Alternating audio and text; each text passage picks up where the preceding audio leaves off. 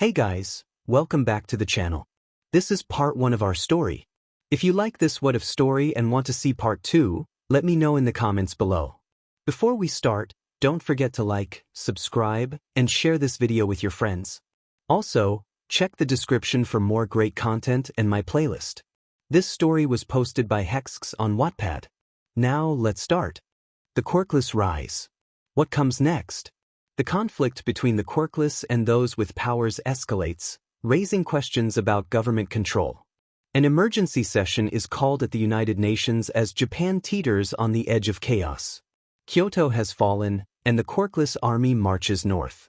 Breaking news reports Nagoya in ruins, with the death toll surpassing 2 million. Tokyo is on high alert as the President General's ultimatum reaches the Diet Tower. The city is under siege. Radio broadcasts overlap, announcing martial law extended to all 23 wards of Tokyo, a curfew now in effect, and power disruptions reported across various districts. Citizens are warned not to approach the black-red tricolor or its bearers, classified as a Level 1 alert. Able-bodied individuals are urged to report for conscription. Screens flicker in stations, war rooms, and shattered windows, revealing the turmoil. In an underground military war room, floodlights hum, and monitors flicker as officers issue urgent commands into phones that never stop ringing. A map of Japan glows ominously red, with Tokyo flickering like a heartbeat under siege. Uniformed figures argue across a cracked table, expressing their frustration over the Quirkless army's advanced technology, including converted hero tech and drones. One officer suggests negotiating with Midoriya, despite the chaos in Nagoya and the destruction of Overwatch Unit. Another argues that Midoriya is a madman, yet he commands the loyalty of half the country. The general grimly states that while technology may fail them, they still have their heroes. A moment of silence hangs in the air as they ponder their next move. Outside, the Tokyo outskirts are illuminated by military floodlights and the glow of occupied districts. Black-red banners WHP in the wind, displaying the emblem of the Quirkless Revolutionary Army. Rows of soldiers stand ready, armored in exo-rigs and shock gear, while tank columns rumble quietly behind them. On an obsidian dais, a lone figure stands backlit by firelight. Clad in a long black coat with a high collar lined in crimson, a respirator covers his lower face, and tubes snake down his collar. The mask is more than armor, it is a reminder of his past. One eye burns with intensity, while the other glimmers with a brilliant emerald hue. This is Izuku Midoriya, the President General, who once dreamed of saving lives but now commands legions. He lifts a metallic fist and the wind stills. The silence is almost reverent as he addresses his followers. He speaks of their struggles, how they were labeled as freaks and weak, yet they rose without strength or quirks. He gestures to the burning skyline, declaring that they will finish what they began. He calls for Tokyo to burn in rebirth, stating that this is not revenge but retribution for every child told they would never matter, for every brother left behind, and for every dream crushed under the weight of heroism. They no longer ask for permission or beg, they rise without power. 1,000 voices roar in response, shaking the ground as engines howl. As the first thunder of artillery begins in the north, Tokyo counts down its final hours. Somewhere in the ashes of the old world, a sword waits to be drawn, a war waits to be won, and a name waits to be remembered. There are no heroes or villains, only the lies we tell ourselves and the truths we refuse to see. In a peaceful garden, a high-pitched, panicked voice calls out for help. Izumi Yagi, a 3-year-old girl with bouncing blonde hair, shakes her unconscious brother, Izuku Midoriya, who lies sprawled under a tree. Tears well in her wide green eyes as she pleads for him to wake up, threatening to tell their parents if he doesn't. Finally, Izuku groans and opens his eyes, confused about what happened. He is suddenly tackled into a hug by Izumi, who sobs into his shoulder, relieved that he is alive. After a moment, he chuckles sheepishly, assuring her he is not dead. She scolds him for worrying her, and he apologizes, promising not to scare her again. The memory of how this situation unfolded comes back to Izuku. It began like any normal day of hero training, which involved the two of them running around the garden with action figures. However, Fate intervened when a small white kitten appeared, got stuck in a tree, and needed rescuing. Izuku, ever the aspiring hero, declared he would save it, despite Izumi's warnings that he could get hurt.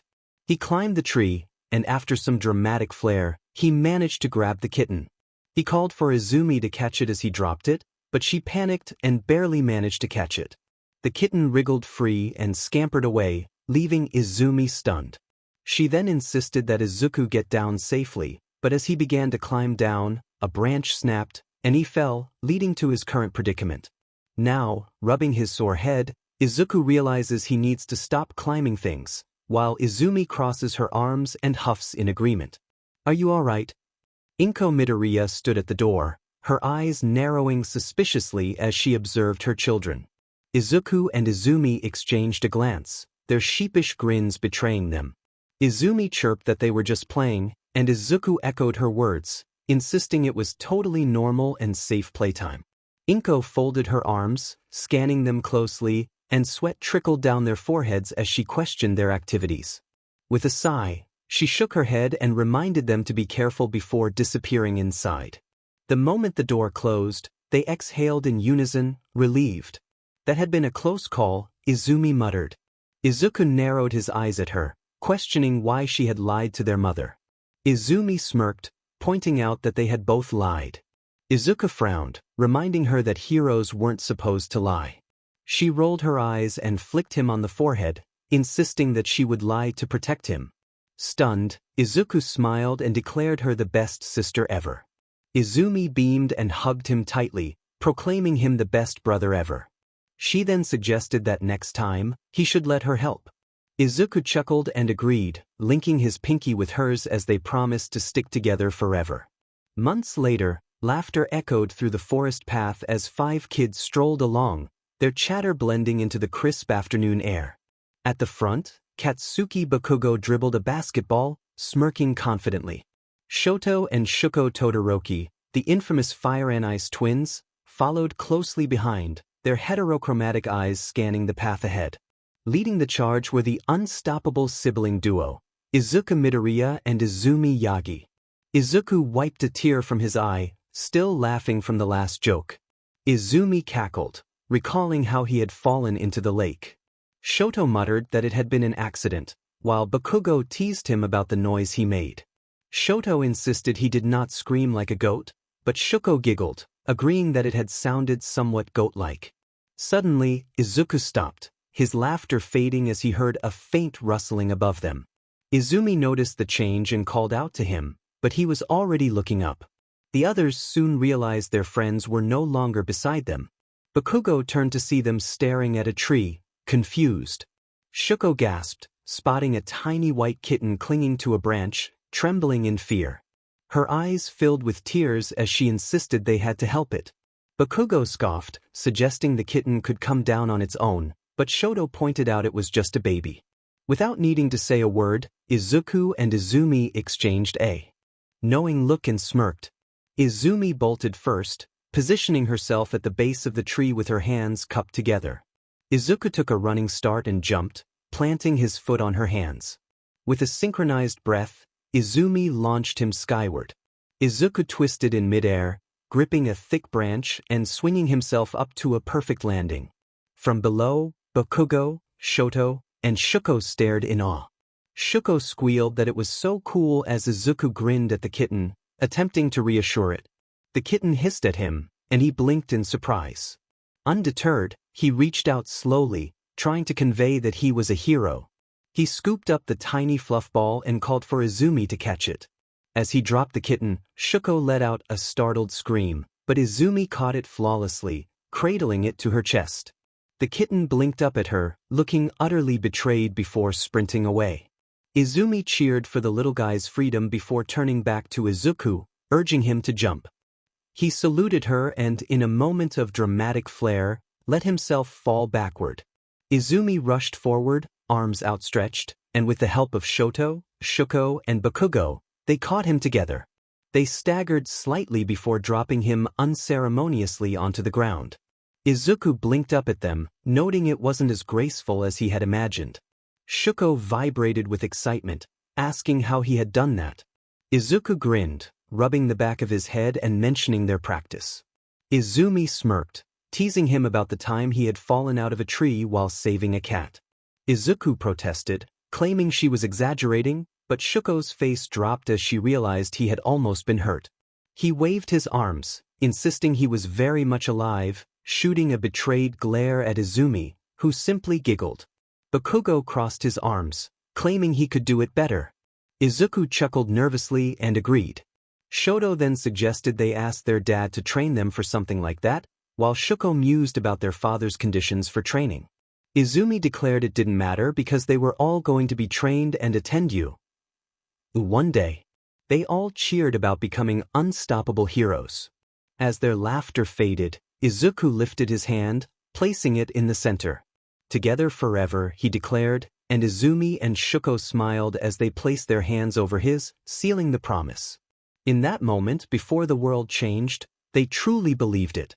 In the garden, laughter and battle cries filled the air as Izuku and Izumi engaged in their grand adventure, with Izuku as the noble hero and Izumi as the mastermind.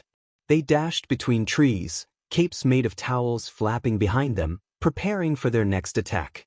Just as Izuku readied his final move, a familiar voice interrupted their battle. Toshinori Yagi, their father, called for them to come inside and greet their guests.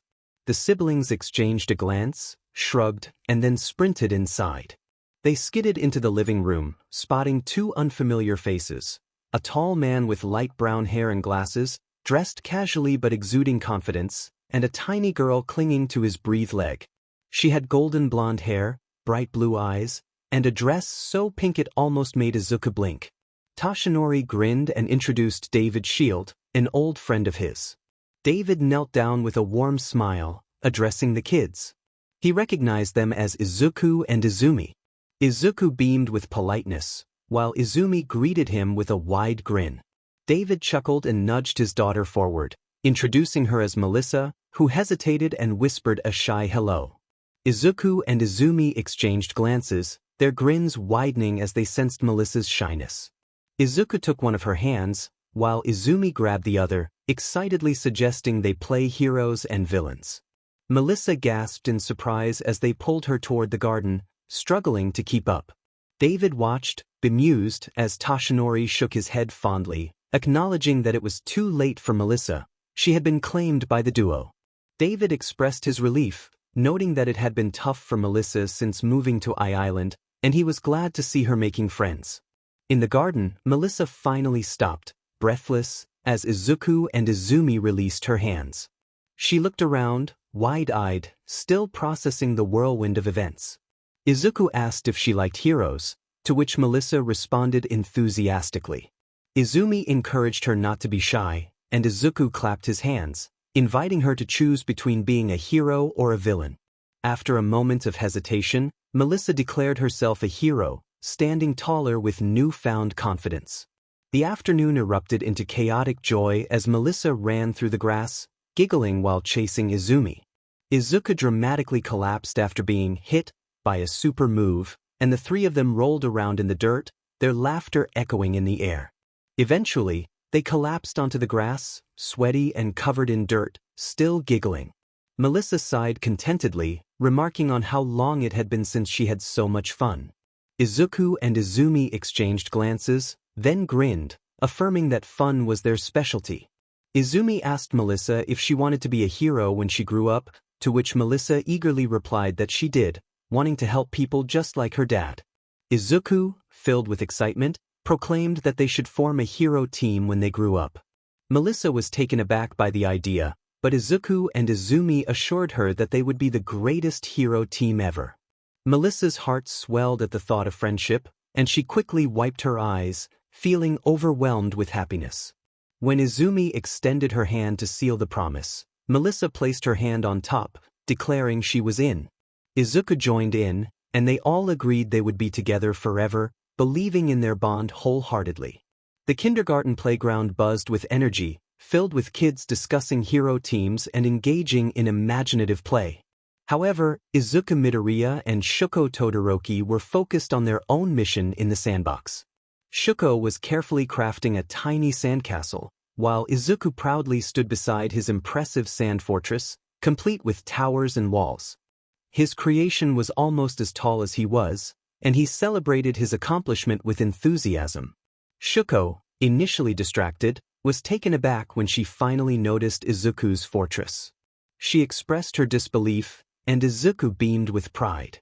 However, when Shuko returned to her own sandcastle, it crumbled, leaving her disheartened. Izuku rushed to her side, reassuring her that she just needed practice. He suggested they build a sandcastle together, which sparked a glimmer of hope in Shuko's eyes. Just as they were about to start, Izumi called out to Izuku, announcing that their mom had arrived. Izuku felt a twinge of disappointment, explaining that they had to leave for a doctor's appointment to check their quirks. Shuko's eyes lit up when she realized her own family had a similar appointment, and they promised to share their experiences later. Izuku waved goodbye as he ran toward his sister, who tossed him his backpack with enthusiasm. As Shuko watched them leave, she smiled at the half-built sandcastle, hopeful for the next time they could build together. In the doctor's office, the atmosphere was bright yet sterile, and Izuku Midoriya sat anxiously with her twins on either side of her. Izumi swung her legs, excitement sparkling in her eyes as they awaited their turn. Izuku sat still, gripping the edges of the chair as if anticipating a villain to emerge from behind the desk. The doctor? An older man with reflective glasses, adjusted his papers before finally speaking. Inko, her voice calm but her fingers twisting the hem of her dress, asked about the news. She felt an odd, gut-wrenching sensation that something was about to go terribly wrong. The doctor barely glanced at her and began with congratulations. Inko exhaled a breath she hadn't realized she was holding. He continued, explaining that Izumi possessed a powerful quirk. Izumi beamed, bouncing slightly in her seat. Izuku turned to her, grinning and giving her a thumbs up, genuinely excited for her. The doctor explained that her quirk was a form of electrokinesis, allowing her to manipulate electricity and energy at will.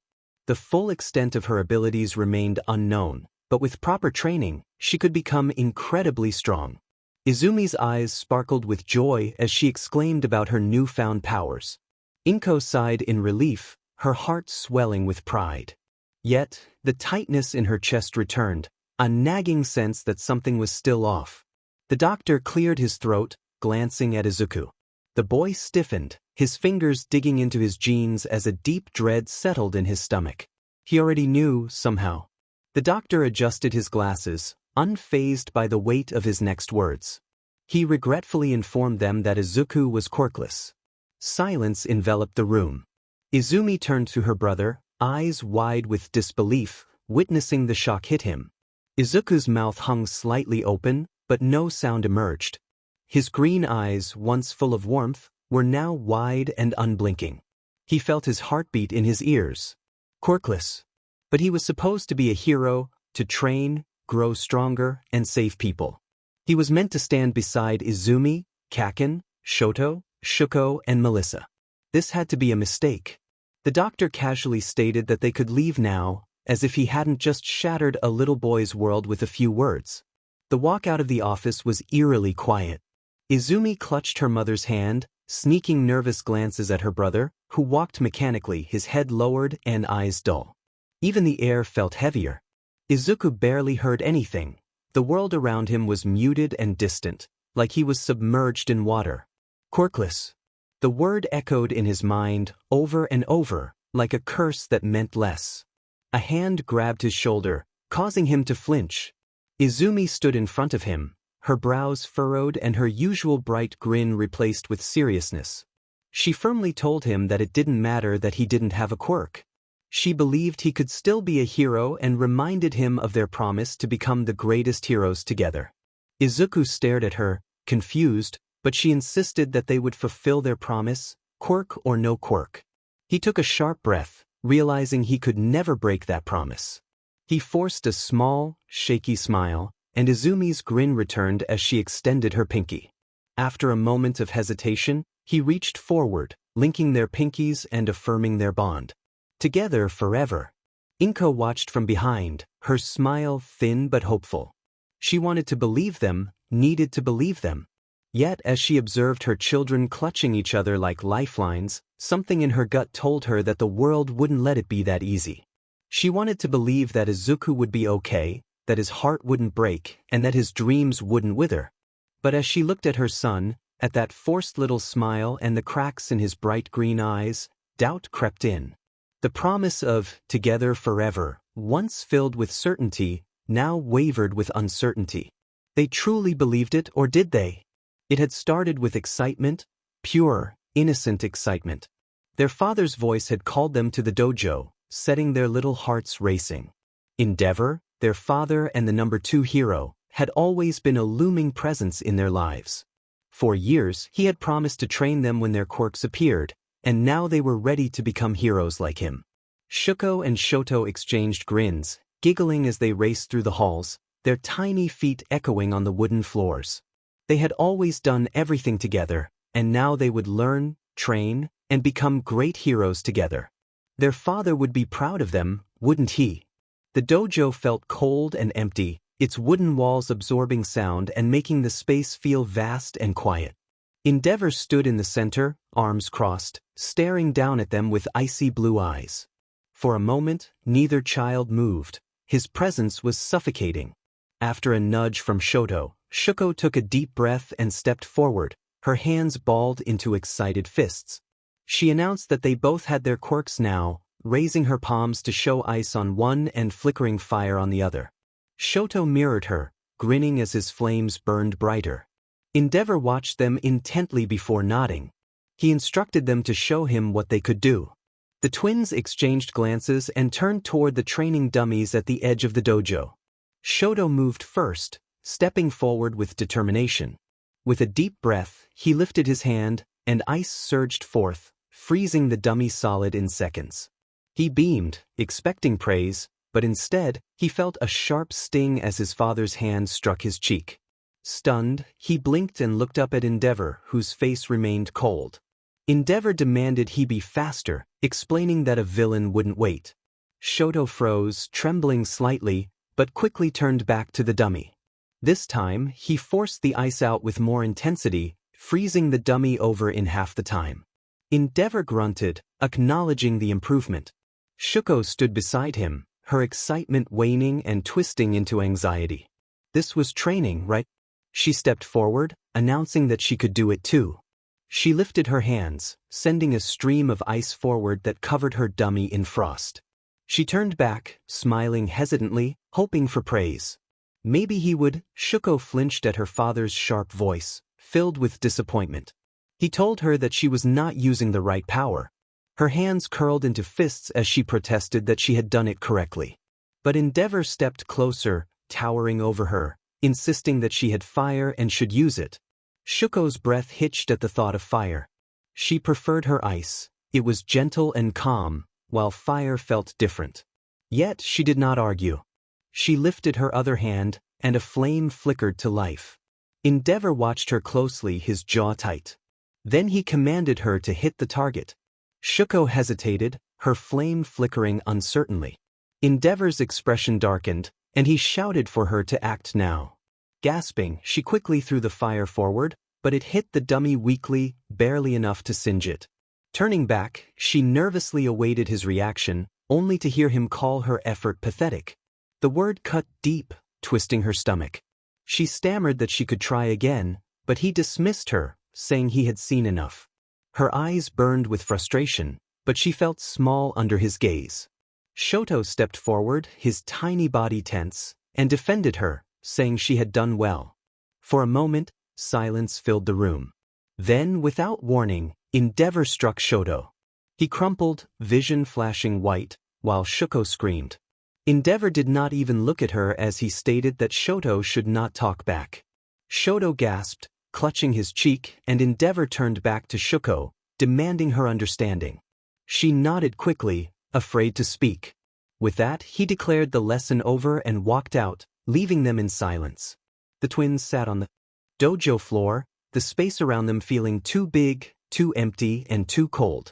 Shoto's cheek was red and swollen, while Shuko's hands shook uncontrollably. Neither spoke, and the atmosphere felt wrong. This was not how it was supposed to be.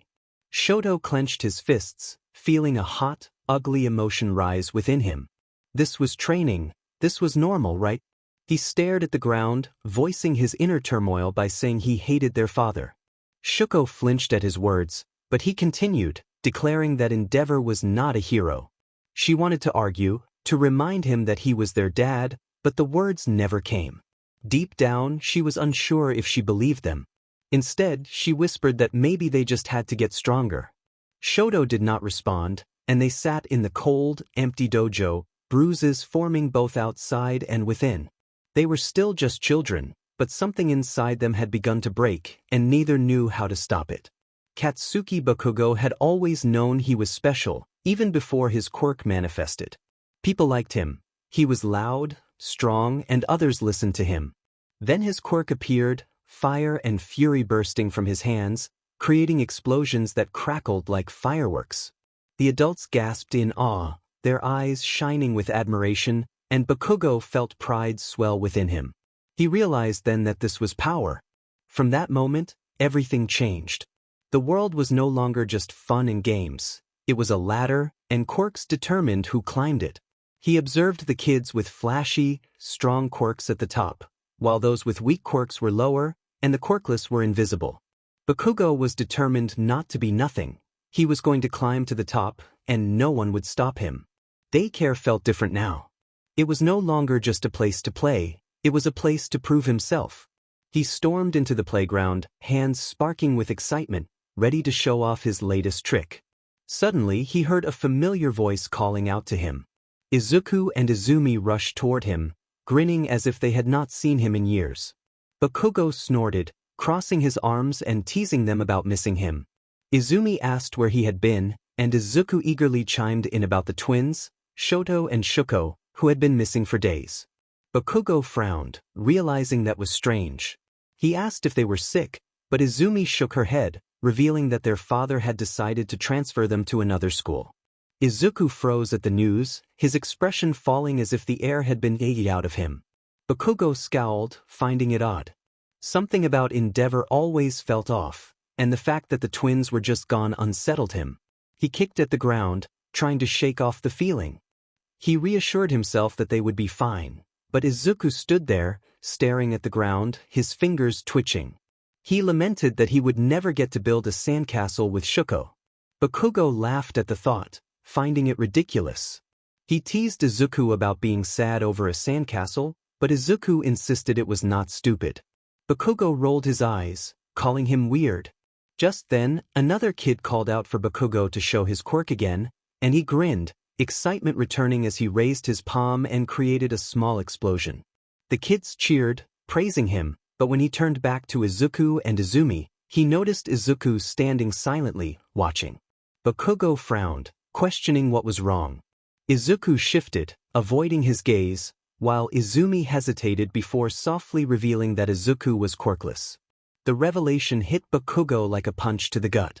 He stared at Izuku and then he laughed, but it was sharp and mean. Izuku's silence confirmed the truth, and Bakugo's grin faded as he processed the reality of his friend being quirkless. No power, no explosions, nothing. A strange, uneasy feeling settled in his chest, echoing what adults whispered about the quirkless being unable to keep up and never becoming heroes. Bakugo did not like that feeling, so he pushed it down and instead grinned cruelly, calling Izuku a loser. Izuku flinched, and Izumi stepped forward, defending him. Bakugo dismissed her, challenging what Izuku was if not a loser. Izuku's fists clenched, and he stated that he could stand up for himself. Bakugo stared at him, something in Izuku's eyes twisting his stomach again, but he ignored it and smirked, calling him Deku. Just like that, Izuku was no longer just Izuku, he was Deku, less than worthless. Quirkless. Bakugo didn't question why it felt so easy to say. This was just how the world worked, right? They truly believed it, didn't they? The door to the house swung open, and before Izuku could even process what was happening, Izumi rushed in, excitedly launching herself at Toshinori Yagi. Toshinori barely had time to brace himself before she collided with him, her small arms wrapping around his waist. He laughed, lifting her off the ground effortlessly. Izumi, you've gotten heavier. he teased, ruffling her hair. It's muscle, she declared proudly. Izuku stood frozen by the doorway, gripping the straps of his backpack so tightly that his fingers ached. Tashinori had been gone for a few days on a business trip, which wasn't unusual. He often left for work but always returned with a big smile and warm hugs. But this time felt different.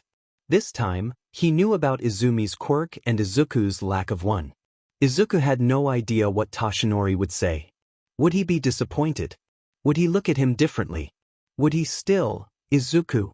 His stepfather's voice was warm. Izuku hesitated, and before he could think, Tashinori moved forward, pulling him into a hug just like always. Izuku froze, his body tensing automatically. But Tashinori's hold was gentle and steady, as if nothing had changed. Tashinori pulled back slightly, placing a firm but warm hand on Izuku's shoulder. His blue eyes were soft and understanding, but there was something else in them, something that told Izuku that Tashinori knew. He knew about the doubt and the fear, and he wasn't going to let it fester. "My boy," Tashinori said, his voice firm yet kind. "Come with me for a moment." Izuku's stomach flipped. He glanced at his mother, who stood nearby with her hands clasped together, tight, but not nervous. She gave him a small nod, her lips curved into a gentle smile. Izuku hesitated for a moment longer, then finally nodded. The moment Tashinori shut the door behind them, the air in the room shifted. It wasn't tense, exactly, but Izuku felt it, a thin thread of caution, a slight shift in tone, the way his mother's hands subtly twitched before she sat down beside him on the couch. Tashinori stood tall and thoughtful, choosing his words carefully. Izuku noticed everything, and it made his chest tighten. The way his mother forced a smile just a little too much, the way Tashinori's usual booming voice was quieter and more careful, the way they weren't looking directly at him. Izuku's fingers curled into the fabric of his breathes. They were walking on eggshells around him, their quirkless son. His stomach churned. They were just trying to be kind, right? They weren't pitying him, were they? Tashinori finally sat down, resting his elbows on his knees and leaning toward him. "Izuku." The way he said it wasn't pitying. It was strong, like he always spoke when he wanted Izuku to listen carefully. "Your mother and I want you to understand something very important." Izuku swallowed. "Your lack of a quirk changes nothing for us." Izuku's breath hitched, and his fingers tightened. "But..." Tashinori raised a hand before he could continue. "No buts. Arguments." His eyes locked onto Izuku's, sharp and unwavering. "You are our son.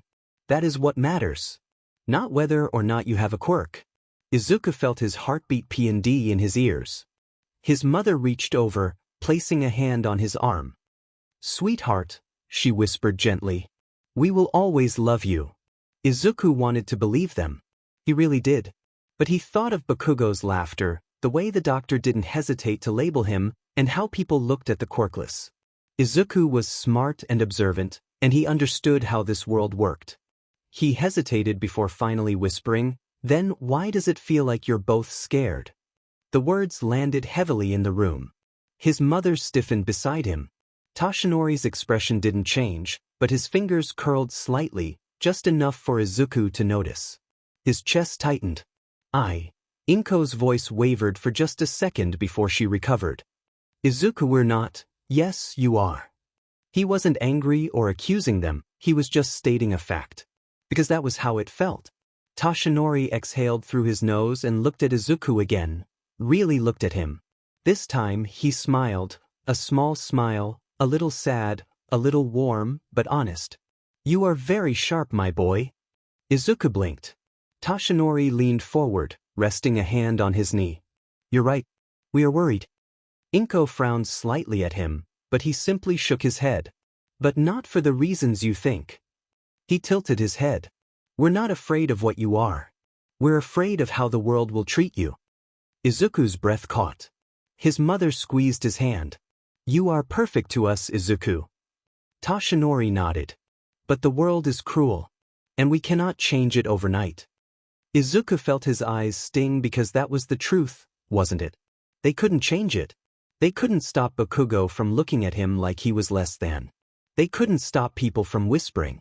They couldn't stop the world from saying he was nothing. But his father was still holding him, and his mother was still smiling. They still loved him, didn't they? His breath shook, and suddenly, the dam broke. A sob tore out of his throat as he collapsed forward, clutching onto his mother like a lifeline.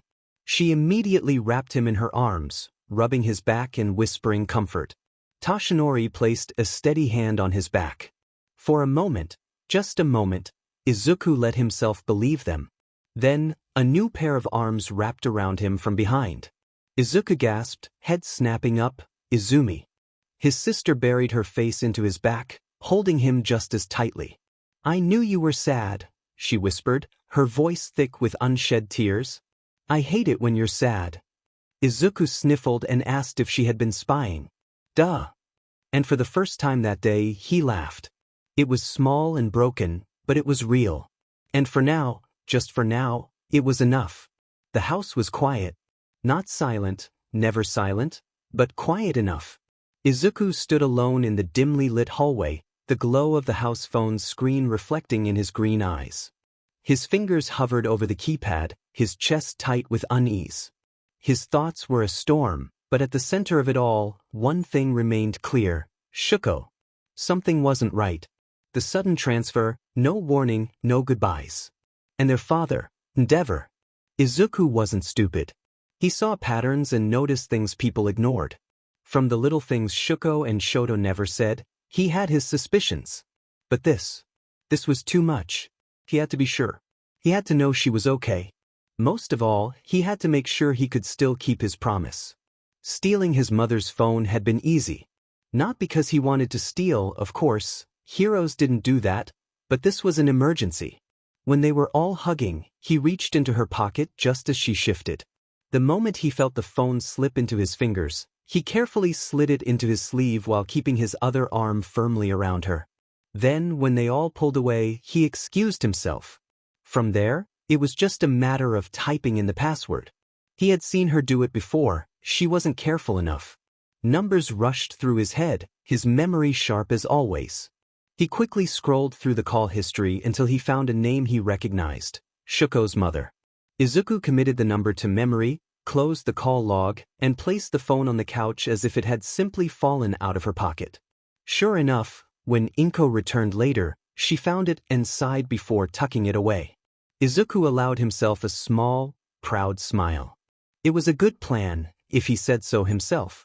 He stared at the keypad, his heart racing. His fingers trembled slightly, but he forced them to steady as he dialed the number. 1 ring. 2, 3. His breath caught when he heard a click. Then a small, familiar voice spoke. Izuku's heart leapt. Shuko sounded surprised, relieved, and happy to hear from him. He grinned as he shared that he wanted to check on her since she had disappeared. He hesitated for a moment before admitting that he missed her.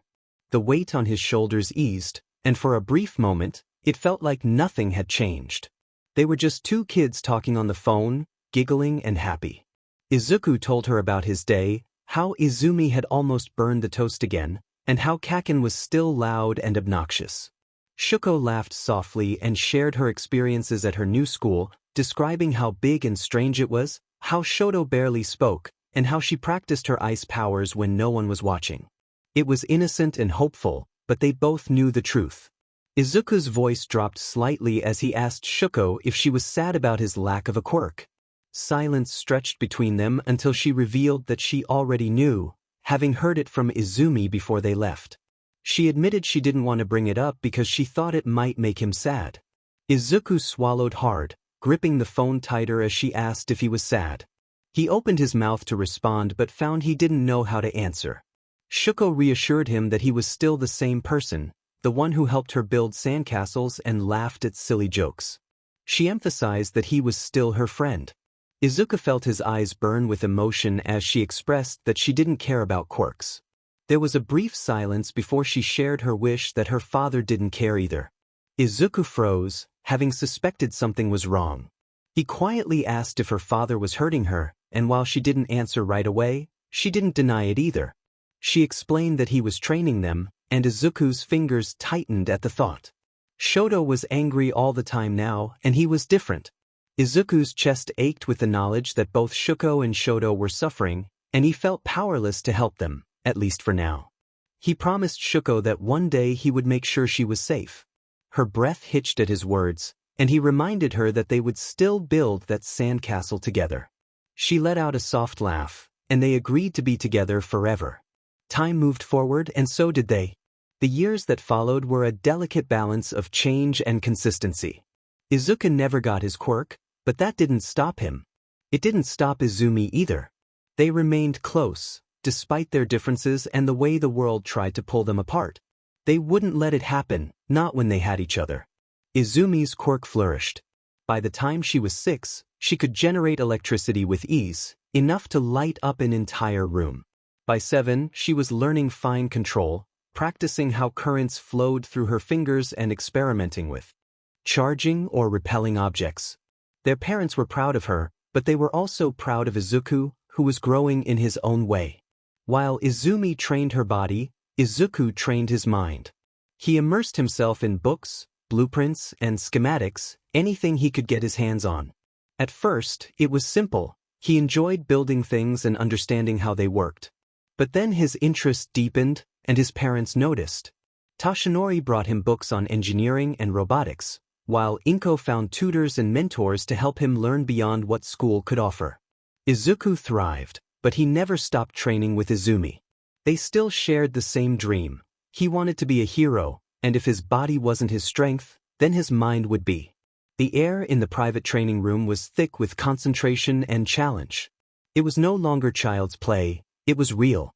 Sweat dripped down Izuku's brow as he dodged a small, controlled burst of electricity from Izumi's fingertips. She teased him about being too slow, but he didn't respond with words. Instead, he focused on her movements, studying her patterns and the tells in her stance before she attacked. When Izumi charged forward to tag him, he was ready. He shifted just enough to slip past her, grabbing her wrist and using her momentum to pivot her off balance. She stumbled, eyes wide, and then laughed, complimenting his move. They both grew stronger together, pushing each other forward. On a brilliant blue day, with the sun warming their backs, Izuku and Izumi sat on a grassy hill behind their house, overlooking the small pond where they had spent countless afternoons.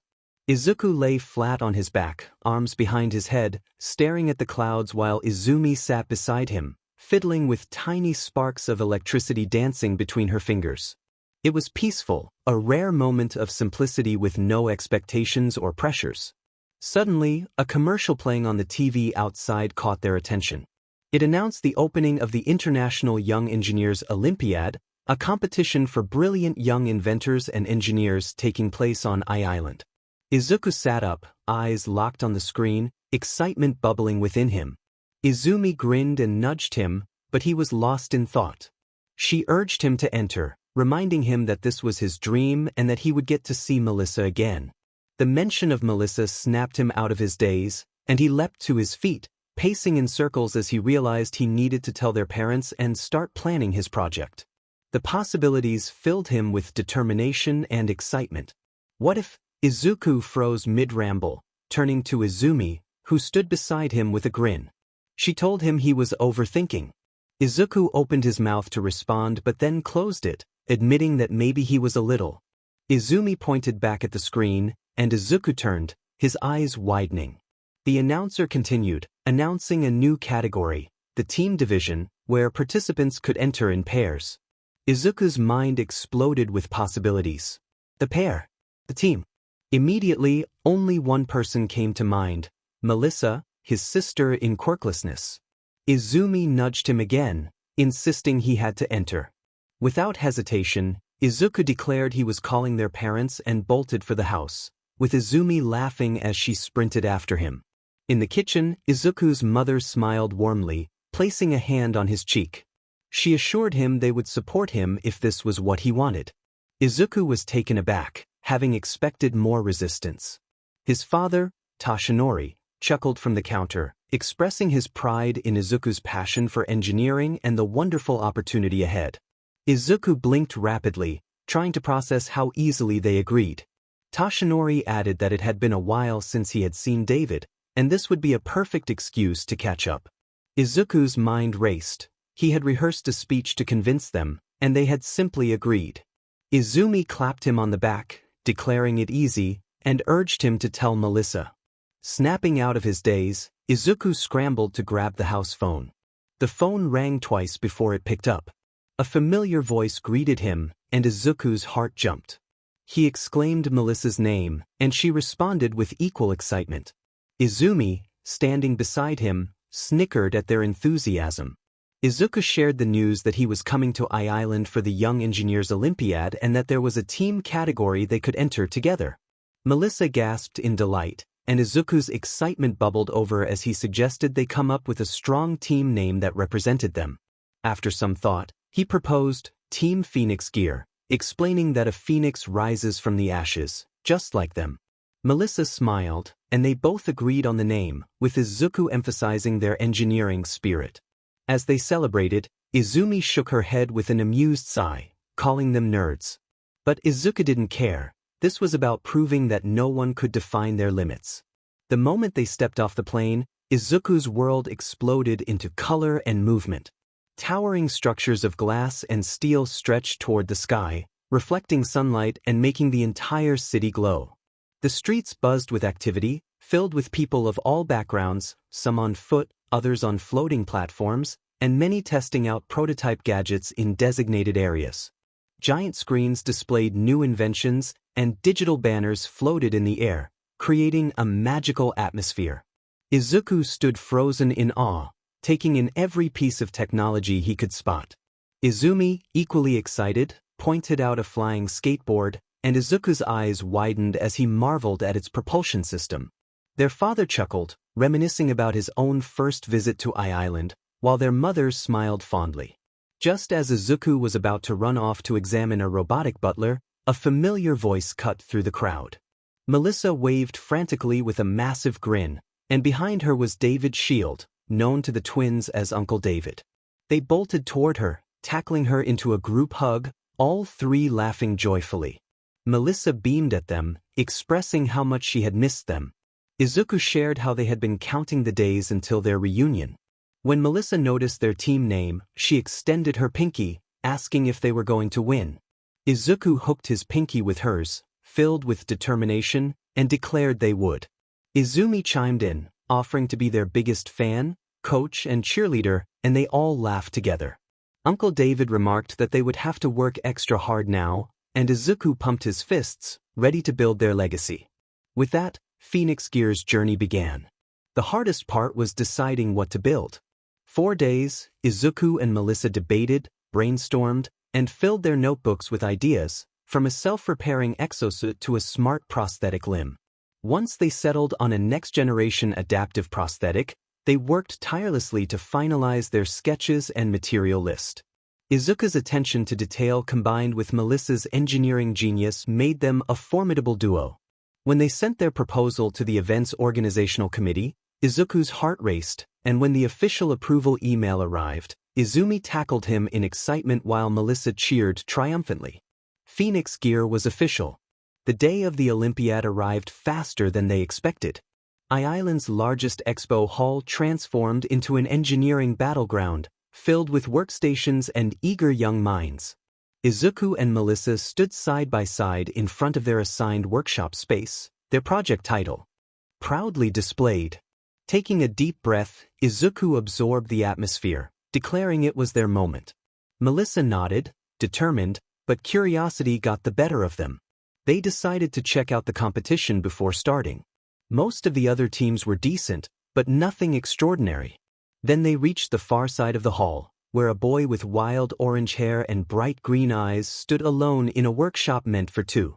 The sign above his workspace read, Biomechanics Project Vlad Teak Russia. Izuku froze, and Melissa blinked in surprise, realizing he was competing alone. Before they could speculate further, Vlad turned toward them, his grin widening as he approached. Izuku and Melissa found themselves face to face with Vlad, who was brimming with enthusiasm. He recognized them as Team Phoenix Gear, the duo making waves in the competition. Vlad's green eyes sparkled with mischief as he expressed his excitement about meeting his rivals. Izuku, taken aback, learned that their efforts had caught the attention of many. Vlad appreciated their determination, noting how often people underestimated those without quirks. Melissa, eager to learn more, inquired about Vlad's project. He proudly revealed that he was working on neural interfaces to enhance prosthetics. Izuku's interest peaked when he discovered they were both focused on neural prosthetics. A sense of rivalry sparked between them, but it felt different from his past experiences.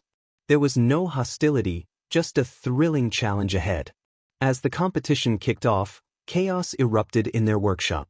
Izuku and Melissa raced against time, surrounded by a whirlwind of tools and materials. Their frantic energy filled the air as they worked tirelessly, with Izuku muttering calculations and Melissa adjusting the prosthetic arm with remarkable speed. Izumi, watching from the sidelines, cheered them on, though she was just as confused as they were about the unfolding events. Time slipped away, and their workshop became a chaotic mess. After a frantic rush, they finally completed their prototype, a sleek, functional prosthetic arm that represented their hard work. Exhausted but proud, they took a moment to catch their breath before the expo. The expo hall buzzed with energy, filled with judges and representatives from major tech firms. Izuku felt the weight of the moment. This was more than just a competition. As Vlad took the stage, he captivated the audience with his impressive neural prosthetic, showcasing its capabilities. The crowd responded with awe, and Izuku couldn't help but feel both intimidated and inspired. When it was their turn, Izuku stepped onto the stage, his heart racing. With Melissa by his side, he found his focus. He remembered why they were there, not just to compete, but to demonstrate the potential of the Quirkless. As they unveiled their prototype, Izuku's nerves transformed into passion. He spoke of a future where innovation was accessible to everyone, regardless of their abilities. The audience listened intently, and when they finished, the applause was thunderous. As the final rankings were announced, anticipation filled the air. When Team Phoenix Gear was declared the winner, disbelief washed over Izuku. Melissa's joyful shout broke the moment, and they embraced in celebration. Vlad approached them, congratulating Izuku and acknowledging their impressive performance. He expressed his determination to win next time, and Izuku felt a rush of excitement at the prospect of future competitions. After the ceremony, Izuku hurried off the stage, overwhelmed by the victory. He was met by Izumi, who enveloped him in a tight hug, filled with excitement. Their parents joined in, expressing their pride in his achievement.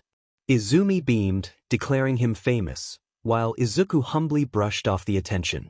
Nearby, Melissa celebrated with her father, who praised her efforts and acknowledged the significance of their teamwork. In a moment of shared understanding, Izuku and Melissa exchanged a hug, silently recognizing their accomplishment. They had done well together, and the future looked bright. As they pulled apart, a voice interrupted. Izuku blinked as David Shield approached him, hands in his pockets and an amused look on his face.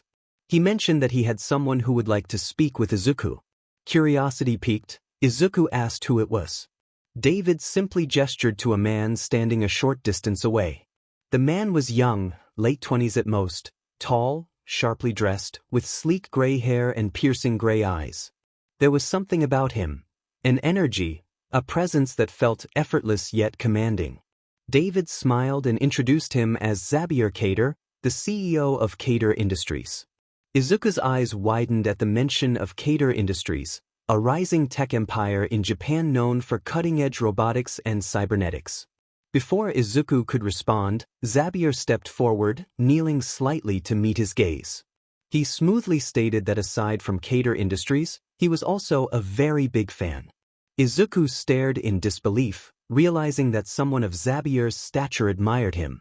Xavier chuckled, explaining that he had been watching the entire competition and found Izuku's performance brilliant and his project revolutionary. He saw great potential in Izuku, who felt his face heat up in response. Xavier's smirk softened into something more genuine as he offered support for the future, inviting Izuku to come to his offices if he ever needed an internship or a job.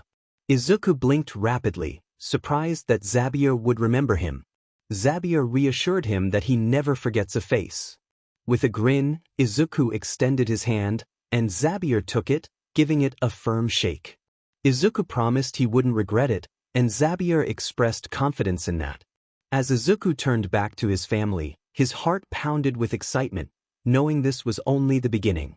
Upon rejoining his family, his mother awaited him with a knowing smile, revealing she had a surprise for him. Intrigued, Izuku took her phone and pressed it to his ear.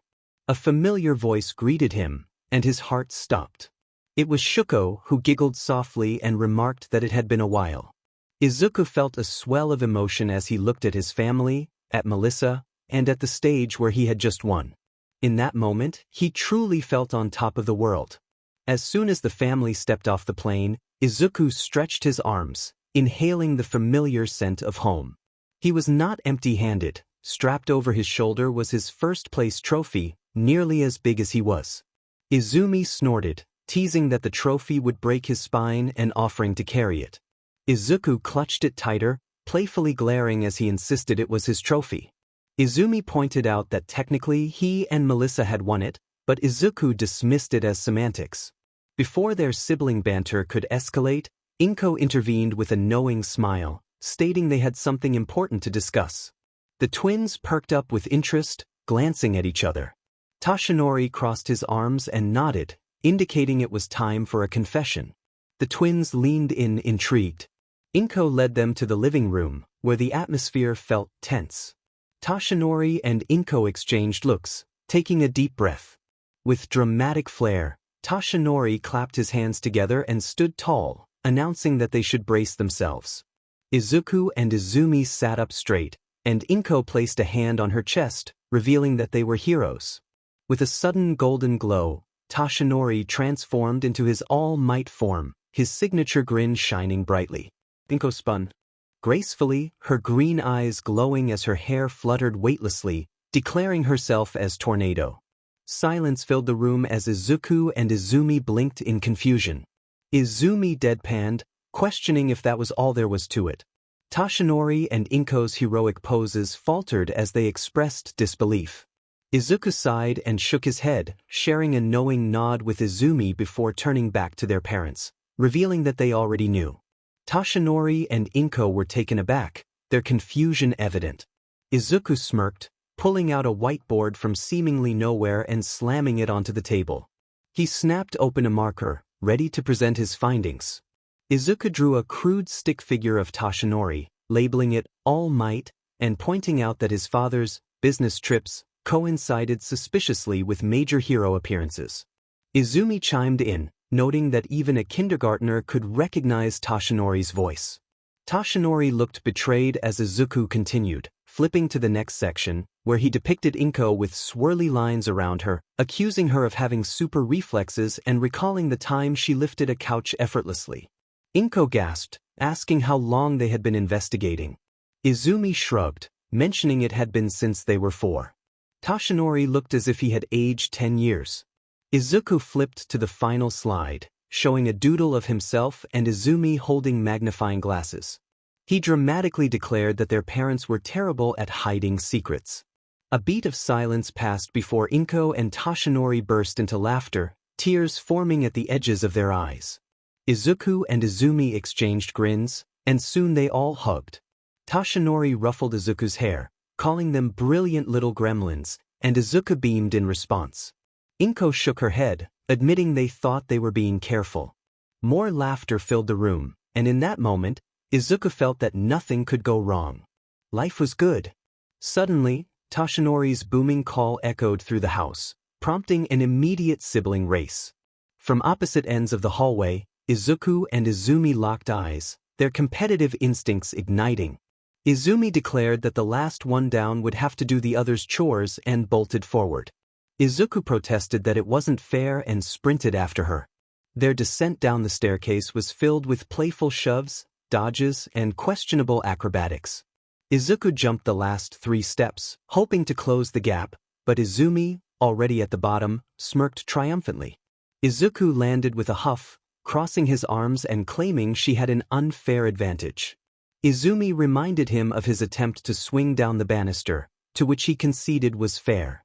Before their banter could escalate, a dry chuckle cut through the air, causing them to freeze. Their eyes lit up as they recognized Gran Torino, and like missiles, they launched themselves at him. He grumbled in mock annoyance, though a tiny smile twitched on his lips. They expressed how much they missed him, and he adjusted his cape, ready to share his visit. "Well, your father seems to think you two need some proper training." Both twins froze at the unexpected suggestion. Training?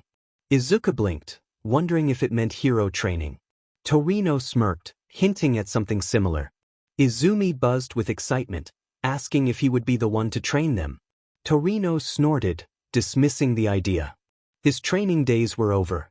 The twins pouted in disappointment until Torino added with a grin, glancing at Toshinori, that he knew someone willing to take on the challenge. Toshinori cleared his throat and stepped aside, revealing a towering figure. The elderly man exuded power, with broad shoulders and a commanding presence. His calm yet sharp gaze held a weight that seemed to anchor him to the ground. Before Toshinori could introduce him, the twins shouted his name in unison, their eyes wide with shock. Danban, the legendary martial artist and famous Quirkless MSTR of self-defense, stood in their living room. Dan chuckled, noting that introductions were unnecessary. Izuku practically vibrated with excitement at the prospect of being trained by him. Dan nodded, declaring that he would be their MSTR from that day forward. The twins exchanged looks and erupted into cheers, while Torino chuckled, recognizing the challenge ahead for Dan. At dawn, their training began.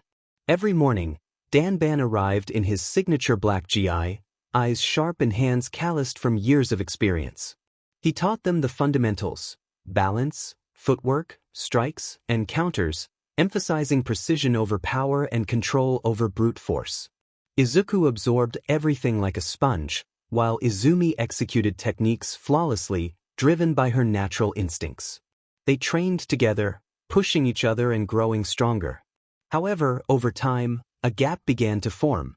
Initially, Izuku could keep up, his strategic thinking and determination compensating for his lack of raw power. But as Izumi's quirk developed, her reflexes, speed, and strength began to outpace his own. It became painfully clear that Izuku could only go so far. Even when Izumi held back, trying not to use her full power, Izuku noticed and felt a growing frustration. One evening during a sparring session, Izuku snapped, demanding that Izumi stop holding back. She stiffened, caught off guard by his outburst. Danban, observing from the side, raised an eyebrow. Izumi lowered her fists, trying to explain that she didn't want to hurt him. Izuku's frustration boiled over as he insisted that she was treating him like he was weak. Danban intervened, his calm yet commanding presence silencing them. He addressed Izuku first, pointing out his desperate need to prove himself. Then he turned to Izumi, highlighting the damage that holding back could do. He explained that sometimes, not going all out could be more insulting than losing.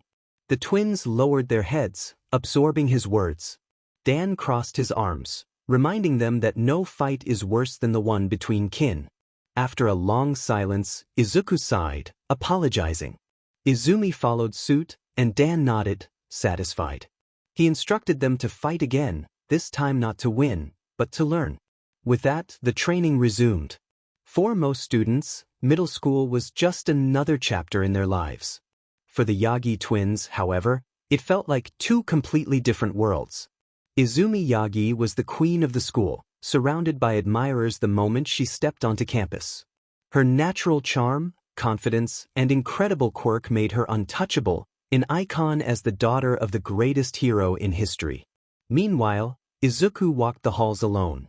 Despite being one of the top young minds in Japan and winning multiple national and international awards in engineering, mathematics, and physics, none of it mattered because he was still quirkless. That was all anyone saw. Teachers ignored him, students whispered about him, and even during competitions where he should have been celebrated, there was always a sense of dismissal, as if he were a freak occurrence rather than a genius. Worst of all, his childhood friend had become one of his worst enemies. After returning from another victory, first place in the prefecture's latest engineering competition, Izuku felt the heat of a small explosion before he even saw them. Shadows closed in around him, and a familiar, cocky voice taunted him. Bakugo Katsuki stood there with his two goons, sneering and popping small crackling sparks in his palm. The lackeys flanked him, grinning as they mocked Izuku. Clutching his award tightly, Izuku sighed and asked what Bakugo wanted. Bakugo dismissed him, insisting they weren't friends. Izuku rolled his eyes, having figured that out years ago. Bakugo's grin widened as he taunted Izuku further, shoving him just enough to make him stumble. Izuku straightened, standing his ground for the first time instead of backing away. He asked Bakugo if he was done, and Bakugo, sensing the shift, took a step closer, sparks hissing in his hands. Suddenly, a wave of static electricity filled the air, and Bakugo and his lackeys froze. Izuku turned slowly to see his sister, Izumi Yagi, with her electric green eyes narrowed and arms crossed. She was serious, daring them to approach. Bakugo clicked his tongue, recognizing that Izumi was not just any girl. She was the daughter of All Might, and unlike Izuku, she had the power to match the name. With an annoyed grunt, Bakugo stepped back, shaking his head and declaring it not worth it. His lackeys nodded quickly, and just like that, they were gone. Once the gang was out of sight, Izumi turned back to her brother, asking if he was okay. Izuku exhaled, insisting he didn't need her help. Confused, Izumi questioned his sudden change in attitude. Izuku snapped that they both swore to become heroes, and he couldn't do that if she was always the one protecting him. Izumi frowned, explaining that was what sisters do. Izuku, feeling the weight of his role as the older brother, expressed his frustration. He couldn't keep living in her shadow, climbing and climbing but never reaching the top. Izumi opened her mouth to respond, but Izuku continued, venting his feelings about how everyone dismissed him, even during competitions where he won first place. It's like nothing I do matters. His breathing hitched, his vision blurred, and his chest ached. Words caught in his throat, and suddenly he felt warmth. Arms wrapped around him, firm and steady. Izumi was holding him tightly, as if she would never let go. Izuku stiffened for a moment before collapsing into her embrace. For the first time in years, he allowed himself to cry, and Izumi held him, because no matter what, she always would. The soft rustling of paper filled the cozy warmth of the Yagi household. 𝐮𝐬𝐬𝐵 Yagi sat in her usual spot in the living room, flipping through the pages of a newspaper, her green eyes skimming the headlines absent-mindedly. She wasn't really reading, she was simply enjoying the peace. But that peace was short-lived. A quiet shuffling near the entrance of the room caught her attention. She looked up to see Izuku standing hesitantly in the doorway, and immediately, 𝐮𝐬𝐬𝐵 knew something was wrong. Her son, who could argue passionately for hours about quantum mechanics and robotic engineering, now stood there, shifting awkwardly, unsure if he should even be there. She folded the newspaper and set it aside. In a gentle tone, she asked what was wrong. Izuku's fingers tightened slightly at his sides. He hesitated, biting his lip, and 𝐮𝐬𝐬𝐵 watched as he fidgeted, staring at the floor, the ceiling, anywhere but at her. Finally, he spoke, expressing his love for Tashinori as if he were his real dad. 𝐮𝐬𝐬𝐵's breath hitched, but her expression remained soft.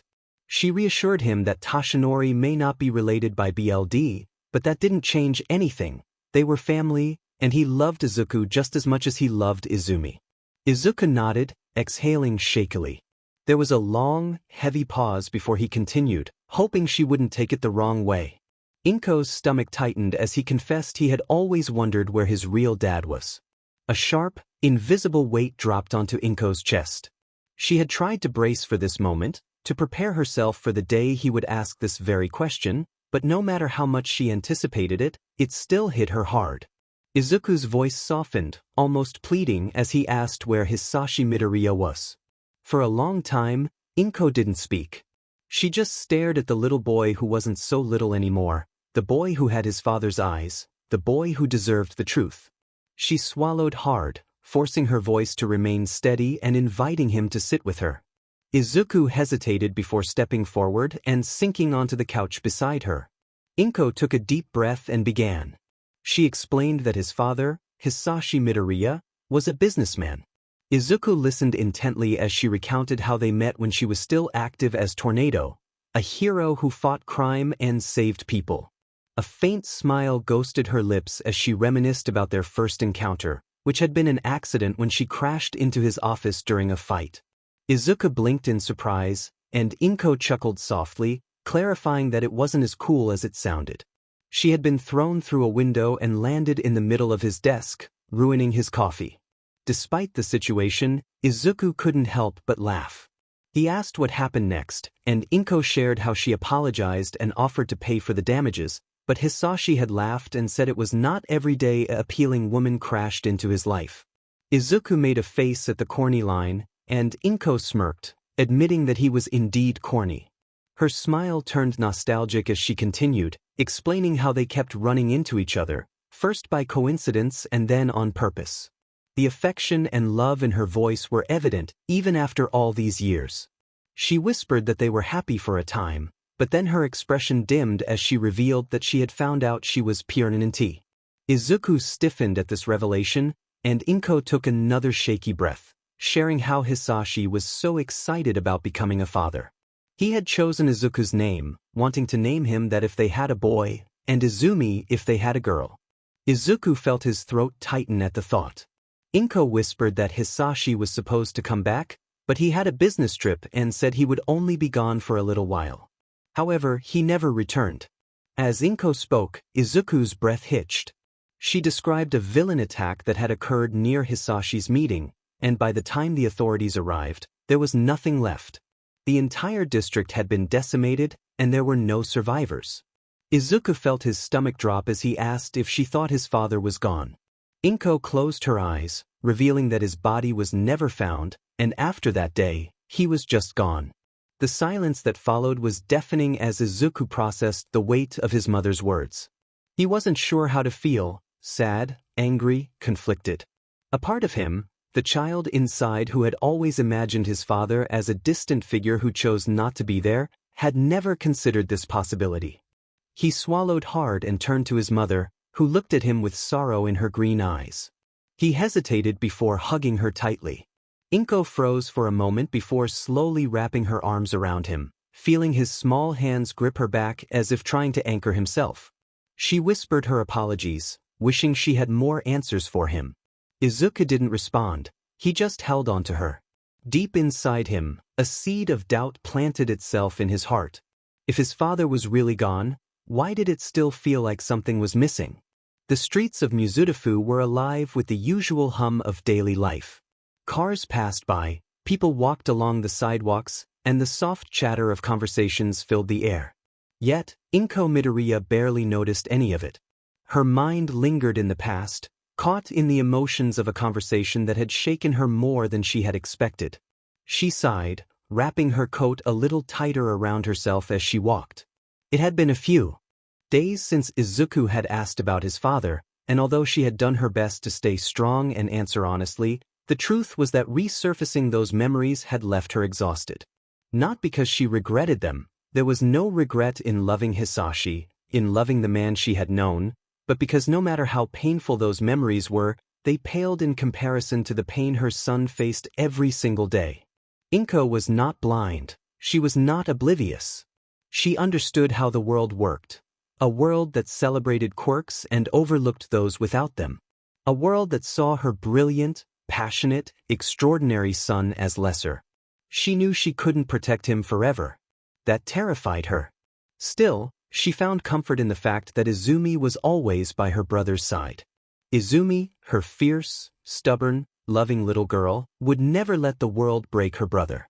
But even so, 𝐮𝐸𝐸 worried.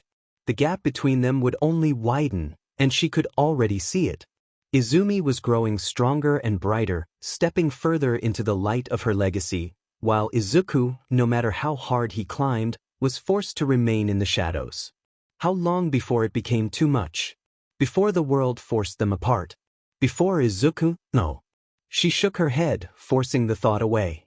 Instead, she let herself think of the past, of when she first found out she was 𝐵 with Izumi.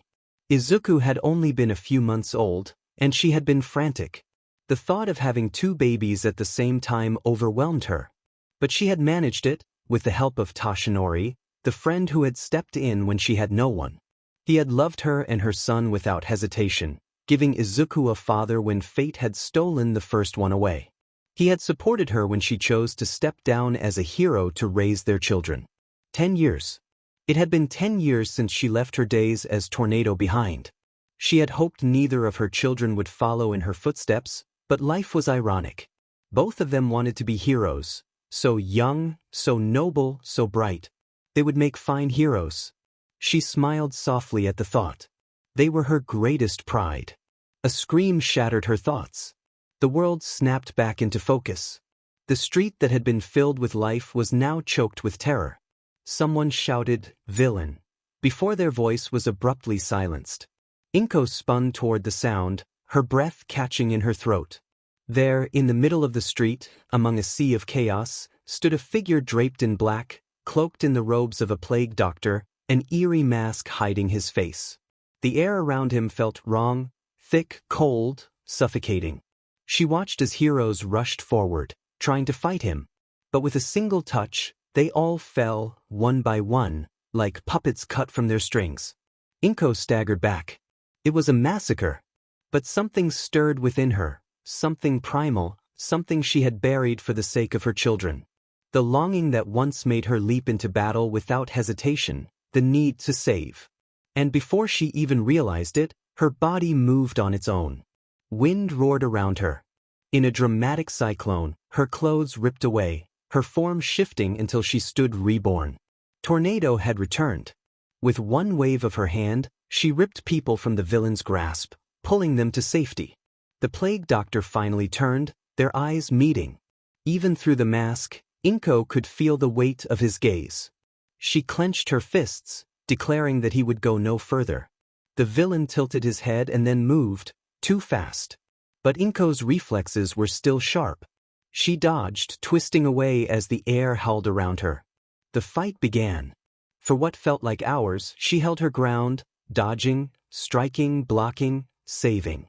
But she was not in her prime, and it only took one single mistake. The moment she felt his hand graze her cheek, she knew it was over.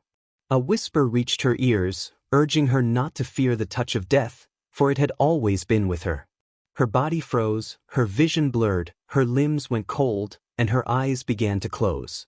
In that moment, her mind wandered to Tashinori, to Izumi, to Izuku, to everything she was leaving behind. She had wanted to be an example to her children, to show them what it meant to be a hero. And in a cruel twist of fate, she supposed she would, because this was what it meant. She could only whisper an apology to her children, expressing her sorrow before everything went black. A television screen flickered in a quiet living room. The anchor's voice was low, heavy with grief, a stark contrast to the usual cheerfulness of daytime news. It was with deep regret that they reported the loss of former pro hero Tornado, real name Izuku Yagi, who was killed during an attempt to stop an unknown assailant. The villain had already taken the lives of several heroes before Tornado stepped in, allowing enough time for reinforcements to arrive. Though she fought valiantly, she ultimately succumbed to the killer's touch. The broadcast shifted to footage of the aftermath, a street marked by chaos, the remains of a battle that should have never taken place. Her sacrifice prevented further casualties and forced the villain into retreat. The nation mourned the loss of a hero, a mother, and a beloved figure in the pro-hero community. A photo of 𝐮𝐸𝐸𝐸 appeared on the screen, one from her prime, when she was still an active hero. She was smiling brightly, her green hair whipping in the wind, her cape billowing behind her like a storm. The news anchor continued, announcing a formal bounty for any information leading to the capture of the assailant, urging anyone with knowledge of the incident to come forward. After a long, solemn pause, the final words were spoken. On behalf of the station and all of Japan, condolences were extended to the family of Tornado and all those affected by this tragedy. The camera faded to black, and the world moved on. But for the Yagi family, time stopped. Bloody Wednesday. That was what they called it, the day 𝐮𝐸𝐸𝐸 Yagi died. But with her, so much more was lost. A mother, a wife, a friend. And for the twins, an entire world. The sky was gray, fitting for the occasion. The wind that once danced with 𝐮𝐸𝐸𝐸's laughter was now still. Before the gathered crowd lay a casket, a symbol of finality, a truth they still couldn't accept. All Might, Toshinori Yagi, sat beside it. He was in his buffed state, a form meant to inspire hope, yet his face was unreadable. Was it the pain of losing his wife, or the strain of holding this form for too long? Even those who knew him couldn't tell. Heroes came and went, offering their condolences, their words of sorrow, their promises of justice. Toshinori nodded, thanked them politely, but his eyes were elsewhere. They were on a boy with green hair, 𝐮𝐬𝐽𝐻's boy. Izuku and Izumi stood among the crowd. People approached them, offering hugs, soft smiles, and empty reassurances. Heroes, children of heroes, celebrities, all came to pay their respects. The twins smiled, a fake, polite expression, because that was what they were supposed to do, what their mother would have wanted. But inside, Izuku felt like he was crumbling. Each smile, each word of comfort, felt like a hammer to his ribs. Mitsuki Bakugo was inconsolable. She threw herself at the casket, gripping the wood as though she could pull 𝐮𝐬𝐽𝐻 back. Her voice cracked, raw with rage and grief, as she lamented the loss of her friend. Her husband, Masaru, tried to gently pull her back, but Mitsuki didn't budge. Her tears soaked the casket, her fingernails digging into the polished wood. She swore that they would find him. They would find him and send him straight to hell. Beside her, Katsuki Bakugo stood silently, devoid of his usual cocky grin or mocking smirk. Instead, he displayed quiet respect. Izuku barely recognized him. For so long, Katsuki had been a storm, a constant force of arrogance and fire. But now, he was just a boy at a funeral, mourning someone he loved. Izuku struggled to reconcile these two versions of Katsuki, so he chose not to try. A tall figure stood among the mourners, and Izuku's gaze sharpened. It was Endeavor, arms crossed and gaze lowered. Yet he noticed that Shoto and Shuko were not with him. Izuku's jaw tightened, and his hands curled into fists. It had been years since he had seen them, and he had hoped to see them here.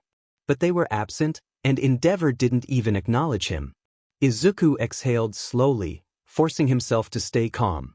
This was not what his mother would have wanted, but the weight in his chest grew heavier. Grief crawled into his throat, tightening like a vice, and suddenly, tears burned at his eyes. He fought them back for his mother, for her memory, whispering in his heart, please come back." But the wind stayed still, and she never answered. The wind had died down, the air heavy with sorrow and silence. Among the gathered mourners stood 4 men, separate from the crowd yet connected in grief. They were All Might's closest allies: Grand Torino, Sir Night-Eye, Detective Tsukachi, and Danban. Each had played a role in the war against All for One, standing beside Toshinori Yagi and helping him bear the weight of his impossible burden. Now, they stood together once more at the funeral of his wife, mourning one of their own. A moment passed in silence, their eyes trained on the figure by the casket. All Might, in his buffed state, remained unmoving. His golden hair seemed dim, his once proud shoulders slumped, and his usual radiant presence faded at the edges. It was subtle, but to those who knew him, it was obvious that something was wrong. Tsukachi exhaled, shaking his head, expressing his concern for All Might. Grand Torino crossed his arms, his sharp eyes never leaving Toshinori. Night-Eye's gaze was calculating, his expression unreadable. Tsukachi continued, noting that All Might didn't look right, and it was more than just the loss of his wife. The others agreed, and Torino narrowed his eyes, suggesting that All Might was deep in thought. Night-Eye sighed, stating that whatever it was, it couldn't be good. They all knew that All Might never thought straight when his emotions clouded his judgment. Night-Eye adjusted his glasses, his voice grave, sharing a hunch that it related to the children. Danban, who had been quiet until now, turned his head slightly, curious about Night-Eye's intuition. Night-Eye paused, calling it a gut feeling, explaining that having the power to look into the future had made him trust his instincts more. Dan let out a quiet breath, acknowledging the validity of that perspective. Tsukachi glanced around the sea of mourners, inquiring if anyone had seen the children. Grand Torino sighed, rubbing the bridge of his nose, mentioning that they had been gone for a few minutes, likely needing some air. Dan crossed his arms, his gaze drifting toward the distant tree line, asserting that they were tougher than they looked. His voice was steady and confident, affirming that they were strong but needed time. Night Eye nodded, acknowledging that time heals some wounds, but others never fully heal. No one finished the thought, as they all understood that some wounds remain open. Dan's gaze flickered to the distance, contemplating the horizon. Time would tell. Would those children succumb to their pain, or would they rise like a phoenix? The night air was cold, but Izumi Yagi's blood was boiling. She ran, her feet pounding against the pavement, pushing herself further away from the crowds, the funeral, and the empty condolences. She needed space, air, and a way to express her rage. She didn't stop until she reached a secluded alleyway, hidden from the prying eyes of mourners and cameras. Finally, she let it out. Her breath hitched as her entire body shook with fury. She punched the wall, electricity sparking from her fingertips. Her mother, her kind, appealing, strong mother, was gone, ripped away from her. The one responsible was still out there, still breathing. She could still hear her mother's voice and see her smile, but she would never hear it again or feel her warmth. Tears streamed down her face as she trembled, clenching her fists so tightly that her nails dug into her palms. Her whole body crackled with power, a storm barely contained. She screamed into the empty night, vowing to find the one who had caused her pain and make him pay. Her voice echoed through the alleyway, a declaration of war. Suddenly, a voice interrupted her thoughts, calm yet sharp. Izumi froze, looking around but finding no one. Then she sensed a presence above her. She looked up to see a man perched on the alley wall, dressed entirely in black. His long dark hair framed sharp red eyes that watched her closely, appearing bored as if he had seen this scene play out countless times before. Izumi's instincts kicked in, and her electricity sparked once more as she took a fighting stance. The man simply blinked and stepped down from the wall with an almost unnatural grace, introducing himself as Eraserhead. The name rang a bell for Izumi. She had heard it from Izuku during one of his long quirk analysis rants. Eraserhead could erase quirks just by looking at someone, a power that could turn the strongest hero into a powerless civilian.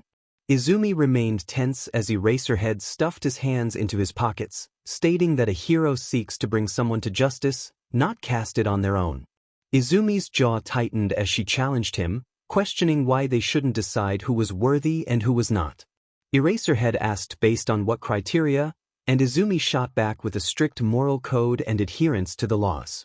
He pressed further, asking how she would enforce that, and she suggested a purge of all corrupt heroes, allowing only those who passed the test to remain. Eraserhead raised an eyebrow, questioning who would decide who was corrupt. Izumi insisted that the law would. He sighed, posing a scenario where the law decided a certain group should be persecuted. Izumi paused, realizing the complexity of morality. Eraserhead smirked slightly, explaining that morality isn't always simple. He stepped closer, his red eyes unblinking, warning her that some heroes would agree with persecution while others would not, leading to a cycle of moral bankruptcy. He cautioned that if heroes acted as judge, jury, and executioner, they would get it wrong repeatedly. Izumi's hands shook as she grappled with his words. She wanted to argue, to fight back, but deep down she knew he was right. Eraserhead softened his tone, expressing understanding for her feelings. He revealed that he too had lost someone to a villain. Izumi's breath hitched, feeling the weight of that shared pain. But he urged her that this wasn't the way to release her anger. When she asked what was, he suggested that she still had living, breathing people she loved. Izumi hesitated but eventually nodded. Eraserhead met her gaze, his eyes steady, encouraging her to protect and love those still in her life. That's the best thing you can do. Izumi swallowed as thoughts of Izuku flooded her mind. She remembered how people treated him, mocking, shunning, belittling him. The world had already decided he was worthless. Her hands curled into fists. He wasn't worthless. She knew what she had to do. She had to protect him, to shield him from the cruelty of this world, from those who would never accept him, from the villains who would take advantage of him. She was strong. She was powerful. And she would use that power to protect the only family she had left, no matter what.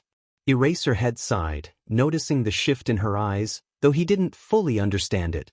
He muttered for her to go home, reminding her that people were waiting for her.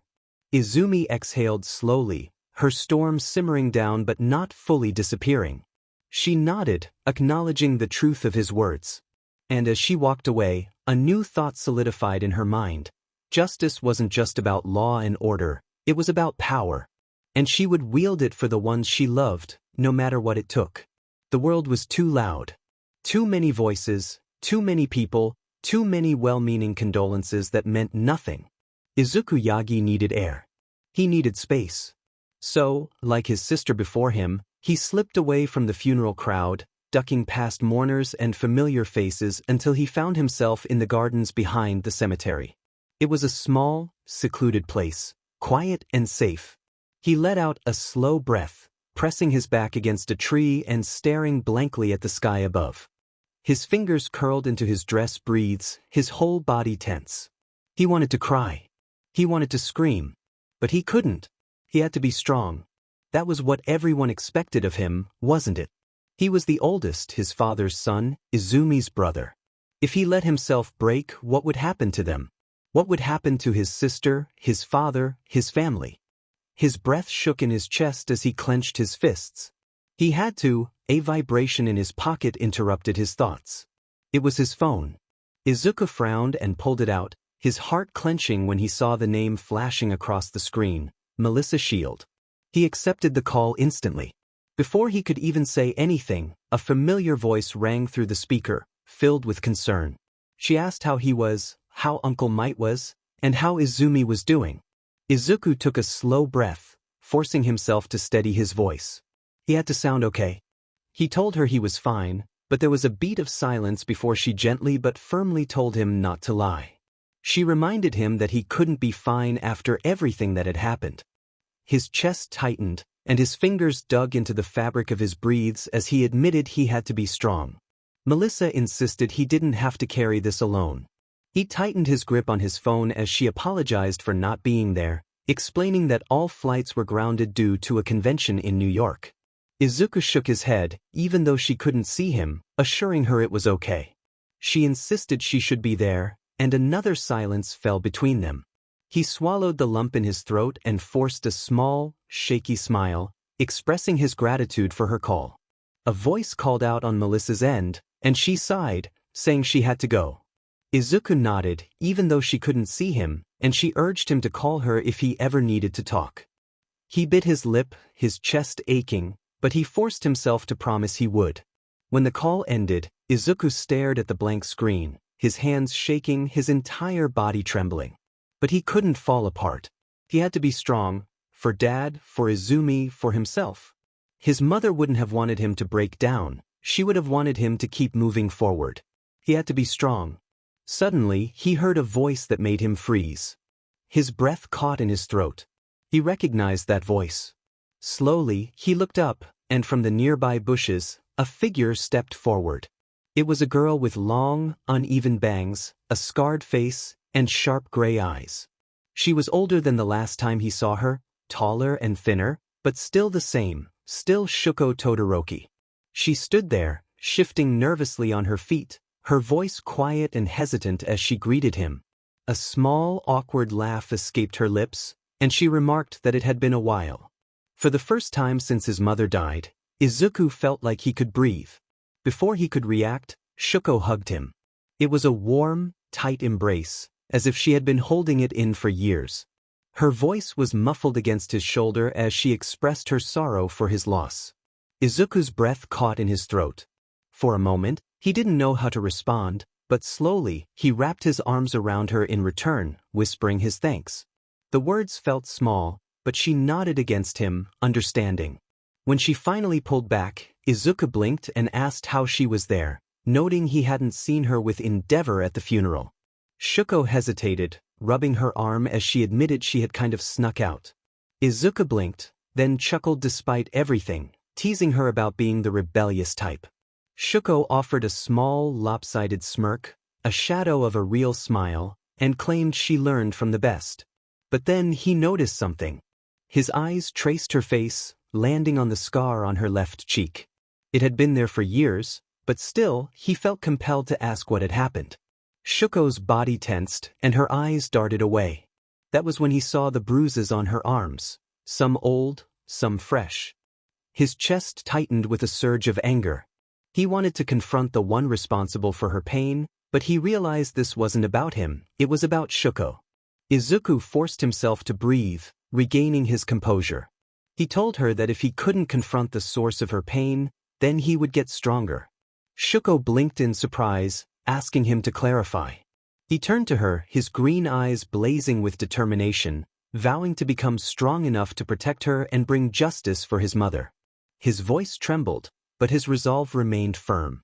Just then, another voice joined in, affirming the same promise.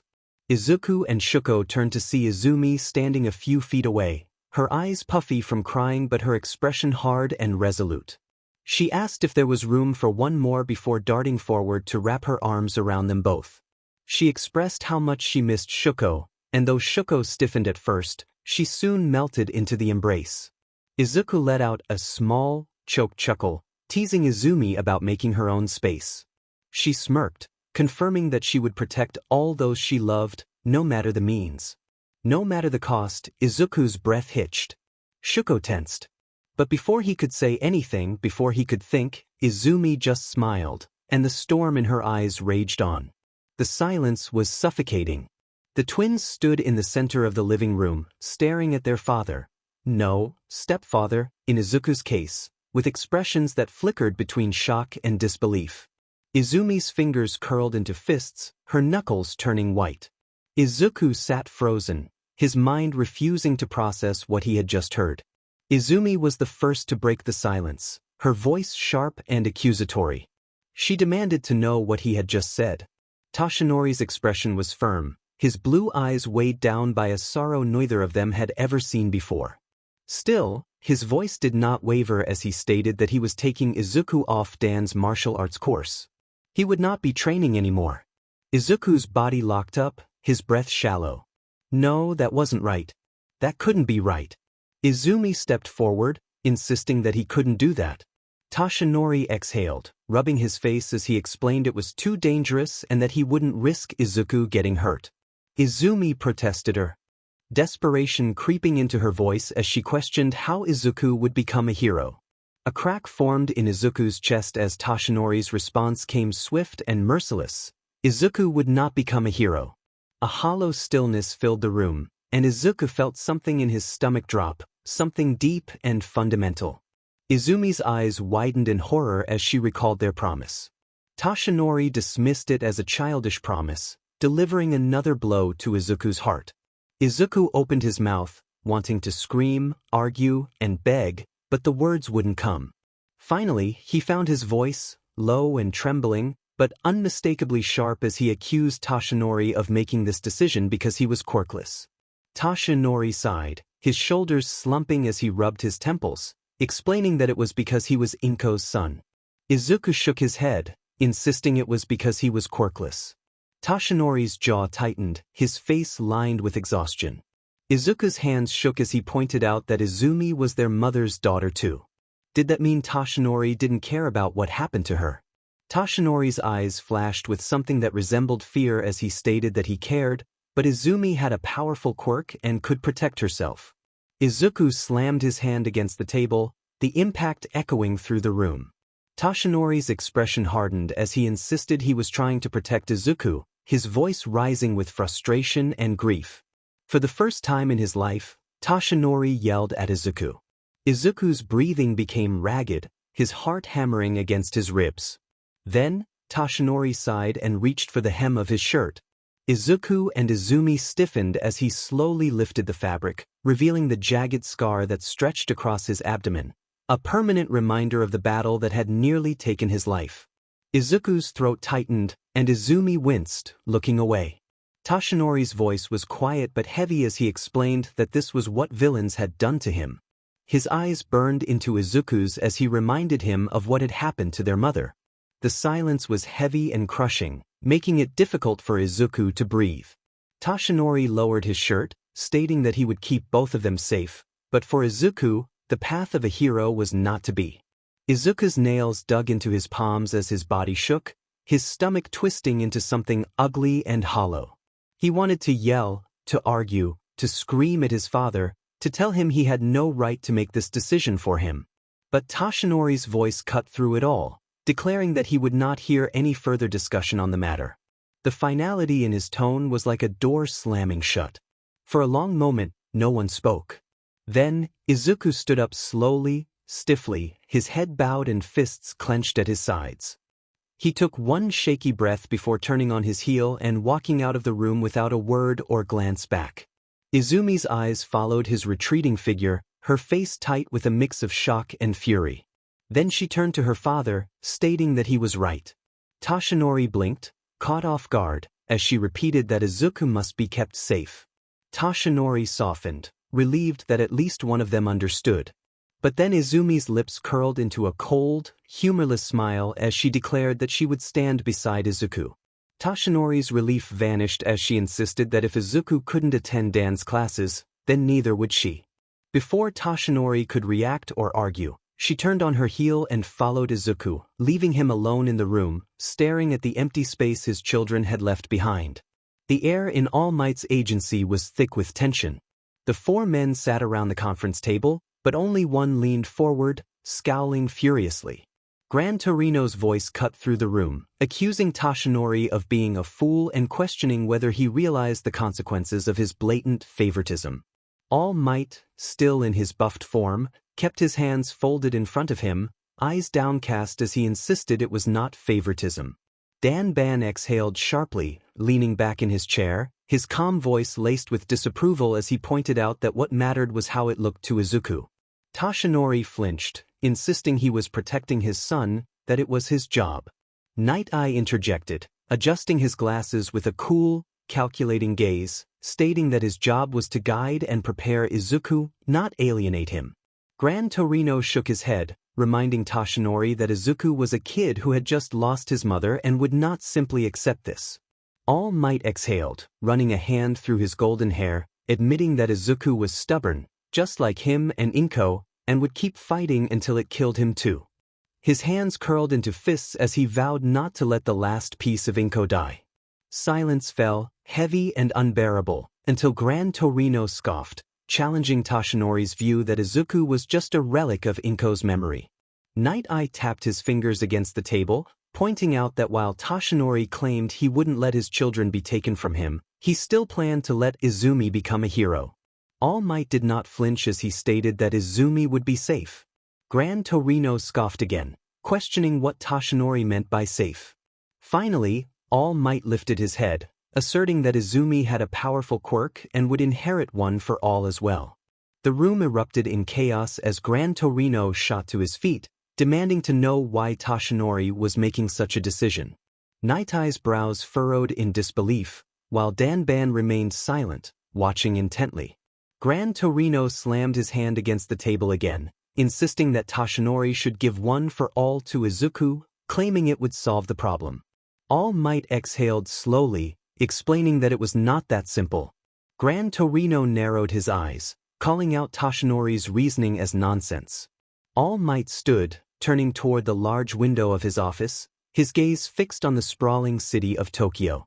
His voice was measured, but the weight of his words silenced the room as he explained that One for All had accumulated immense energy over the decades, so much so that even he could no longer control it completely.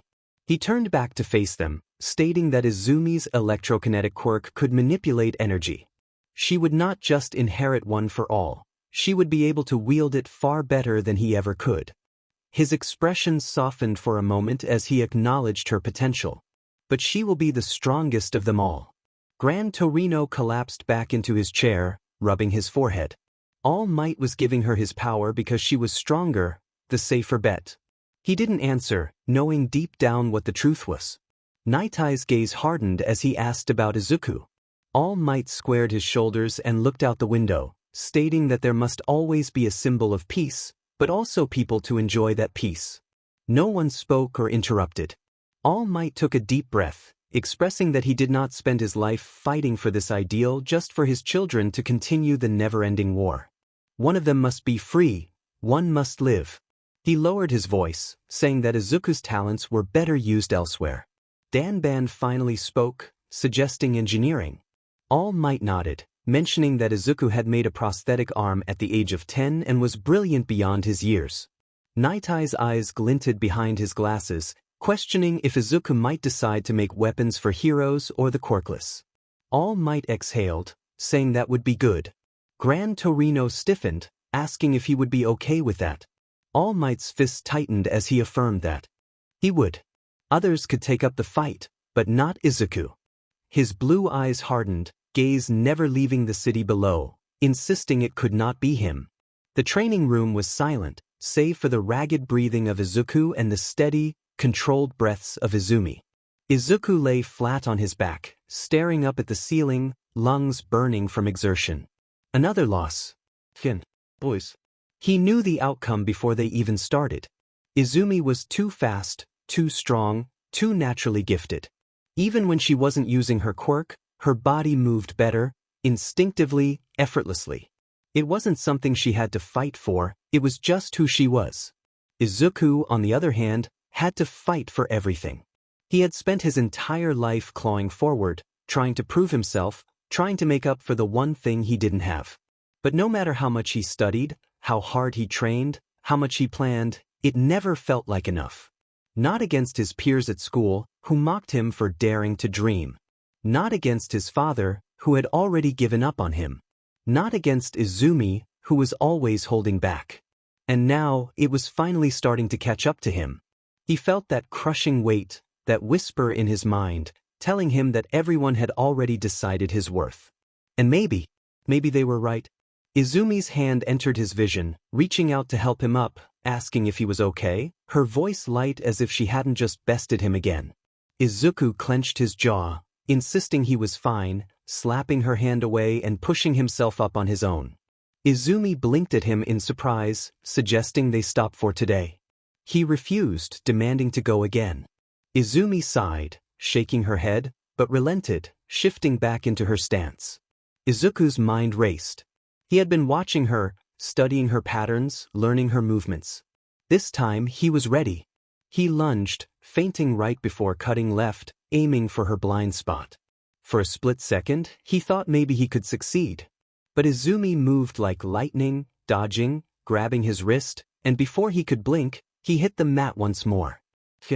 Boys. He squeezed his eyes shut, fists trembling at his sides. It wasn't fair. She wasn't even using her quirk. This was supposed to be his one advantage, and yet, she still won. She always won.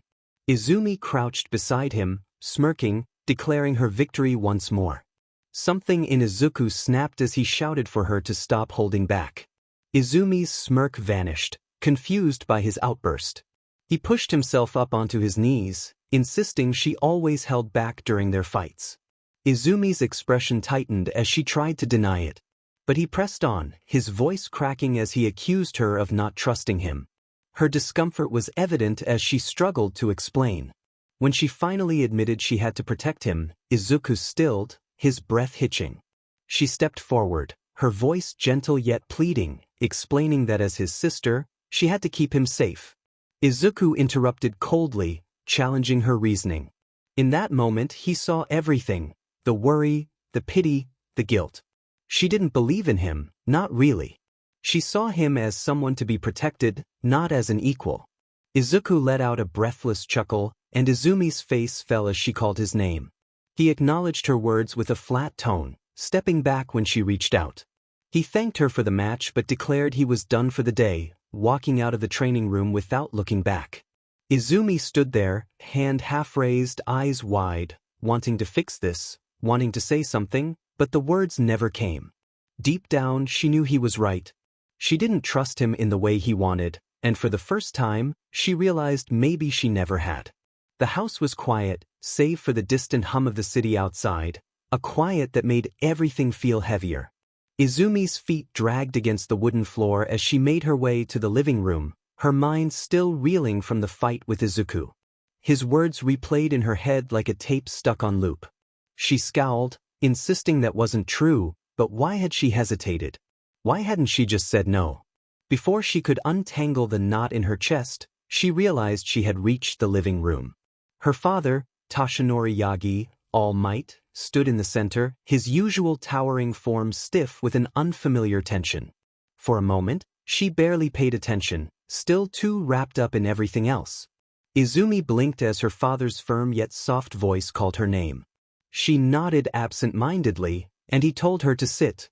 It was then that she noticed his expression. No trace of warmth, no pride, no light-hearted grin, only something grim. She sat down, asking what this was about. All Might sighed, running a hand through his hair, as if trying to find the right words. He needed to tell her something he should have shared long ago. For the first time, Izumi focused, sitting up, her bitterness giving way to curiosity. He revealed that his quirk wasn't originally his. Izumi blinked, asking what he meant. He admitted he had been quirkless. Her breath hitched, struggling to comprehend that her father, the greatest hero of all time, had once been just like her. He explained that it was passed down to him by his emsu, Nana Shimura. Izumi's brows furrowed, questioning how quirks could be passed down. All Might affirmed that most couldn't, but this one could. One for All was not just a quirk, it was a legacy, a power built over generations, carried by those who swore to stand against the greatest evil this world had ever known. Izumi leaned forward, asking what evil he meant. All Might named the villain All for One. The name meant nothing to her, she had never heard of it. He continued, explaining that for generations, All for One ruled from the shadows, taking quirks, gifting quirks, and bending people to his will. A chill ran down Izumi's spine. If he was so powerful, why had he never heard of him? Because he was dead. Izumi stiffened at the revelation. Toshinori's gaze remained steady as he confirmed the truth. He had killed him. The weight of his words settled heavily between them. Izumi swallowed hard, processing the implications. It was over. All for One was gone, Toshinori confirmed, though his voice was strained. But the mission wasn't over. The world still needed a symbol of peace. Someone to take his place, to ensure that the past would never repeat itself. Izumi's eyes widened in shock. Wait, Toshinori stepped forward, exhaling deeply. He wanted her to inherit One for All. The words hung in the air, heavy with significance. For a moment, Izumi was silent, grappling with confusion and shock. Slowly, realization dawned. Why was she the only one here? Toshinori froze at her question. Why wasn't Izuku here too? His expression darkened. Izumi's urgency grew as she pressed for answers. Why not give it to Izuku? This could solve everything. If Izuku had a quirk, then the finality in her father's voice silenced her. He sighed, pinching the bridge of his nose. Izuku couldn't have One for All. But because his body wouldn't be able to handle it, it would tear him apart. Izumi stood up, determination igniting within her. Then they would find a way to make it work. He was smart. He could. Izumi, no. Toshinori's voice was sharper now, more authoritative than she had ever heard. Even if he could, he would not allow it. She stilled, her heart racing. But her father hesitated, then spoke with a weighty tone. He would not let Izuku march to his death. Silence enveloped them, heavy and cold. Izumi stared at him, her voice barely a whisper. But me. Toshinori flinched at her question. That wasn't, but me. She repeated, her resolve hardening. She understood now. All these years, her father had favored her. She had felt it but had convinced herself it was just how things were. Now it was painfully clear. She had been chosen, while Izuku had been discarded. In that moment, she realized something else. Her father had the power to make things right, to make them equal. But he wouldn't. He didn't believe in Izuku. He saw Izuku as fragile, something to be protected, not trusted. Just like she did. Izumi took a deep breath and exhaled slowly. Then she looked her father in the eye. She didn't want his quirk. Toshinori's eyes widened in shock. Before he could respond, she turned on her heel and walked away. The sun hung low in the sky, casting warm orange hues over the park as the wind rustled softly through the leaves. It was a quiet spot, tucked away from the main roads, where two people who felt out of place could pretend, if only for a moment, that they belonged. Izuku sat on a worn-out wooden bench, hunched over with frustration. His fingers dug into his palms as he expressed his feelings. It was always the same. Every time he thought he was making progress, someone pushed him back down. The teachers, his classmates, even his own father. Izumi kept trying to shield him, but she didn't understand. She never would. Shuko sat beside him, hands tucked into her sweater sleeves, focused on the dirt path ahead. She listened as Izuku poured out his frustrations. She treated him like he was made of glass, as if one slip would cause him to break. He exhaled, fingers trembling in his lap. And Dad, he stopped, the word feeling wrong on his tongue. Tashinori acted like he was protecting him, but he was just keeping him caged. He had already decided that Izuku couldn't be a hero, that he couldn't do anything worthwhile, so why even bother trying? Shuko glanced at him, seeing the weight of exhaustion and bitterness in his expression. Izuku had always been smart and worked harder than anyone she knew, but it didn't matter to them. The worst part was that she understood. She knew what it felt like to be told who you were supposed to be trapped by expectations you never asked for. She shifted slightly, asking softly if he had told them. Izuku let out a humorless laugh, expressing his doubts. They wouldn't listen. To them, he was just weaker, lesser. Even when he proved them wrong, they found ways to push him back down. A moment of silence passed between them. Shuko stared at the ground, then at Izuku's clenched fists. She wanted to tell him that it wasn't fair, that he deserved better, but the words wouldn't come. She had spent years learning to keep quiet, to be unnoticed. Izuku wasn't like her. He was still fighting, still trying to prove himself. She wasn't sure if that made him brave or foolish. Maybe both. Finally she spoke, her voice quiet but firm. He wasn't weak. He never was. Izuku stilled, his shoulders tensing as if he wanted to believe her but couldn't. Tell that to them, he muttered. Shuko frowned, hesitating before reaching out to place her hand over his. She had just done so. Izuku blinked at the small, cold touch, like someone who had never been given the chance to reach out before. For a moment, neither spoke. Then Izuku exhaled, his shoulders loosening slightly. Thanks, Shuko, he said. She nodded but remained silent. This wasn't enough, not really. Izuku still had too much to prove, and Izumi was still too afraid of letting him. But maybe they were both wrong. Maybe strength wasn't about proving something or protecting something. Maybe it was about understanding. She didn't know yet, but she would figure it out. For him. For herself. For the people who had no place in this world. The rain tapped against the window pane in a slow, rhythmic pattern, 𝐒𝐮𝐦𝐸𝐵 the glass like tears. Izuku sat at his desk, chin resting on his knuckles, phone pressed to his ear as he listened to Melissa's voice on the other end. She was excited about visiting Japan soon, as her father had projects that needed collaboration with UA. Izuku smiled, genuinely happy for the first time in a while. That was great, it had been too long. Melissa laughed, eager to catch up. Then she asked if he had decided about UA. Izuku leaned back in his chair, staring at the ceiling, his smile widening. Of course, he would join the UA hero course. He was determined to show everyone that the Quirkless could be heroes too. A pause lingered on the line, uncomfortable. Then Melissa's voice softened, hesitant. Izuku, why don't you join the UA support course? Izuku froze, the rain outside growing louder. What? His voice came out slower than intended. Support. The best inventors, engineers, and scientists come out of UA's support department. It made sense for him. Izuku's grip tightened around his phone. Why would he do that? They had promised. I know, she interrupted, her voice carrying a quiet resignation. I know we did.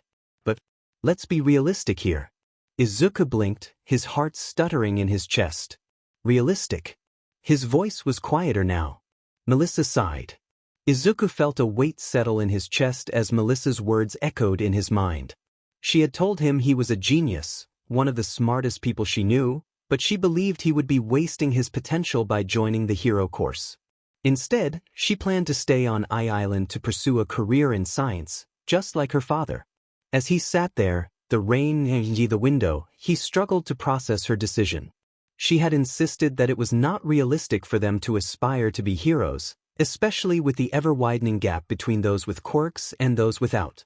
The thought of being left behind stung, and he felt a chill settle in his heart. Melissa had urged him to think about their situation, emphasizing that they were both people of science and that the world was evolving. She believed their best chance to make a difference was to help others, particularly the quirkless, rather than trying to fit into a world dominated by heroes. After their conversation ended, Izuku remained frozen, his grip on his phone tightening as he absorbed the implications of her words. He felt abandoned, as if his sister in quirklessness had turned her back on him. Meanwhile, a news broadcast flickered on a giant LED screen in the bustling streets of Tokyo, highlighting the growing disparity between quirked individuals and those without.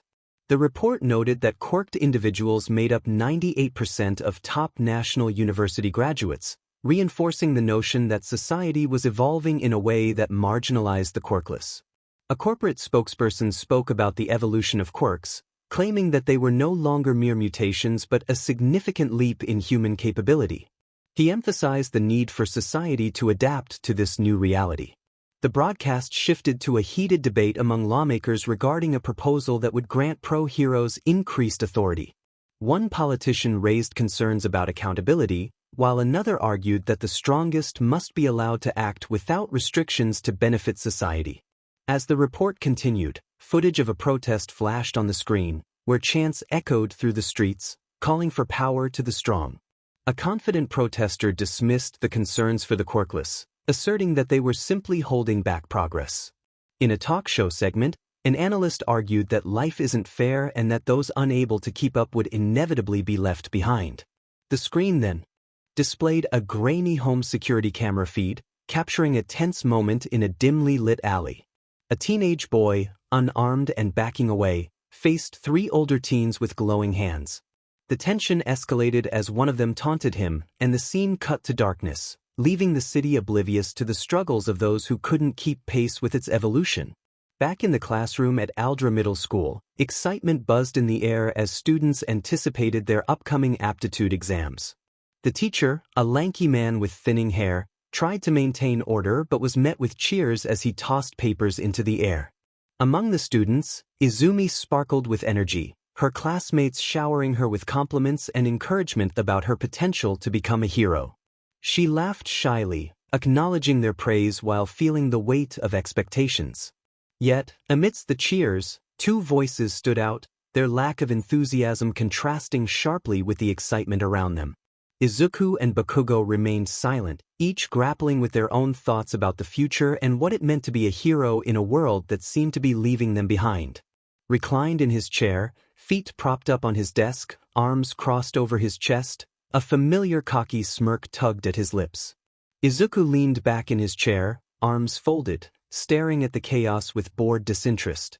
Then came the voice that cut through the celebration like a sharp knife. Bakugo's lazy drawl echoed through the classroom, silencing several students. He claimed that everyone else was just stepping stones on his way to the top, dismissing their excitement as pointless since none of them stood a chance against him. His lackeys snickered, while the rest of the class exchanged uncertain glances. Then someone spoke up, suggesting that Izumi could easily defeat Bakugo. The entire class turned to her, and Bakugo's smirk twitched as laughter erupted at the thought of Izumi beating him. Izumi shrugged, downplaying the idea. Bakugo snapped back, standing up from his chair, sparks crackling from his palms. Another boy chimed in, reminding everyone of their training sessions, claiming Izumi was stronger. More laughter followed, and Bakugo's body stiffened, fingers twitching as he sensed the growing whispers of doubt. Then the teacher called out to Izuku, questioning his future in the hero track and suggesting he might become a professional science fair winner instead. Laughter filled the room again. Izuku exhaled slowly, his expression unreadable. He tilted his head slightly, resting it against his palm, and asserted that he would be applying for the UA hero course. Silence enveloped the class for a few seconds before laughter erupted once more, disbelief echoing in their reactions. Suddenly, an explosion shook Izuku's desk, the heat brushing against his skin as Bakugo loomed over him, a hand slamming down on the desk with smoke curling between his fingers. Bakugo's red eyes burned as he questioned Izuku's audacity to think he could stand on the same stage as him. Izuku stared back, unflinching and unmoved, the tension in the room thickening. Then Izumi's cold voice cut through the air, commanding Bakugo to back off. He hesitated for a moment before scoffing and walking away, but Izuku's knuckles remained white from gripping the desk tightly. As the school day ended, students shuffled out, and Izumi was surrounded by classmates and admirers. Bakugo approached Izuku, flanked by his goons, declaring that they weren't done yet. Izuku stuffed his belongings into his bag, asking what Bakugo wanted. Bakugo casually mentioned a recent news story about a quirkless individual who had been attacked, leaning closer to mockingly suggest that the same fate could befall Izuku. Izuku's fists clenched as Bakugo continued to belittle him, claiming he was a disgrace to his family. Something snapped within Izuku. In a flash, he found himself with his hand around Bakugo's throat, realizing how fragile it felt. Just one good move could change everything. But then the teacher's voice called out, and Izuku's fingers tensed, not as a threat to Bakugo but to himself. He released his grip, and Bakugo collapsed to the floor, coughing and scrambling backward. Izumi placed a hand on Izuku's shoulder, her eyes cold as she warned him to choose his actions carefully. Bakugo swatted her hand away before running off with his lackeys. Izumi sighed, suggesting they leave, but Izuku remained silent, staring at his hands. The journey home was quieter than ever. A few years ago, they would have been laughing and debating their day, but now there was only silence, broken by their footsteps against the pavement. The neon lights of Mizudafu flickered above them, but neither looked up. Izumi glanced at her brother, noticing his tense posture and downward gaze. She finally spoke, asking if he was serious about applying to U.S. hero course. Izuku's response was flat, questioning if she intended to tell him how bad of an idea it was. Izumi flinched, wanting to encourage him instead, but the words stuck in her throat. She finally managed to say it was dangerous, and Izuku stopped walking. He shot back that what happened to their mother could also happen to her. Izumi stiffened, and Izuku continued, pointing out that she was still willing to be a hero. Silence hung between them until Izuku's voice rose, expressing his frustration about not being believed in by anyone. Izumi flinched at his outburst, and before he could continue, she moved quickly, grabbing him and slamming him against the wall. The air rushed from his lungs, and he struggled against her grip, but it was unyielding. Izumi's eyes were heavy with something dark as she explained that there were people stronger than them who wouldn't hesitate to harm him. She finally released him, and Izuku collapsed to the ground, gasping for air. Izumi stepped back, watching him with a strained expression, insisting she was doing this for his protection. Izuku gritted his teeth, rejecting her offer to join the support course, feeling like he was being treated as a pet. He expressed his frustration about people dictating how he should live his life for his own good, questioning if anyone ever considered what he truly wanted. What were Izumi's dreams? Her hands curled into fists as she declared her determination to become a hero. Izuku stood tall, asserting that he would become a symbol for those without quirks. He stepped closer, his presence imposing, and insisted that no one, not even her, could deter him. Izumi, however, was resolute in her stance, stating that she did not need his protection and would bring change to the world without him. The atmosphere shifted, marking a rare moment when they found themselves on opposing sides. Izumi's expression was unreadable as she questioned his reckless determination. She wondered if he was truly so selfish that he couldn't consider the concerns of those who cared for him. Izuku's jaw tightened, and Izumi's voice trembled as she reluctantly conceded that if he was so eager to confront danger, she wouldn't stop him. But she warned him that if he found himself overwhelmed, he shouldn't expect her help. The silence that followed was heavy, and her final words struck him deeply. He felt a pang in his chest, but then a bitter laugh escaped him. He hardened his gaze and declared that she was no sister of his.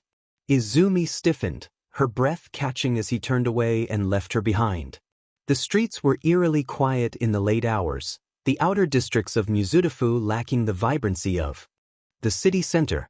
Dim streetlights flickered overhead, casting ghostly shadows on the empty roads. A cold breeze rustled the leaves of a solitary tree growing through the pavement cracks. Izuku walked alone, opting for a longer route home to avoid anyone. His mind replayed the confrontation with Izumi, her words echoing painfully in his thoughts. He felt guilt for his harsh words, yet he also felt unheard.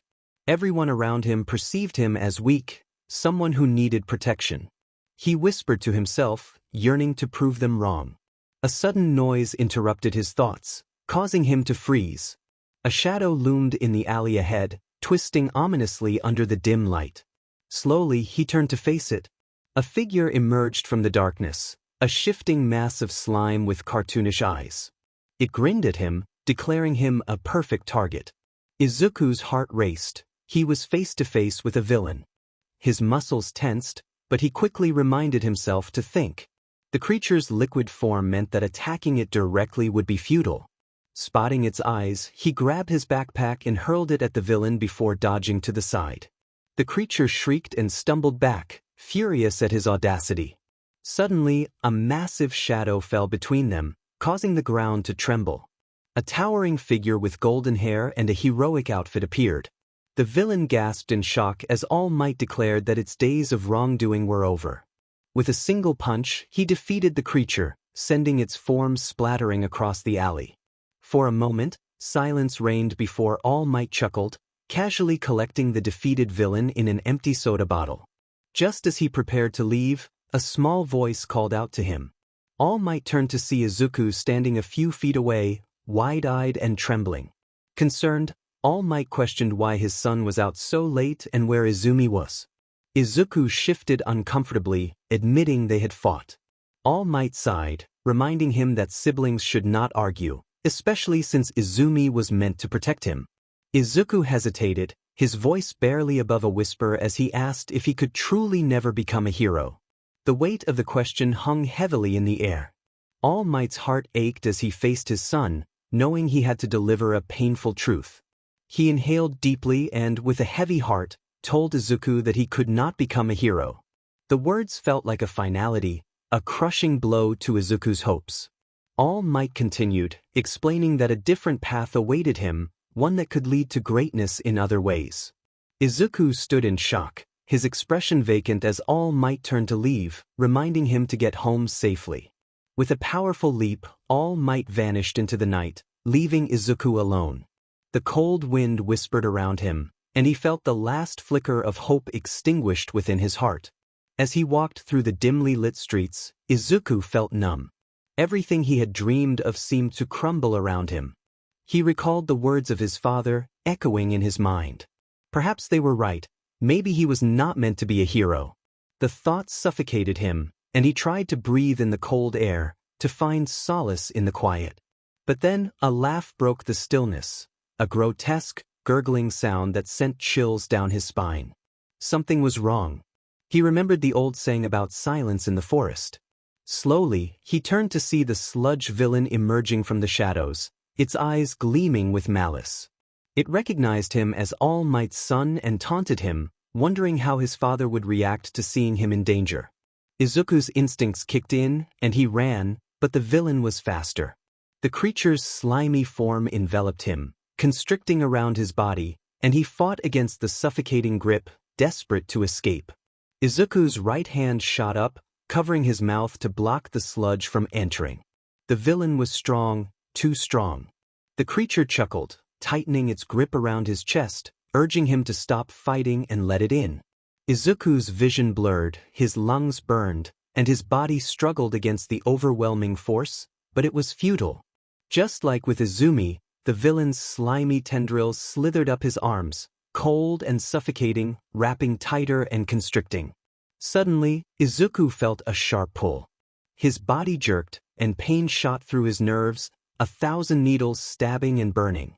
The villain's grip tightened, its liquefied mass creeping deeper into his skin, slipping between the spaces of his muscles, seeping into his pores like an infection.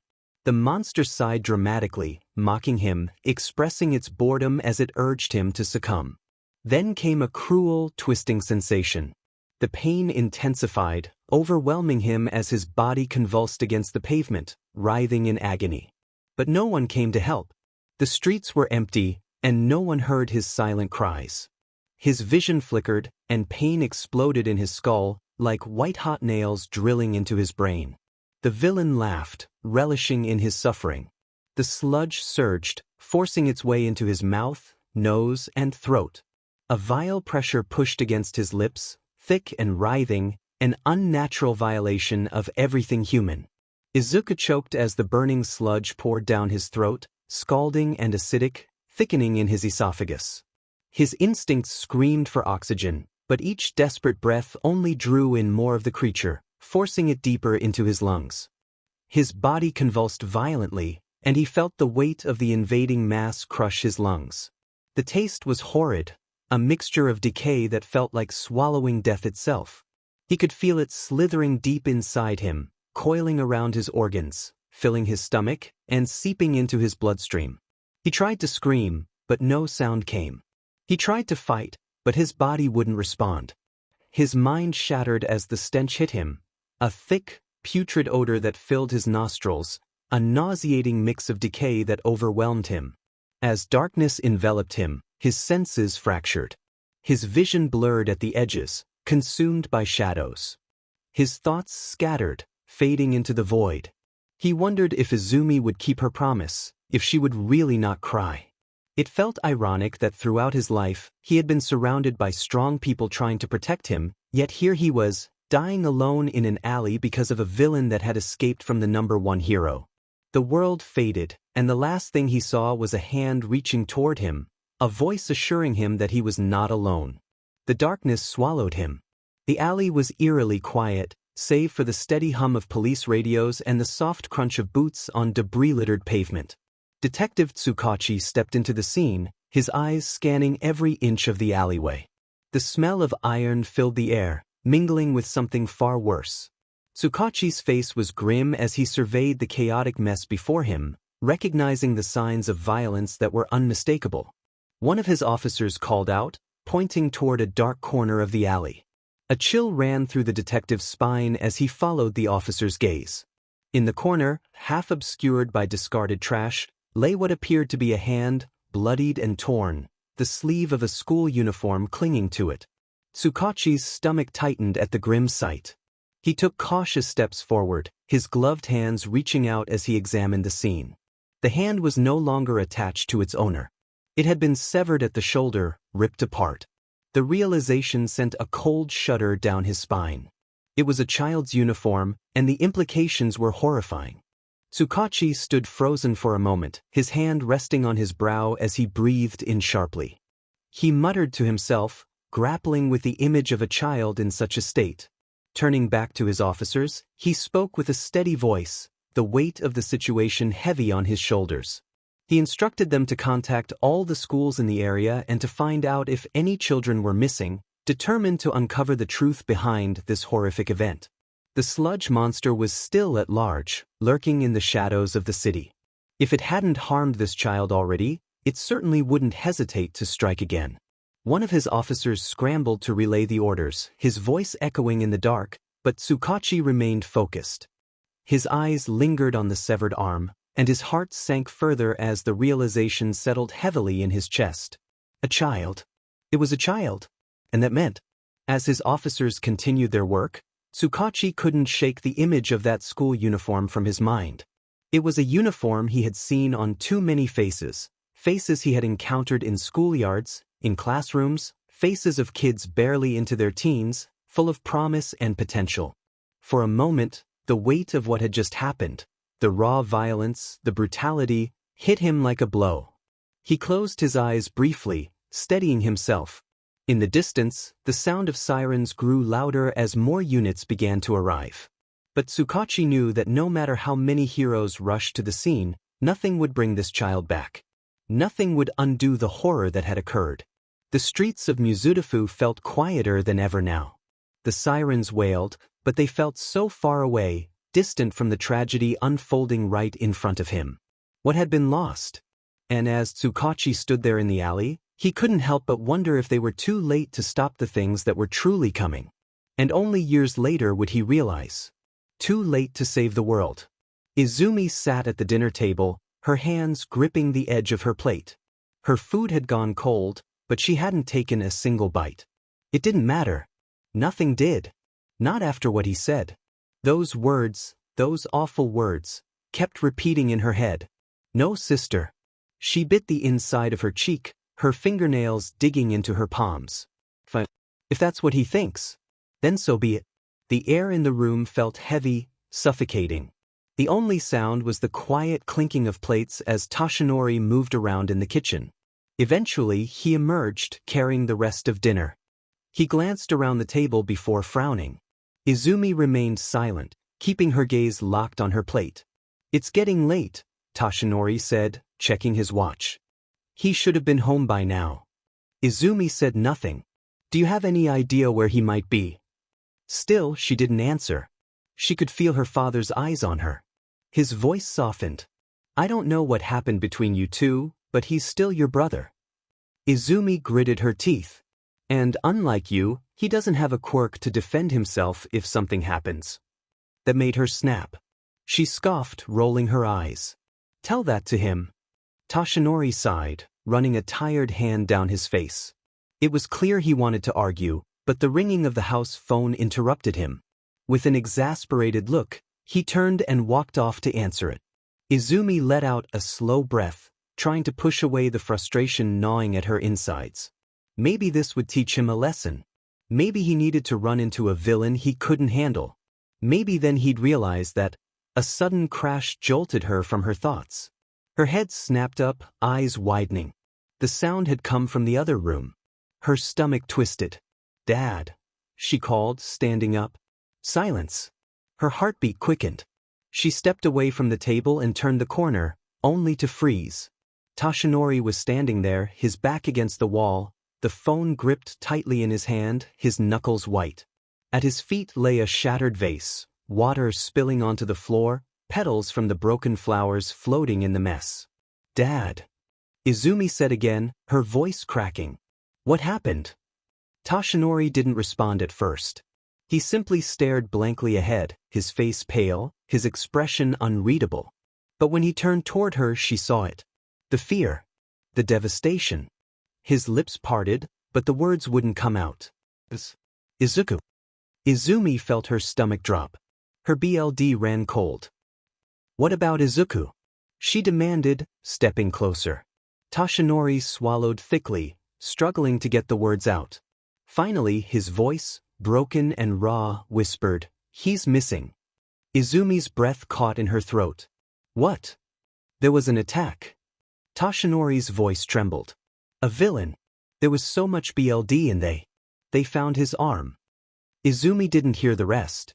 Everything around her became distant, muted, like she had been plunged underwater. Her brain refused to process the words. Her heart pounded in her ears. Izuku. Missing. Her knees wobbled, threatening to give out. That's not funny. Her voice was barely a whisper. Tell me you're joking. Toshinori didn't answer. Because he wasn't. Izumi shook her head, stepping back. No, you're wrong. He's probably just being stubborn. He's fine. He's fine, right? Toshinori looked like he wanted to say something, but he just closed his eyes, his face twisting with pain. The silence was louder than any words could have been. Izuku was gone. Izumi stumbled backward, her hands trembling, her breaths coming in shallow gasps. Izuku was gone. She felt suffocated. He was gone. A sob tried to claw its way up her throat, but she swallowed it down. No, this isn't real. This isn't happening. He was her brother. Her reckless, infuriating brother. The last thing she had said to him was, Fine. When you die, I won't cry for you. Izumi's vision blurred. She didn't even realize she had collapsed to her knees until Toshinori crouched beside her, gripping her shoulders, his own face pale with grief. She should have stopped him. She should have forced him to stay. But she didn't. And now, Izuku was gone. The city was quiet. Too quiet. The usual sounds, the distant honk of a car, the chatter of late-night workers heading home, the faint hum of electricity in the streetlights, felt muted, like the world had lost its color. Like it was holding its breath. Izumi walked alone. Her footsteps splashed against the wet pavement, the rain soaking into her clothes, but she barely felt it. The cold bit at her skin, but she hardly noticed. Her legs ached, but she kept moving. He can't be gone. She had been walking for hours. Down the empty streets, through alleys, past flickering neon signs that barely cast any warmth in the darkness. She checked everywhere. Places he liked to go. Places they had been as kids. But there was nothing. No sign of him. No sign that he had ever been there at all. Her heart pounded, but not from exertion. From the fear clawing at her insides, the panic she tried to keep buried under the rain and the dark and the hopelessness. "Where are you, Izuku?" she whispered, her breath hitching as she pressed forward. She had no plan, no direction, just an aching, desperate need to find him. Because this isn't how it ends. It can't be how it ends. That fight, that senseless fight, those can't be the last words they ever say to each other. Those can't be the last memories they leave behind. "Then I won't cry for you." The words felt like shards of glass in her throat now. Because she had promised. She had promised she wouldn't cry. And yet, the rain wasn't the only thing pouring that night. Izumi's vision. Blurred, her chest tightening until she could barely breathe. She wasn't supposed to cry. She wasn't supposed to mourn him. She wasn't supposed to feel like this. But she did. Izumi gritted her teeth, fists clenched at her sides, nails digging into her palms. She didn't care that the rain mixed with her tears. The night stretched on. Her body was running on fumes, but her legs refused to stop. She wouldn't stop. Not until she found something, anything, that told her he was still here. Still alive. Still breathing. But as the night dragged on and her calls for him echoed in the empty streets, a realization crept into her mind like a slow-moving poison. There was nothing. No footsteps in the puddles. No discarded notebooks. No familiar muttering under his breath as he overanalyzed the world around him. There was just her. Alone. Then it hit her, a choking, hollow pain that slammed into her so suddenly that it stole the air from her lungs. He really was gone. Izumi stopped walking. Her knees buckled, and she barely noticed when she hit the pavement, the icy water soaking through her breathes. She just sat there, staring blankly at the empty street ahead, her hands trembling in her lap. Her mind refused to accept it. But her heart knew. Somewhere deep inside, she knew. And the weight of it, of everything, was crushing. Izuku, her brother. Gone. She tipped her head back, letting the rain hit her face as her breath shook. And even though she swore she wouldn't cry, a sob escaped her before she could stop it. The station was quiet. Too quiet. The hum of the fluorescent lights above did little to cut through the oppressive silence that had settled between them. The room was cold, unfeeling, like the world itself had frozen in anticipation of the inevitable. Izumi sat next to Toshinori, her hands clenched into fists so tight that her nails dug into her palms. She could still hear the rain from outside, the slow, steady drip of water against the window pane. It felt mocking. The whole world felt mocking. She wanted to scream. Toshinori sat beside her, his shoulders tense, his face unreadable. But Izumi could see the cracks. His fingers twitched against his knee, his breathing was just a bit too shallow, and his gaze was hollow, a man bracing for the worst. He already knew. They both did. But that didn't make this any easier. The door creaked open. Izumi barely looked up as Detective Tsukachi stepped inside, his usual firm and professional demeanor replaced by something heavier, something broken. She had known him all her life, her father's closest friend, someone who had watched her and Izuku grow up. But today, he looked like he had aged 10 years overnight. Toshinori straightened in his seat. He greeted Tsukachi with a low, tired voice. Tsukachi didn't respond right away. His hands were shaking. That was the first thing Izumi noticed. The folder in his grip trembled slightly, and his expression, was filled with dread.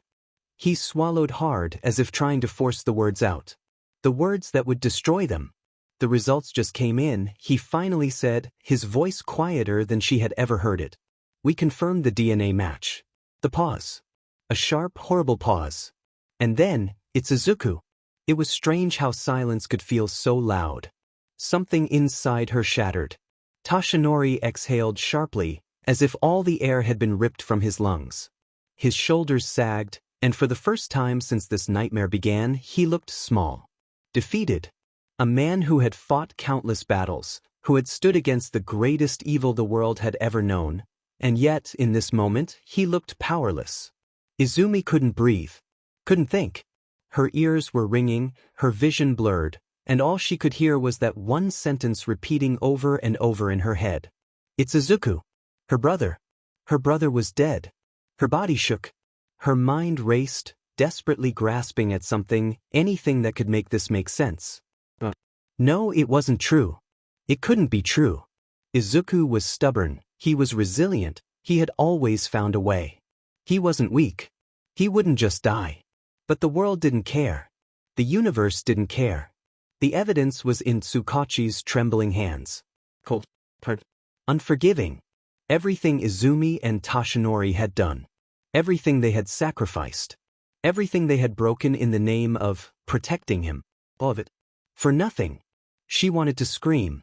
She wanted to punch the wall until her knuckles bled. She wanted to run out into the night and keep looking, keep searching, because maybe, just maybe, if she looked hard enough, she would find him. Alive. But there was no point. Because Izuku was gone. And she never got to say sorry. She never got to tell him she loved him one last time. And now she never would. Her fingers dug into her thighs, her nails breaking the skin. Tashinori's breathing was shallow beside her, his massive form still, locked in some kind of quiet torment. And Tsukachi. Tsukachi looked like he hated himself. He cleared his throat, looking away, his hands tightening into fists as he spoke again. There will be an official statement later, but I wanted to tell you personally first. His voice was rough, broken. I'm sorry. I'm so sorry. Tashinori nodded stiffly, as if in a daze, but Izumi couldn't move. She couldn't feel anything. Just an overwhelming, suffocating void where her heart used to be. Her vision swam as she stared down at her lap, her bloodied fingernails, her trembling hands. Izuku was dead. And the worst part, it was all her fault. The sky was gray and heavy, as if the world itself was mourning. Raindrops tapped against the canopy of umbrellas, a rhythmic, hollow sound that filled the silence of the cemetery. The air was thick with grief, the kind that settles into the bones and refuses to leave. Izumi sat next to the empty casket. There was no body, no one to lay to rest, no hand to hold one last time, no face to press against her own as she begged for forgiveness. Just a box of memories. And an arm. An arm. Her brother's severed arm. That's all they had left of Izuku Yagi. Izumi's fingers twitched as she clenched them in her lap, her nails digging into her palms. She should be crying, but her eyes were dry. Her heart was too full of something else. Something ugly. Hatred. Not at the villain who had taken him.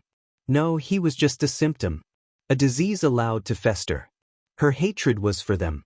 The ones who came and spoke empty words. I'm so sorry for your loss, All Might. He was a brilliant boy, such a shame. If only a pro had been there sooner. If only we had known. The word echoed in her mind like a cruel joke. They knew. Every single one of them. They all saw how Izuku was treated. How he was shoved aside, mocked, ignored, told time and time again that he was nothing. And now they mourned him. Now they stood here, heads bowed, dressed in black, pretending to care. She wanted to laugh. Or scream. Or burn this entire funeral down. Instead, she sat there, silent, gripping her hands so tightly her knuckles turned white. Her father, Tashinori Yagi, the indomitable symbol of peace, stood tall in his all-might form. But Izumi knew better. He was struggling. She could see the tremble in his muscles, the unevenness of his breathing. He had been holding this form for far too long. He wanted to make it through the service. He wanted to be strong for everyone else. For Izuku. For her. But what was the point? What was the point of heroes if they couldn't even protect the people who needed them most? Izumi's eyes flickered over the crowd. They were all there, the greatest heroes of their generation. Endeavor, Hawks, Mirko, Edgeshot, Ryukyu, Best Jeanist. Where were they that night? Where were they when Izuku was in distress? Where were they when he was fighting for his life? Where were they when he was suffering all those years? The answer was simple. They didn't care. Not about him. Not about the weak. That was the truth of this world. Heroes only cared about who was worth saving. And Izuku Yagi had never been worth saving. Izumi exhaled shakily, her rage twisting into something colder, sharper, more certain. She remembered when she was 10 years old, standing beside her brother and Melissa on Island, watching as they worked on their project for the engineering Olympiad. Izuku had been so small back then, but his eyes were always bright, full of hope. He had been so happy, so sure that he could prove them all wrong. But the world crushed him before he ever got the chance. Izumi inhaled sharply, pulling herself from the memory. She turned her gaze back to the heroes in front of her. She had spent so long believing that heroes were meant to protect everyone, that they were supposed to be pillars of strength, the kind of people who would never abandon the weak. But they had abandoned Izuku. Because he was weak. Because he had no quirk. Her hands clenched. They shouldn't have left him to face danger alone. That wasn't what heroes were supposed to do. Heroes were supposed to protect the weak. But maybe the weak weren't meant to stand among them. Maybe the weak needed to be protected in a different way. Izumi's jaw tightened. Izuku had spent so long fighting to prove that he wasn't weak, that he didn't need her protection, that he could be a hero. But he was weak. She hadn't wanted to see it, but she saw it now. Izuku never should have been out there. He should have been safe, sheltered, protected from a world that would never accept him. Heroes couldn't protect people like Izuku. But she could. Izumi would. She looked at the empty casket, her heart like cold steel in her chest. This world needed to change. The weak should never be put in danger. If the heroes wouldn't change, then she would force them to. Because she was strong. And she would never let someone like Izuku die again. A hand on her shoulder made Izumi stiffen. For a moment, her rage blurred everything. The funeral, the heroes, the weight of everything pressing down on her chest. But then she saw the sad, familiar smile of Shuko. Izumi felt the tension in her shoulders lessen, but she didn't know what to say. What could she say? Because here, standing before her, was someone who had truly believed in Izuku. Someone who, unlike the rest of them, had never doubted him. Not once. Not like the heroes. Not like her. And yet, words weren't needed. Shuko simply pulled her into a hug. Izumi stiffened for a second, feeling her body tremble. The tears refused to come. But Shuko held her tighter. And then they did. She gripped Shuko's jacket like a lifeline, her breath shuddering, her vision blurred. Izumi Yagi, strong, unbreakable, untouchable, was crumbling. Tears spilled down her cheeks, silent but endless. She didn't sob. She didn't wail. But the tears wouldn't stop. For a few minutes, they stayed like that, two children who had lost something irreplaceable. Then, finally, Izumi spoke, vowing to avenge him. Shuko pulled back, her eyes widening slightly. Izumi's fists clenched at her sides as she declared her intention to create a world where Izuku could have lived without worry. Shuko looked at her, taking in the steel in her words, the unwavering certainty in her voice. Then she nodded, her lips pressing into a thin, sad smile, agreeing that they needed a world where he could have been what he wanted to be. A third voice cut through their quiet. Melissa's shield stood there, hands clasped in front of her. Her blonde hair was damp from the misty rain, her blue eyes filled with grief, but there was something else there too, something resolute. Izumi felt something ease in her chest as she welcomed Melissa, who expressed her need to say goodbye. Melissa stepped forward, placing her hand on the smooth, polished surface of the coffin.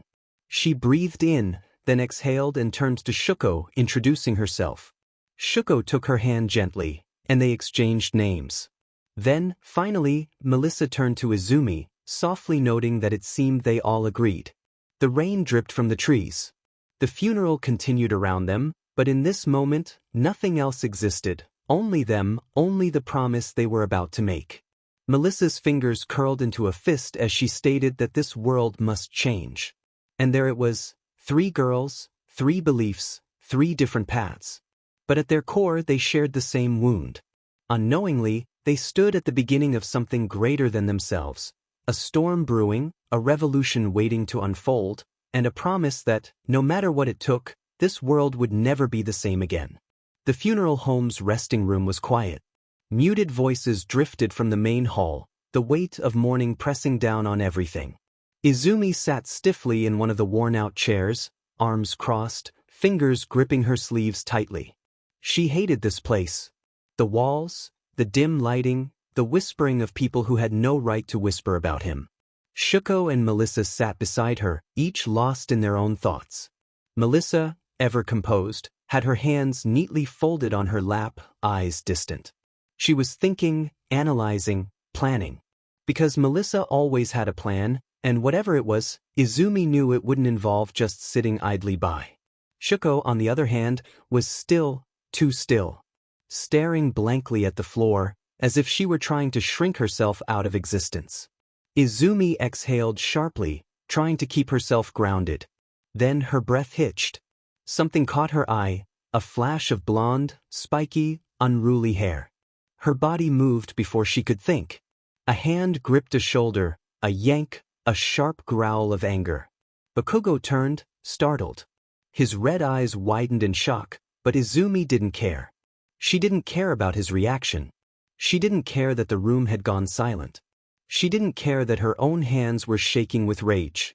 All she could see was him, standing there as if he had the right to be there, as if he deserved to mourn Izuku. How dare he show up here and pretend he cared? Bakugo opened his mouth, but she wouldn't let him speak. She wouldn't let him. This was what he wanted, wasn't it? Her voice trembled with rage. This is what you told him should happen. Bakugo's lips parted slightly, but he remained silent, his expression unreadable. Izumi's nails dug into her palms as she confronted him. You said he should die. A breath escaped her. Well, guess what, Katsuki? He's dead. Silence enveloped them. And he's not coming back. Bakugo's jaw clenched, yet he still said nothing. Izumi's voice cracked, filled with a mix of anger and grief. So tell me, are you happy now? Are you finally satisfied? She felt an overwhelming urge to hit him, to unleash all her pain, hatred, and helplessness. Her fingers twitched, and the air around her crackled with energy. Just then, a hand gripped her wrist, followed by another. It was Shuko and Melissa. Izumi, Melissa whispered, her tone soothing. Izumi tensed, wanting to scream, to fight, but she couldn't. Her hands curled into fists, and she exhaled sharply, the crackling energy dissipating. Not here. Not now. She stepped back and turned away, but before she left, she glanced over her shoulder and spat, "Go take a long walk." Then she walked away, with Shuko and Melissa following closely behind, leaving Bakugo standing alone, silent, his fists clenched and breath uneven. He watched them go, then turned his gaze to the empty casket, feeling a tightness in his throat.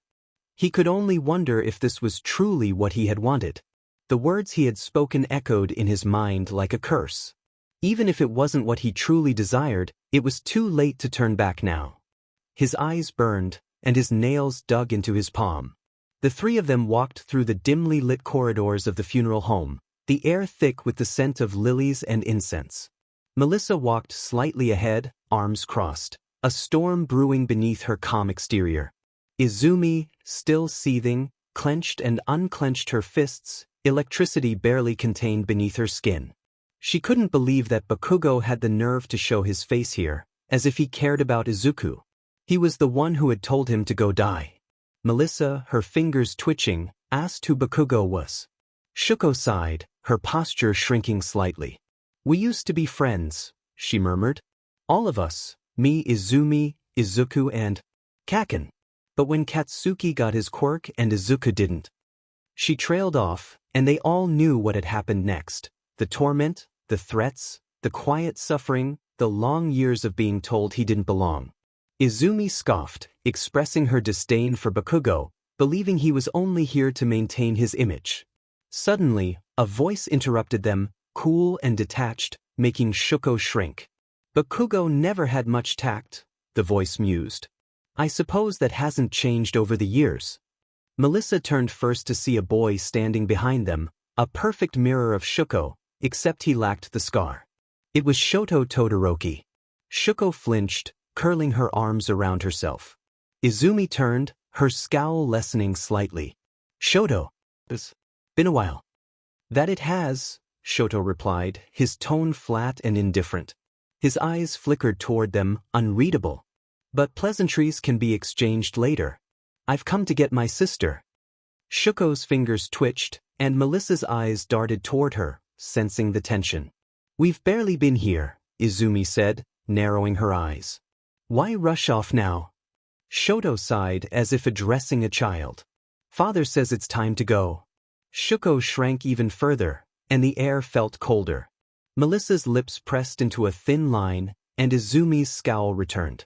What does your father care? She spat. You just arrived and we're here to mourn Izuku. Shoto barely reacted, his gaze blank and uncaring.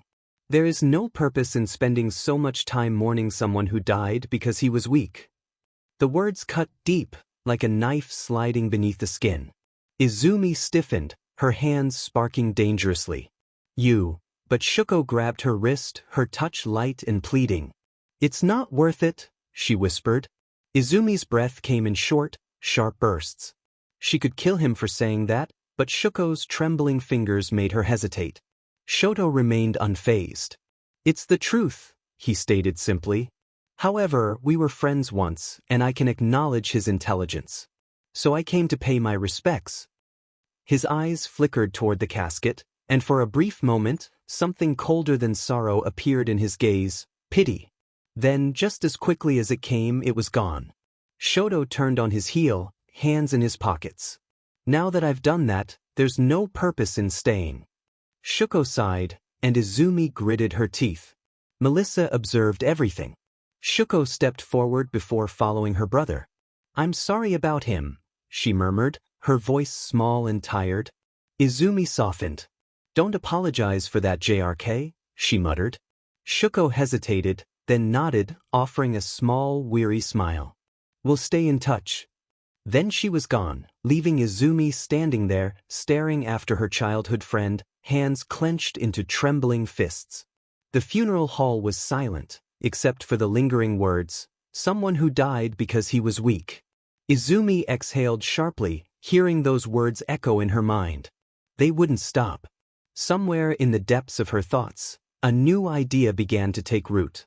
The low hum of murmured condolences filled the funeral home, a blur of heroes and officials, each wrapped in their own solemn thoughts, some genuine, others merely paying respects to All Might, not Izuku. Izumi barely noticed them anymore, her mind still reeling from Shoto's words and the pity in his voice. The memory of Bakugo's face when she confronted him and Shuko's reaction to her brother's voice weighed heavily on her. She inhaled sharply, trying to steady herself when she noticed a flicker at the edge of the crowd. A lone figure stood apart from the rest. Long, messy black hair fell over tired, red-rimmed eyes. His expression was unreadable, posture slouched but alert. It was Eraserhead. Izumi narrowed her eyes slightly. It had been years since their first conversation, since he had found her alone, screaming into the night, and told her to protect those she loved. And look at how that turned out. Before she realized what she was doing, her feet carried her forward, cutting through the crowd with purpose. Aizawa barely reacted when she stopped beside him, blinking slowly before turning slightly to regard her. Izumi began, her voice quiet but steady, as if continuing an unfinished conversation. You once told me to protect those I love. Aizawa's gaze sharpened, but he remained silent. Izumi let out a sharp breath, crossing her arms tightly over her chest. Well, she said, turning slightly to look at the closed casket. Look at how that turned out. Aizawa sighed, rubbing the back of his neck. Kid. He trailed off, shaking his head. We're not gods. We can't save everyone. Izumi's fists clenched. No matter how much it hurts, Aizawa continued, his voice slow and deliberate, no matter how much we try. Sometimes it's not enough. His words hung heavy in the air, and Aizawa's mind flickered back to memories of a collapsing building, to BLD in the rubble. To the laughter of someone who should have been standing beside him, Shirakumo. Gone. Just like Izuku. Izumi stood still for a moment, then exhaled sharply, her lips curling into a small, humorless smile. She felt bitterness in her voice as she thought about trying to make this world a better place. Aizawa turned fully toward her, his gaze assessing and cautious. Izumi nodded slowly, staring down at the polished floor beneath them, acknowledging their shared goal. Something twisted in Aizawa's stomach at the way she said it, her tone determined, as if a decision had already been made. He narrowed his eyes slightly, questioning what she was planning to do next. Izumi looked up, her emerald eyes catching the dim funeral hall lights. Her smile was small, yet it lacked softness. She was resolved to do whatever was necessary. The weight of her words settled deep within Aizawa, who didn't answer immediately. For the first time since meeting her, he was uncertain if they were on the same side. The city stretched beneath her, neon lights flickering in the distance. The cold night air bit at her skin, but she barely noticed. Standing at the edge of the rooftop, Izumi Yagi tightened her grip around the black mask in her hand. She had spent the entire day replaying everything, the heroes who had come and gone, offering sympathy to her father while having done nothing for Izuku. She recalled Shoto's gaze, Melissa and Shuko's discussions of change, and Aizawa's probing questions. All of it coiled in her stomach like lightning before a storm. Izumi inhaled slowly, her fingers crackling with energy. This was it, her first step. The heroes wouldn't act. The law wouldn't act. So she would. She lifted the mask, simple, sleek, black, and pulled it over her face. Not a hero tonight, she was something else.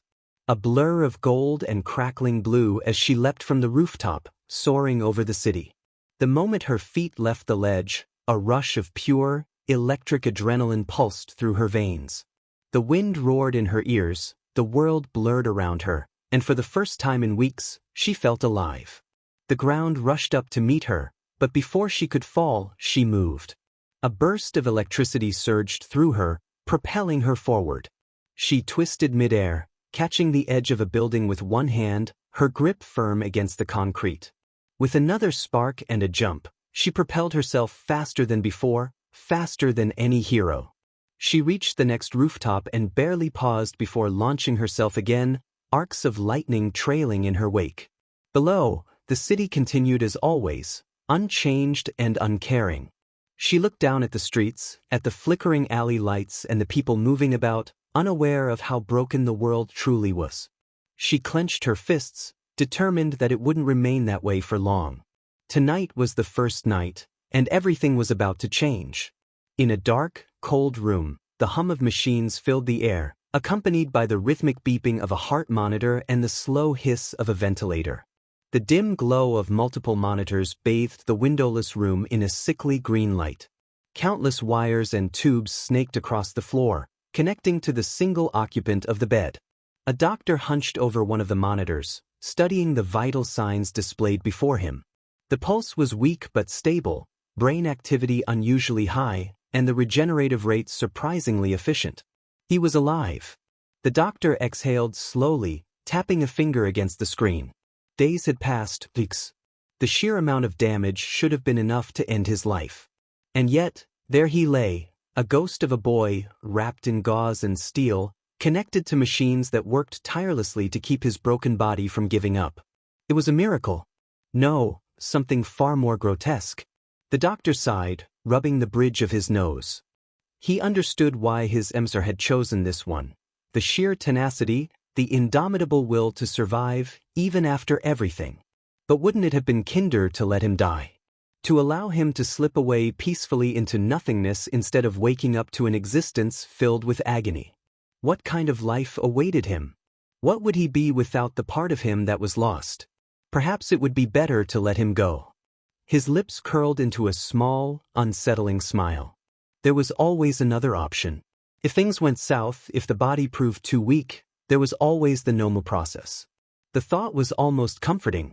His emissary had been adamant, the boy must be kept alive. For what purpose, the doctor could only guess. But it was clear, his role was not over. Not yet. With one last glance at the flickering monitors, The doctor turned, his footsteps echoing through the dimly lit room as he made his way to the exit. The door hissed open, then shut, leaving the room in silence. Only the dull, steady beep of the heart monitor remained. Then a ragged inhale, the tiniest twitch of fingers wrapped in bandages, and a strained gasp for air. 2 glowing green eyes snapped open. Time collapsed in on itself like a dying star. There was no before, no after, only the endless, suffocating drifting. His consciousness, once a spark of defiance, had been laid bare by silence and pain. But still, something clawed within him, a desperate flicker of memory. It hit him like bullets, a birthday cake with green frosting, the laughter of a girl with red and white hair, his mother's warm embrace, the promise he made, and the promise they broke. Then came the grave, the casket, the classroom of jeering faces, Bakugo's words echoing in his mind. His mother's BLD on concrete, his father's voice saying no, his sister's strength crushing him under its weight. All of them turned their backs, and the world, this rotted, cork-drunk, hypocritical world, just kept spinning. He remembered the pain, the monster, the rip, the tear, the scream. He remembered dying. Then a voice, calm and powerful, reassured him, "Do not worry, child. I'm here." His mind latched onto the sound, desperate for clarity. Who was he? What did he want? Why save him? A chorus of answers buzzed in his mind, contradictory and incomplete. With a jolt, his soul slammed into his body. Agony, unfathomable, all-consuming agony. It burned everywhere, his flesh, his bones, his nerves, each screaming their own symphony of torment. He tried to gasp, but air wouldn't come. Instead, machines hissed, breathing for him. A thick plastic respirator was jammed into his mouth and nose, tubes slithering from his chest to machines humming beside the bed. He blinked once, then twice. He couldn't move, only twitch.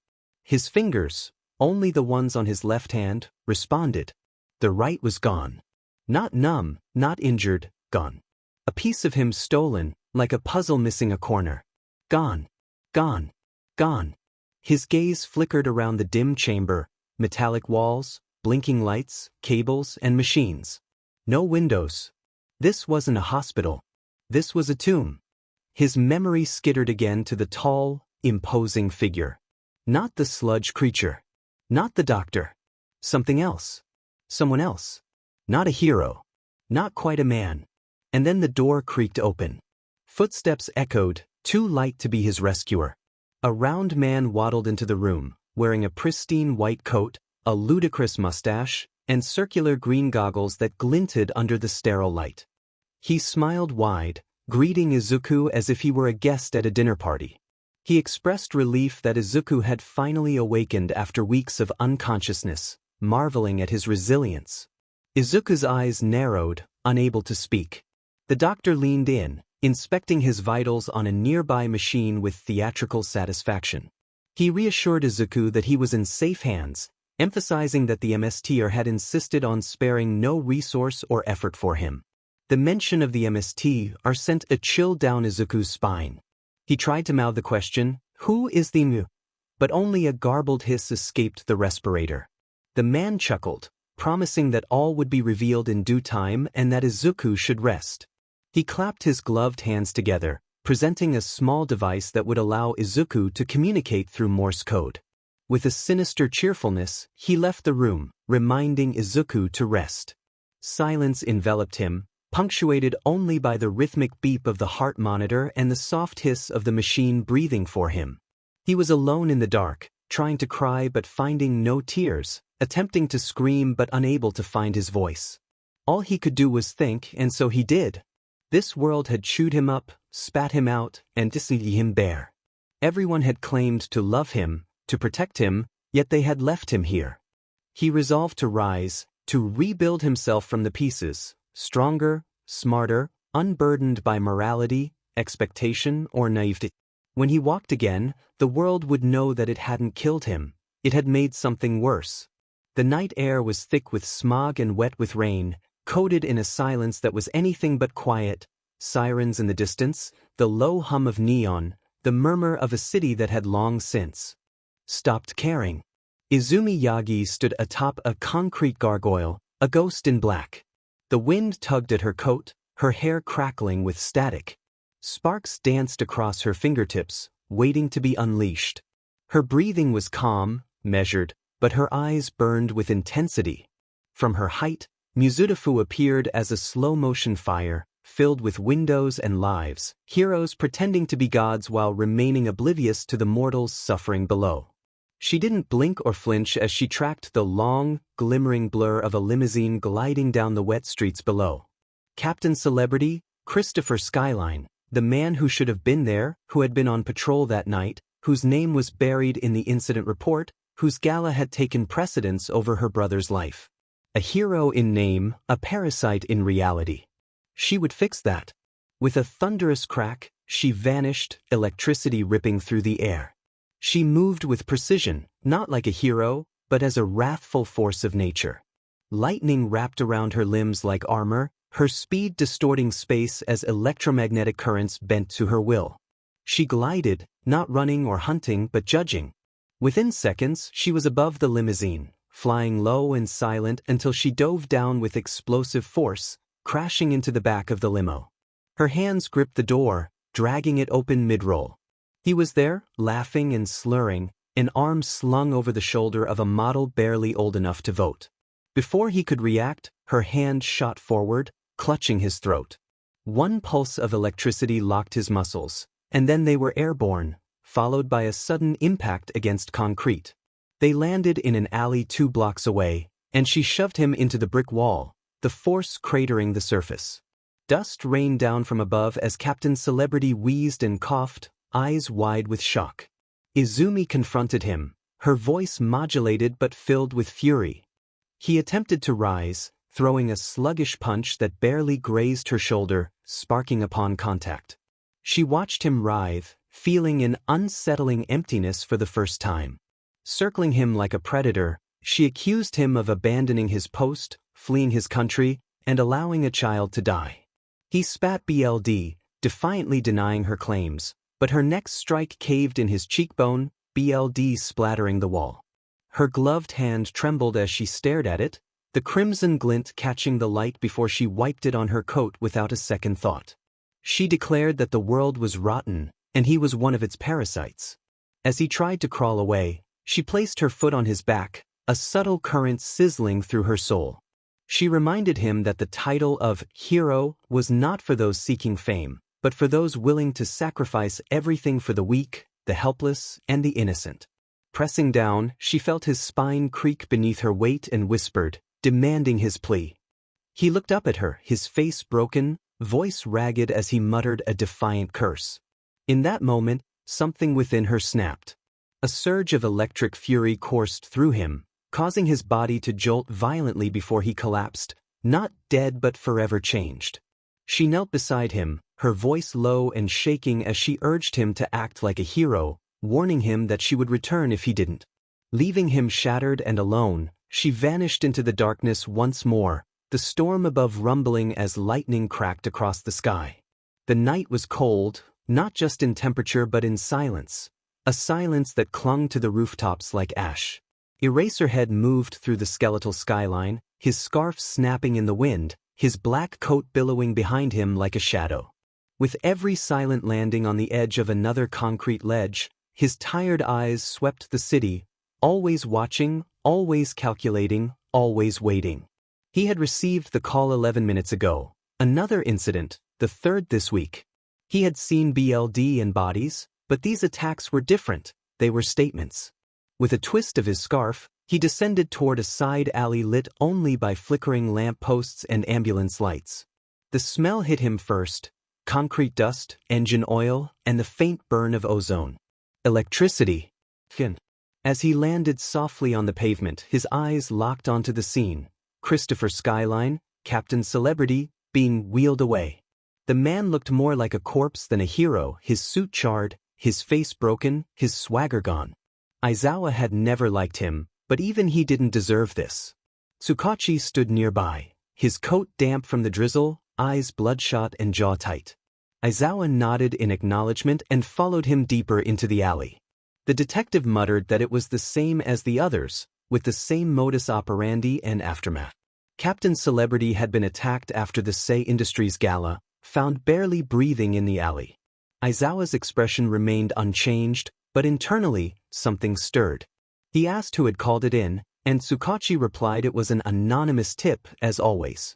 They reached a taped-off section of the alley, swarming with quiet investigators cataloging scorch marks and BLD droplets. An officer handed something to Tsukachi, who then held it out to Aizawa. It was a small, square envelope with a black wax seal marked with a crimson V. Eraserhead frowned as he slipped a gloved finger beneath the seal and unfolded the parchment. There it was again, that same symbol, a minimalist, hand-scrawled V, bold and stylized. Beneath it was a line that read, "If heroes do not hold their own accountable, then we will." Aizawa folded the note in silence, realizing this was no longer just vigilantism, it was something deeper. He asked if the energy signature was the same, and Tsukachi grimly confirmed it was electrokinetic, with controlled, condensed strikes and precise trauma points. The wounds suggested a level of restraint but also intention.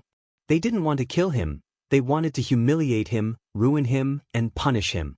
Aizawa's jaw clenched as he turned back toward the main street, where the fading ambulance sirens echoed. Tsukachi handed over a thin file filled with photographs of previous victims, a villain bound near a playground, a black market broker electrocuted inside a freight container, and a hero known for extortion, left tied upside down with a note pinned to his chest. A pattern emerged, more than just a series of attacks, it was a manifesto. They targeted corruption, not just villains but also heroes deemed unworthy. This was no longer about justice, it was personal. Aizawa stared at the folder, the weight of the situation settling heavily on him. Whoever was behind this believed they were fixing the world, and that made them dangerous. They stood in silence as the rain resumed, steady and cleansing nothing. Suddenly, an officer shouted from the crime scene about another note, another message. The 𝐒𝐮𝐦𝐸 continued, while the city slept, unaware that justice had shed its badge and donned a mask. The sound of machines was constant and relentless, a reminder of life in a sterile tomb of metal and fluorescence. Izuku lay in a cocoon of machinery, each breath a reminder that he was alive despite everything. He had learned Morse code, tapping out his screams, but no one answered. The doctor, whoever he was, seemed elated at every minor function, but Izuku couldn't focus on him. Today, the air felt different, thicker, as if destiny was pressing into his skin. Then the door opened with a hiss, revealing the doctor, grinning widely, and another figure entered, tall and wrapped in shadow and silk, his face obscured by a polished, black respirator mask. Even before he spoke, Izuku felt a chill. The man introduced himself as All for One, the most wanted villain in the country, known for his godlike quirk and rumored longevity. All for One began to pace, explaining that he had been watching Izuku for a long time, recognizing something rare in him, a quirkless child crafting brilliance from scrap. He spoke of how others had laughed at Izuku, told him to stay in his place, but he had defied that place. All for One saw Izuku as a threat to the world, just as he had been, and offered him a chance to build something greater without limits or shame. Silence stretched as Izuku processed the offer. He stared at the mask, feeling the weight of the gaze behind it. Was he a villain now? Hadn't he always been labeled as such? Perhaps it was time to embrace that role. He turned his eyes to the small Morse interface beside his bed and began tapping out a message. Letters scrolled across the monitor. "I'm Ian." All for One laughed triumphantly, welcoming Izuku to the League of Villains. He turned to leave, stating that Izuku's first task was to recover and regain his strength. Izuku tapped again, demanding the schematics for the machines, declaring he would optimize them and rebuild himself. All for One paused, and though his face was hidden, Izuku could sense the grin, a reflection of his own in the mirror of his past. For the first time since his arm was torn away, Izuku smiled. The blare of phones, the buzz of radios, and the sharp clicks of keystrokes blended into a dissonant rhythm that echoed through the Mizudafu Police Department. Detective Naomasa Tsukachi sat at his desk, buried in a fortress of folders and half-drained coffee mugs, as the night wore on. The mountains of paperwork had become a permanent fixture in his office, a testament to the rising chaos of recent months. 𝐒𝐮𝐦𝐬𝐵 let out a tired sigh, brushing his fingers through his unkempt hair just as a secretary dropped another stack of case files onto his desk with an apologetic murmur about new cases. He didn't even look up. More cases, always more. He exhaled heavily and leaned back in his creaking chair, eyes briefly closing as fatigue tugged at him like an undertow. Ever since All Might disappeared from public life and Izuku Yagi's funeral, things had only worsened. Crime was no longer just a shadow, it was a flood. Waves of assaults, petty thefts, and even villain attacks were becoming more frequent. The symbol of peace had vanished, and the world was already cracking. He reached blindly toward the corner of his desk, fingers searching for the one small comfort left to him, his chipped ceramic coffee mug, half buried beneath reports, unfinished witness statements, and search warrants. As he lifted it, he nudged one of the paper stacks by accident, and with a sound like fluttering wings, the leaning tower of bureaucracy collapsed onto the floor. 𝐒𝐮𝐬𝐵 muttered under his breath as he knelt to gather the scattered papers, feeling the weight of his responsibilities. Just what he needed. How much was he being paid again? He grumbled to himself until his hands stopped cold. There, half lodged between an incident report and a half-written summons, was a file with a photo he knew too well. Green eyes, messy hair, a boy with a bright, hopeful smile. Izuku. He sat down slowly, the file in his hands. The missing persons case. Open but cold. The truth everyone had accepted, but not him. He stared at the photo for a long moment, remembering the boy who used to visit the precinct with Tashinori, peppering him with questions, analyzing every detail of the cases 𝐒𝐮𝐬𝐵 would share with a chuckle. The boy who wanted to be a hero so badly that he studied how to build support gear at age 7. He hadn't filed this one away. He refused to. Because the moment he did, it would mean the case was closed. And he couldn't believe this was how it ended. His grip on the file tightened. Then, a voice broke through his thoughts, light and cheerful. 𝐒𝐮𝐬𝐵 startled slightly, twisting toward the office door. There stood Principal Nizu, his tiny paws clasped neatly behind his back, an unmistakable figure in a tailored suit. His eyes were sharp, his smile wide, and his presence felt heavy for his size. 𝐒𝐮𝐬𝐵 blinked, surprised to see him there. Nizu chuckled as he stepped delicately over the mess of scattered folders, commenting on the organized chaos of the office. The little creature's red eyes darted toward the photo still clutched in 𝐒𝐮𝐬𝐵's hand, and his ever-present smile wavered for a moment. The young Yagi boy. Such a cruel fate. 𝐒𝐮𝐬𝐵 slowly slipped the file back into his drawer, asking if Nizu knew Izuku. Nizu shook his head, moving toward the small couch opposite the desk. He climbed onto the couch with practiced ease, recalling a memory from 5 years ago during the Young Engineering Olympiads at Island, where Izuku had built a functioning prosthetic with spare parts at just 10 years old. Remarkable, really. 𝐒𝐮𝐬𝐵 leaned forward, resting his elbows on the desk, noting that Izuku wanted to be a hero. Many do, Nizu replied, before 𝐒𝐮𝐬𝐵 posed a question about whether he would have accepted Izuku into the hero course. Nizu paused, then laughed, a sound that was high, sharp, and just a little mad. It was an interesting question, he mused, turning his head to catch 𝐒𝐮𝐬𝐵's narrowed gaze. He asked what 𝐒𝐮𝐬𝐵 would say if he answered no, that a quirkless person couldn't be a hero, no matter how brilliant. 𝐒𝐮𝐬𝐵 crossed his arms, stating that would make Nizu a hypocrite, given that he also lacked a quirk. Nizu's eyes glimmered as he acknowledged the truth of that statement. He hopped off the couch and walked over to the shelf of casebooks and reference manuals, letting his tiny claw trace the worn spines. All Might had once told him that both his children wanted to be heroes and swore to do it together. Then Inko died, and Tashinori changed. Nizu recalled that he had advised Tashinori about Izuku, suggesting that while a quirkless hero would be rare, it wasn't impossible.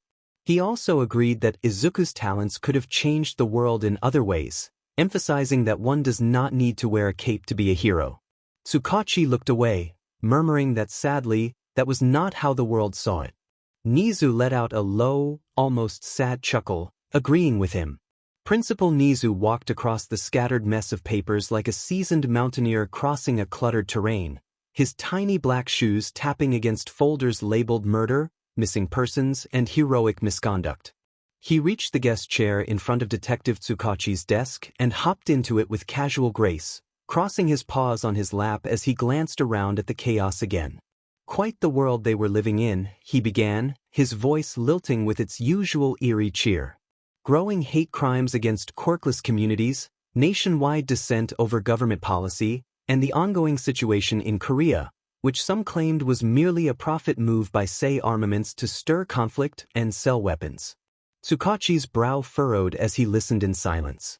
Nizu smiled wider, noting the skyrocketing petty crime, law enforcement stretched thin, and trust in heroes fraying again. He mentioned a new vigilante on the streets, recalling how it had been nearly 10 years since the last vigilante wave. Tsukachi reached under the clutter and pulled out a black folder marked in red ink, vcase file #. He tossed it lightly on the desk, stating that the media was calling the vigilante vendetta. Nizu's ears perked slightly at the mention of the name, acknowledging the branding effort. Tsukachi explained that they always left a stylized V at the scene, and they were still unsure if it was one person or a coordinated group. Witnesses described super speed, strength, and even flight, with the individuals being electric to the touch. He sighed, scratching the back of his head, contemplating the implications of one person wielding all those quirks. Nizu's paws drummed idly on the chair, suggesting there was a third possibility that Tsukachi wasn't considering. When Tsukachi inquired about it, Nizu's eyes gleamed as he explained the potential of a highly versatile electrokinetic quirk. Tsukachi blinked, clearly unconvinced, expressing doubt about how energy manipulation could grant someone super strength and flight. Nizu chuckled with delight, eager to explain. He elaborated on how electricity affects muscles, enhancing contraction speed and producing localized explosions of force. As for flight, he mentioned electromagnetism, suggesting that generating a repulsive field with the right polarity could allow for airborne combat. Tsukachi sighed, raising a hand to halt the enthusiastic explanation, acknowledging the complexity of the situation. Nizu gave a low hum and tapped his chin, suggesting that finding someone with an electric-type quirk matching the impressive performance stats might be easier than expected. Tsukachi, narrowing his eyes, thought back to when the vigilante known as Vendetta first appeared. It had been 2 months ago, shortly after Izuku's funeral. Nizu's hearty laugh startled nearby officers as he expressed his fascination with how the human mind disassociates from painful truths. Tsukachi, puzzled, asked for clarification, but Nizu simply posed a question about whether it might be best to let the vigilante roam free. Tsukachi dryly replied that the law required him to say no, to which Nizu nodded, indicating that only one answer was correct before disappearing into the shadows, leaving Tsukachi with the weight of his words.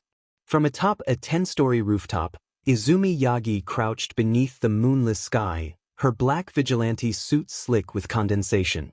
The V-shaped insignia on her chest caught a faint glint from the street lamps below. She felt the power coursing through her muscles, the world mapped in wavelengths to her. Every neon sign and faulty power line whispered into her mind. But then, silence enveloped her like SWs had been flipped. The electricity vanished, leaving her feeling weightless and wrong. Her breath caught in her throat as she stumbled forward, only to be struck by a boot to the side of her face. The impact sent her tumbling through the gap between two buildings, her body colliding with various surfaces until she hit the pavement hard, disoriented and in pain. As she lay there, struggling to rise, a figure dropped down in front of her. With shaggy hair and combat boots, the figure wore a long gray scarf that began to twist in the stale alley air. 2 faint red eyes shimmered behind reflective goggles. Izumi's heart sank as she recognized Eraserhead. She moved quickly, narrowly avoiding the scarf as she darted to the side. She lunged at him, but he parried her strikes with precision, countering with calculated attacks that left her gasping for breath. His style was efficient, and she realized she wouldn't win in a fair fight. This was not a fair fight, it was war. Izumi ducked under another WHP of the scarf and vaulted backward, trying to break line of sight. She zigzagged through the shadows, her heart pounding as she waited for the right moment. When the scarf came again, she twisted closer, rushing him. Aizawa turned to counter, but she dropped low, sliding between his legs. Their eyes met for just a second, emerald into crimson. As she passed, she smirked, feeling the familiar pulse return. She summoned the energy into her palm, creating a volatile sphere of ionized light and noise. With a burst of determination, she flung it over her shoulder and sprinted forward, the explosion providing her the cover she needed to escape. The front door creaked open, the cold wind biting at her back as she slipped inside. Clutching her side where bruises throbbed beneath her suit, she tucked away her mask and jacket, trying to steady her shaking hands. Sparks crackled faintly across her arms as her body instinctively sought to heal. The house was dim and quiet, a stark contrast to the warmth it once held. Ever since Izuku's funeral, it had felt empty, devoid of life. Her father's voice broke the silence, calling her name softly. She winced, feeling the weight of his concern. As she hesitated on the stairs, memories flooded back of racing up them with Izuku as kids. Their father, once a symbol of strength, now seemed like a ghost in his own home, burdened by guilt and loss. She forced herself to walk back toward the living room, where Toshinori Yagi sat, thinner and wearier than ever. The photos on the mantel behind him, smiling memories, felt like distant lies. He gestured for her to sit, and she complied, wincing as her ribs protested.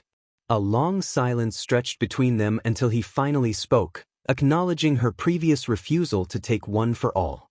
He explained that the world needed a symbol of peace again, that it was breaking, and urged her to accept the quirk meant for her brother. Izumi's heart fluttered at the thought, her fists curling in her lap as she grappled with the weight of the decision before her.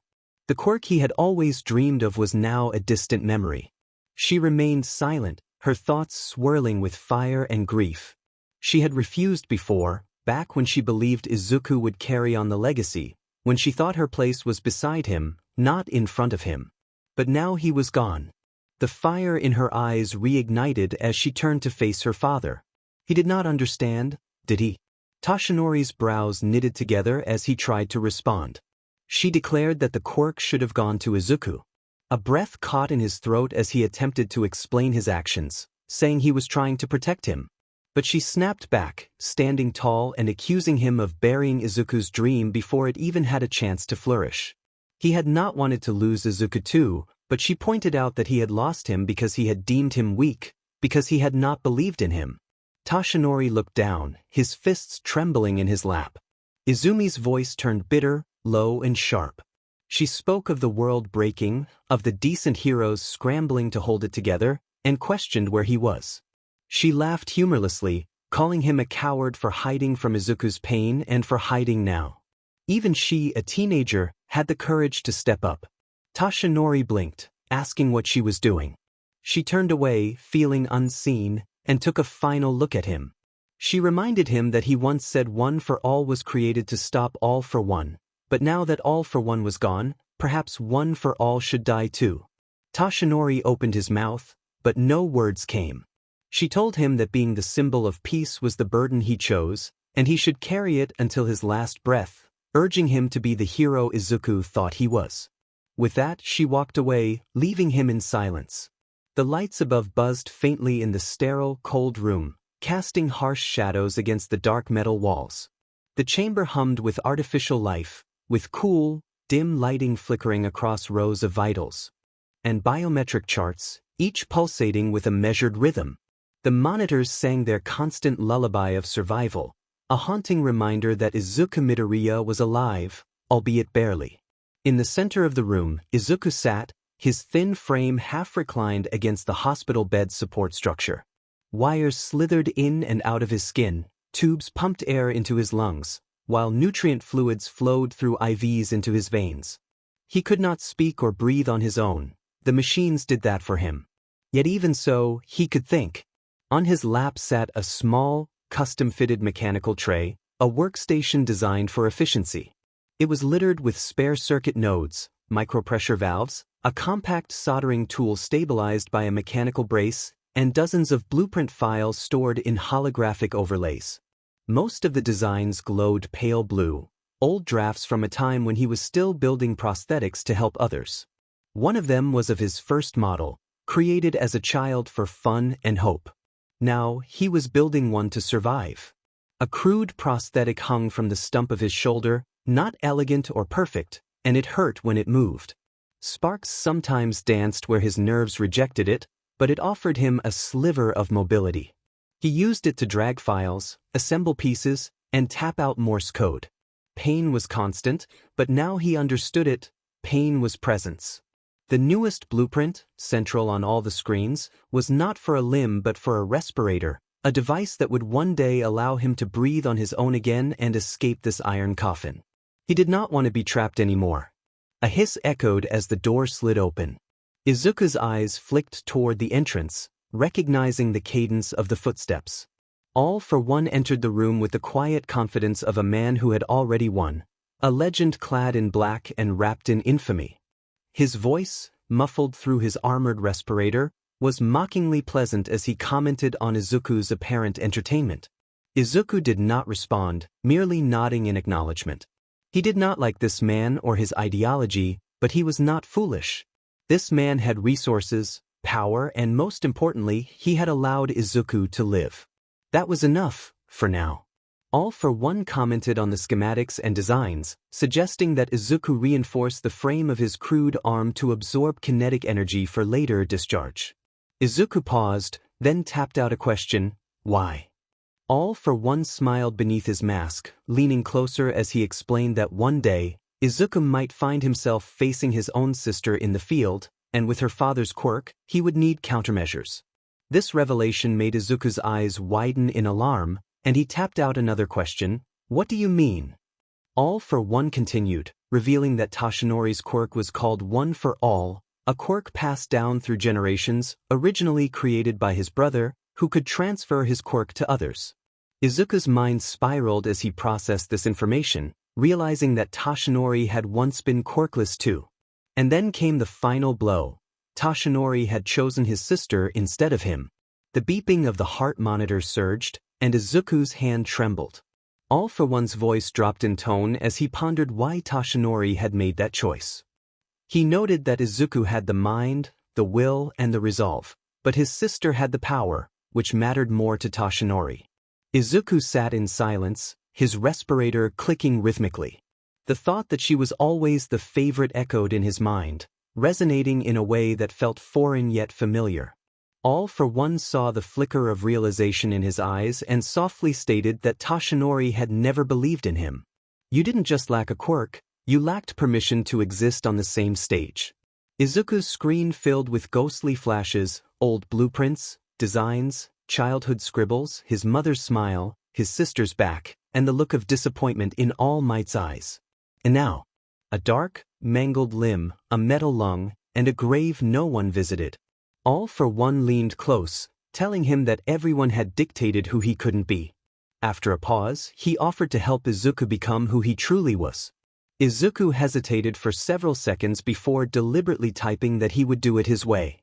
All for one nodded, a smile curling in the tone of his voice, assuring him that as long as they walked the same road, he could choose the direction. He turned toward the door, his cape dragging lightly behind him, and urged Izuku to build his voice. When he could finally breathe again, the world would hear it. The door hissed shut, and the respirator ticked. Izuku Midoriya, broken, buried, forgotten, kept building. The chamber was dim, lit only by the ghostly glow of hollow monitors and the faint thrum of machinery pumping air into his scarred lungs. Izuku sat reclined, his body thin and pale beneath layers of tubing and artificial life. His torso rose and fell in a slow, mechanical rhythm, the wheeze of his respirator a lullaby for the half-dead.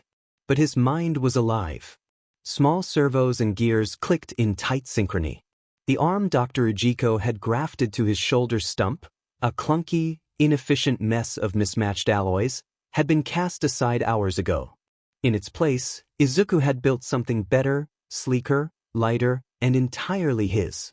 Though still crude, formed from scavenged components and repurposed medical hardware, it had purpose.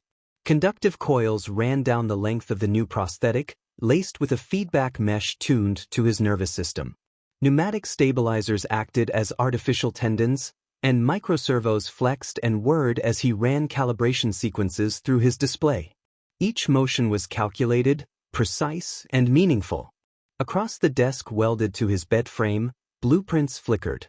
Models, equations, iterations. He no longer slept. There was no point when there was so much to build. Behind him, mounted monitors played a dozen feeds in a constant loop, reporting on military actions, corporate scandals, and rising hate crimes against Quirkless citizens. A grainy voice from a podcast feed barked that Quirkless individuals were parasites and accessories, unworthy of respect. Izuku's prosthetic hand twitched in response. Another screen displayed graphs of socio-political unrest, economic indicators, and social media toxicity maps. A pattern emerged, revealing a system in decay. They claimed quirks were a gift, a sign of evolution, yet the world deteriorated alongside their rise.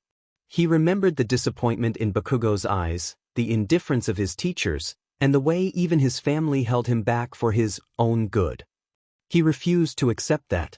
Turning his head, a screen flickered to life at his voice command, confirming the readiness of his new arm for surgical integration.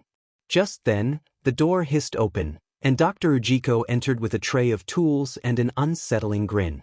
He remarked on Izuku's progress, expressing regret that he hadn't built him sooner, but acknowledging that even monsters take time to incubate. Izuku raised his left hand, fingers tapping the Morse pad mounted beside him, demanding the installation of his new arm. Dr. Ujiko cracked his knuckles, ready to proceed. The procedure was intense, involving sinew, bone, and steel. The air filled with the smell of cauterized materials as the old implant was removed and the new arm was grafted to his shoulder. Izuku didn't scream or flinch, he remained stoic. As the last bolt locked in place and the system synced to his neural relay, he flexed the fingers of his new prosthetic, which responded smoothly and efficiently. Ujiko, proud of his work, inquired if that was all for the night or if Izuku would build his own lungs next. Izuku didn't respond verbally. Instead, he turned toward his main monitor and brought up a new schematic, a mask, angular, dark, and unforgiving. This would be the respirator he would build himself, not just to breathe freely but to breathe with purpose. When the world finally heard his voice again, it would never forget. The click of metal filled the stale air as Izuku's fingers danced across the console. Thin blueprints flickered in rapid succession across 3 different screens, showcasing a 3D model of an integrated respiratory system. Simulations hummed in sequence, but failures piled up, indicating risks of asphyxiation. Izuku's brows twitched, but his expression remained neutral. He moved like a machine, no wasted motion, no emotion. The respirator wouldn't just cover his face, it would keep him alive. He was about to initiate a new simulation when the door opened. This wasn't Dr. Ujiko. A figure stood in the doorway, silhouetted in shadow. Pale blue hair, frizzed and uneven, and skin partially hidden behind a slender hand that clutched her face. A black dress draped loosely from her frame, and her red, twitching eyes studied him with amused fascination. She stepped in without asking. Izuku's fingers moved fast, demanding to know who she was. The girl chuckled, scratching at her neck and taunting him. She claimed to be the heir of All for One, the chosen destroyer of society, and declared herself Nana Shigaraki. Izuku stared at her, unimpressed, stating he had never heard of her. She flinched, visibly taken aback, but quickly recovered, asserting that she was underground by design and that one day everyone would know her name. She grinned, promising that they would scream it. Nana then turned her attention to the monitors flashing behind Izuku's bed. News tickers and war reports rolled in bleak succession. Say Armaments faced new allegations of price-gouging drone contracts. Another quirkless teenager was hospitalized in Shizuoka. New footage from the Korean border revealed unsettling developments. She waved a hand, expressing her frustration. Even here, the air was thick with war reports and podcasts, as if they were essential for survival. She drifted to his bedside, leaning in to inspect the sleek prosthetic attached to his shoulder, whistling in admiration. This was some high-level technology. She poked it, marveling at its cybernetic design. Izuku rolled his eyes, his mechanical fingers tapping in irritation. He insisted she stop touching it, and she laughed, her attention shifting to the rotating display above his console. A mask was displayed, and beneath it were schematics for an artificial internal lung system. Her red eyes widened in surprise. She asked if he was seriously building his own lungs, and he nodded slowly, confirming the details of his internal respiration control system. She winced, realizing the implications. They would have to perform surgery to install it. He acknowledged this, and she grimaced at the thought, admitting she found his determination admirable. She gave him a nod of understanding, recognizing his unique abilities. As she turned to leave, she reminded him that despite his intelligence and strength, she remained the favorite of their mentor. The door hissed shut behind her, leaving Izuku alone with the whir of machines and the glow of screens. He returned to his work, focusing on the lung schematic, determined to make his mark on the world. The air was thick with city haze and the sharp scent of ozone. Rain hadn't fallen, but the skies above Minato Ward loomed gray and oppressive, as if mourning something unnamed. The streets were alive with footsteps and voices. Thousands of people lined the sidewalks and intersections, packed shoulder to shoulder. Colorful signs bobbed above the crowd, proclaiming their demands for Quirkless rights. At the edge of the main artery, blending into the crowd behind a group of university students carrying a massive hand-painted banner, stood two figures in hoodies and cloth masks. One was black and red, the other white and gray. Izumi's voice was muffled under her mask, but her irritation was clear as she questioned why they were there. She had been dragged out in the middle of the night and made to wear a disguise, all while she could have been training. Beside her, Shuko adjusted her hood calmly, explaining that if they wanted to change the world, they had to start somewhere. Izumi scoffed, questioning how Shuko had convinced her father to let her join the protest. Shuko shrugged, admitting she hadn't told him the full truth, leading him to assume she was attending a study group. Izumi crossed her arms, skeptical about the effectiveness of their actions. She pointed out that this was the 5th protest in Minato that month, yet nothing had changed. The situation at the Korean border remained dire, and the government still refused to regulate Seiya's contracts. Shuko reminded her that the victims were finally being heard, that they were speaking up and gathering evidence against the injustices they faced. As chants echoed through the crowd, a speaker's voice rang out through a megaphone, calling for an end to the silence. Izumi clenched her hands, expressing her frustration that they could be doing more. She believed that their strength and entry into you would be what truly made a difference, rather than just handing out flyers to the same crowd repeatedly. Shuko looked up at the gray skies, reminding her that change doesn't come from a single action. They both fell silent as the mass of people reached the barricades surrounding the Diet building, its clean white facade looming above them. Izumi gestured toward the guards lined up behind their barriers, questioning whether they cared about the protesters' cries. She felt tired of waiting and of shouting into a void, lamenting that they were supposed to protect people but were only making noise. Shuko didn't argue. Instead, she knelt down and picked up a folded pamphlet that had fallen into the gutter, its ink running from the moisture. She held it out to Izumi, suggesting that sometimes noise was all they had until someone finally listened. Izumi looked at the paper and then at the crowd, filled with individuals of all ages, none of whom possessed the powers to fight back against the injustices they faced. Yet they still screamed for their rights. Izumi finally relented, agreeing to join the protest but insisting they would train afterward. Shuko smiled beneath her mask, accepting the deal. Deeper inside the facility, far removed from the room Izuku had once called his cage, lay a former surgical bay transformed into a place of sterile innovation. Glass tanks filled with half-formed organs lined the walls, and the air was heavy with antiseptic and something metallic. At the center of it all, nestled in a reinforced surgical pod, lay Izuku Midoriya, connected to iron lungs that guided his breathing. Dr. Ujiko hovered above him, studying the schematics one last time. For the first time in decades, the old man's grin faltered, not out of fear but in awe. He questioned whether Izuku was sure about this procedure, acknowledging the risks involved. Izuku remained still, focused on his determination to see this through. Instead, his prosthetic hand lifted weakly from the side of the pod, fingers trembling, and gave a firm thumbs up. Outside the surgical chamber, separated by thick one-way glass, stood two silhouettes. Was tall and imposing, a man in a black suit with a respirator obscuring his face.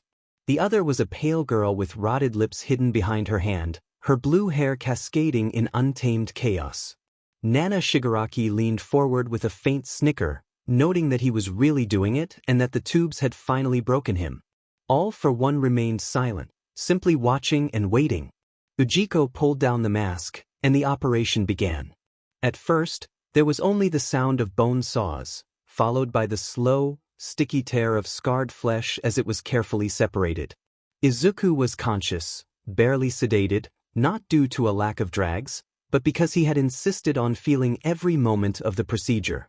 His lungs, what remained of them, had collapsed into fibrous husks, shriveled and soaked in synthetic bile.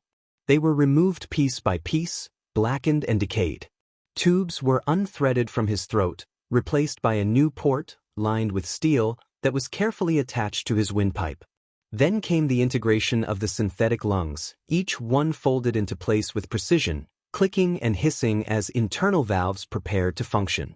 His ribs were replaced with reinforced titanium struts, and his trachea was resutured to match the modular seal that would connect to the external mask. Microchips were sewn into flesh, creating a throat that was both ravaged and rebuilt. Wires, mesh, flesh, metal, and meat combined to form a new version of humanity. And through the agony, he remained silent, his eyes wide open. 25 hours passed. A full day of carving, patching, welding, and sealing. When it was done, Ujiko sat slumped on a stool, a lit cigarette shaking in his fingers. The air was thick with BLD and oil, and the surgical pod sat still and silent. Outside, Nana watched with an unusual quietness, while all for one's eyes glimmered with anticipation. Ujiko exhaled smoke into the room, muttering to himself, not really expecting an answer. Silence enveloped the room until suddenly, a metal hand shot upward, slamming down on the side of the pod. Ujiko jumped, startled by the sudden motion. Inside the pod, Izuku, now connected to wires that were part of him, with mechanical lungs and a throat that hummed with static, sat up slowly and deliberately. He turned his head, and the respirator clicked. His eyes, burning like radioactive emeralds, locked onto the room. Then came a rasping sound, a distortion as he expressed that he had never felt better. Behind the glass, all for one smiled, and beside him, Nana grinned widely. The rhythmic whir of servo motors, the crunch of composite limbs colliding with synthetic materials, and the hiss of the respirator filled the air. This was the sound of the new Izuku Midoriya. A week had passed since the surgery, a week since his body had been opened, hollowed, and reforged, and Izuku had yet to rest. He refused to. In one of the underground lair's training rooms, dimly lit and cluttered with ruined sparring dummies, he moved with precision. It was violence disguised as DSPLN. He fought like an algorithm refined by pain, a ghost of who he had been when he trained under Danban, his long-gone instructor, when he still believed that the world could be changed by kindness. That version of Izuku was gone, burned away and discarded. Each combination of strikes was methodical, jab, low sweep, feint, followed by a powerful blow from his metal arm. Every hit caved in polymer ribs, crushed sponge cores, and burst synthetic organs. What had once been his greatest weakness had transformed into his final answer.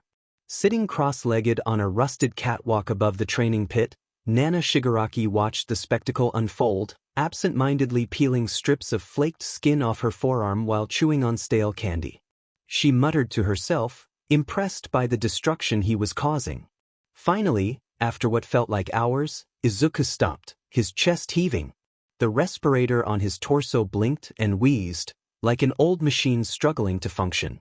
Nana called out lazily from above, asking if he was all right. Izuku pressed his hand against the side of his chest unit, fingers flexing against the pressure behind the scar, but he didn't look at her or respond. When she asked why he was still there, he simply walked past the dummies and through the exit door, the hiss of hydraulics trailing behind him. Nana's smile widened, sensing that this was going to be entertaining. In the dim hush of his quarters, Izuku worked tirelessly. His small, utilitarian room was filled with flickering blue lights and half-finished prototypes. One display showcased the blueprints for a plasma pistol, its charging array marked with complex mathematical notations. Another displayed a crude but efficient personal defense system. Every line and equation was crafted with care. If one searched deep enough into the internet's forgotten corners, they would find old forums and discussions, remnants of a past that had long since faded. Theories of energy manipulation, magnetic shielding, and plasma compression lingered in Izuku's mind, remnants of what humanity could have achieved if it had not bound itself to quirks and turned away from pure science. There was no use in dwelling on the past. If others would not build the future, he would drag it into the present. Another screen displayed a sprawling criminal board filled with photos, strings, and diagrams. The Prime Minister, Say Industries, CEOs, politicians, and heads of hero agencies, all fattened by corporate greed. Izuku stared at it, feeling the cold burn of purpose claw deeper into his chest. If he wanted to change the world, he would need to strike first, strike hard, and leave nothing of the old order standing. Suddenly, one of the displays fizzed into static. From the fog of broken pixels came a voice he recognized all too well, all for one. He spoke with a false warmth, acknowledging Izuku's speedy recovery. However, he reminded Izuku that it would not have been possible without their assistance. Izuku paused, flexing his mechanical hand at his side, feeling the invisible chains tighten. The carrot had been eaten, it was time to see what the stick looked like. All for one continued, his tone syrupy sweet, stating it was time for Izuku to repay part of his debt. Those precious mechanical toys were not cheap. Izuku closed the schematics and shut off the criminal board with a swipe, turning fully to the display, his respirator hissing lowly. He asked flatly what was needed, knowing All for One was grinning behind that grotesque mask. Dr. Ujiko was waiting outside his chamber to take him where he needed to be. The screen crackled one final time before cutting off. When the door hissed open, Dr. Ujiko stood illuminated by the hallway's low lights, his goggles gleaming with manic excitement. He greeted Izuku with enthusiasm, declaring him the boy wonder, and inviting him to see what real science looked like. Izuku's brow twitched at the phrase, real science, but he said nothing as he stepped forward. Together, they moved through parts of the lair Izuku had not known existed. Hidden corridors disguised behind false walls, elevators that dropped sideways and down into the earth like veins of a living organism, and twisting tunnels where the walls seemed to breathe. Finally, they arrived at a massive, darkened chamber. Izuku couldn't tell if it was a warehouse or a morgue. Ujiko welcomed him with a tone of reverence, reaching for a large industrial SWS and throwing it. Light flooded the space, revealing hundreds of cylindrical tanks. Lined against the walls, each filled with a viscous, bile-green fluid. Inside floated creatures, twisted parodies of humanity. Bodies stretched too thin, bones exposed, and brains visible through transparent skulls. Some had multiple arms, some had no faces, and others had jagged metallic protrusions growing where limbs should be. One particularly horrific creature had no lower jaw, its tongue lolling out, and tiny tumors pulsated in place of eyes. Izuku instinctively stepped back, grappling with the sight before him. He managed to ask what this was, and Ujiko laughed, a horrible, syrupy laugh that made Izuku's skin crawl. Ujiko proclaimed that this was Project Nomu, the next step in humanity's evolution, a fusion of quirks and bodies, perfection born from the wreckage of weakness. Izuku stared at the tanks, feeling something cold claw at the back of his mind, not fear, but disgust mixed with a dark, analytical interest. If they were capable of this, what could he build? As they walked deeper into the chamber, the shadows pulsed around them, as if the monstrosities in the tanks were dreaming of a nightmare world. The stench of chemical rot and sterilization agents clung to him. He stepped over scattered tools, discarded syringes, and bloodstains long since dried. Around him floated corpses of failed experiments, their open eyes gleaming with a silent, endless scream. He forced himself not to flinch, reminding himself that he had to see it, understand it, and conquer it. Finally, he asked what exactly these things were. Ujiko beamed, his wide mouth splitting into a grotesque grin. He described them as biomancy perfected, or at least, it would be. Izuku's pace slowed as he stared into the tanks of perverted flesh, demanding an explanation. Ujiko's goggles gleamed with excitement as he spoke of perfecting the duplication and transfer of quirks, as if announcing a monumental discovery. Izuku stopped walking, his respirator emitting a long, slow mechanical exhale. He questioned the purpose behind this work, and Ujiko chuckled, bouncing slightly with enthusiasm. He spoke of creating the perfect army and the perfect vessel. Izuku stiffened at the mention of a perfect vessel, recalling how All for One moved, his presence diminished compared to the legends Izuku had read. All for One was dying, and they needed a new body. Izuku turned his sharp gaze toward Ujiko, stating flatly that they were trying to build All for One a new body. Ujiko smiled proudly, acknowledging Izuku's deduction. Izuku sighed hollowly from his respirator, asking what Ujiko wanted from him, emphasizing that he was an engineer, not a biologist. Ujiko's grin widened, insisting that Izuku was a prodigy and would catch on quickly. He leaned in closer, whispering manipulative words about making society better for the Quirkless.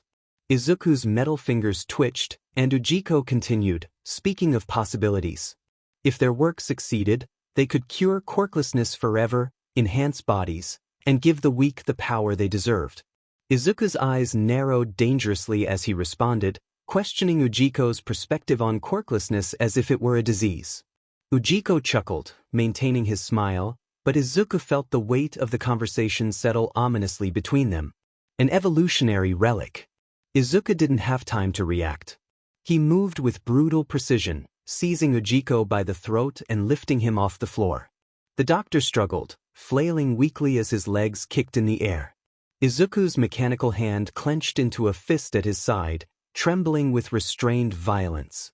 He growled, asking if Ujiko wanted to see what this relic could do to him. Ujiko coughed, his goggles slipping slightly, and finally croaked out that he understood. Izuku let him fall unceremoniously onto the blood-stained tiles. The doctor crumpled like a discarded marionette, coughing but still smiling. Izuku towered over the hunched figure, asking where they should start. As Ujiko adjusted his broken glasses and looked up into Izuku's emotionless emerald eyes, he finally saw it, the seed All for One had nurtured. The mind they had waited for. The force that would shatter the rotten world and build a new one atop the rubble. Hisashi Midoriya's son. All for One's heir.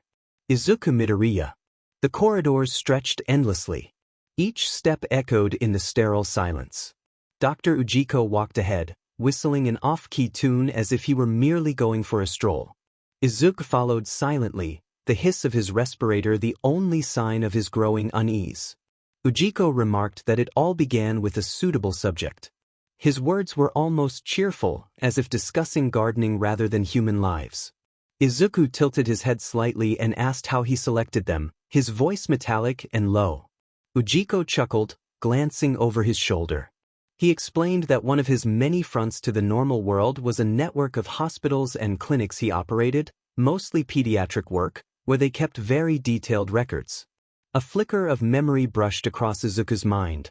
The sterile office, the smell of disinfectant, the cold glint of overhead lights, his mother's worried face, Izumi's bright smile, and the doctor's face. That doctor.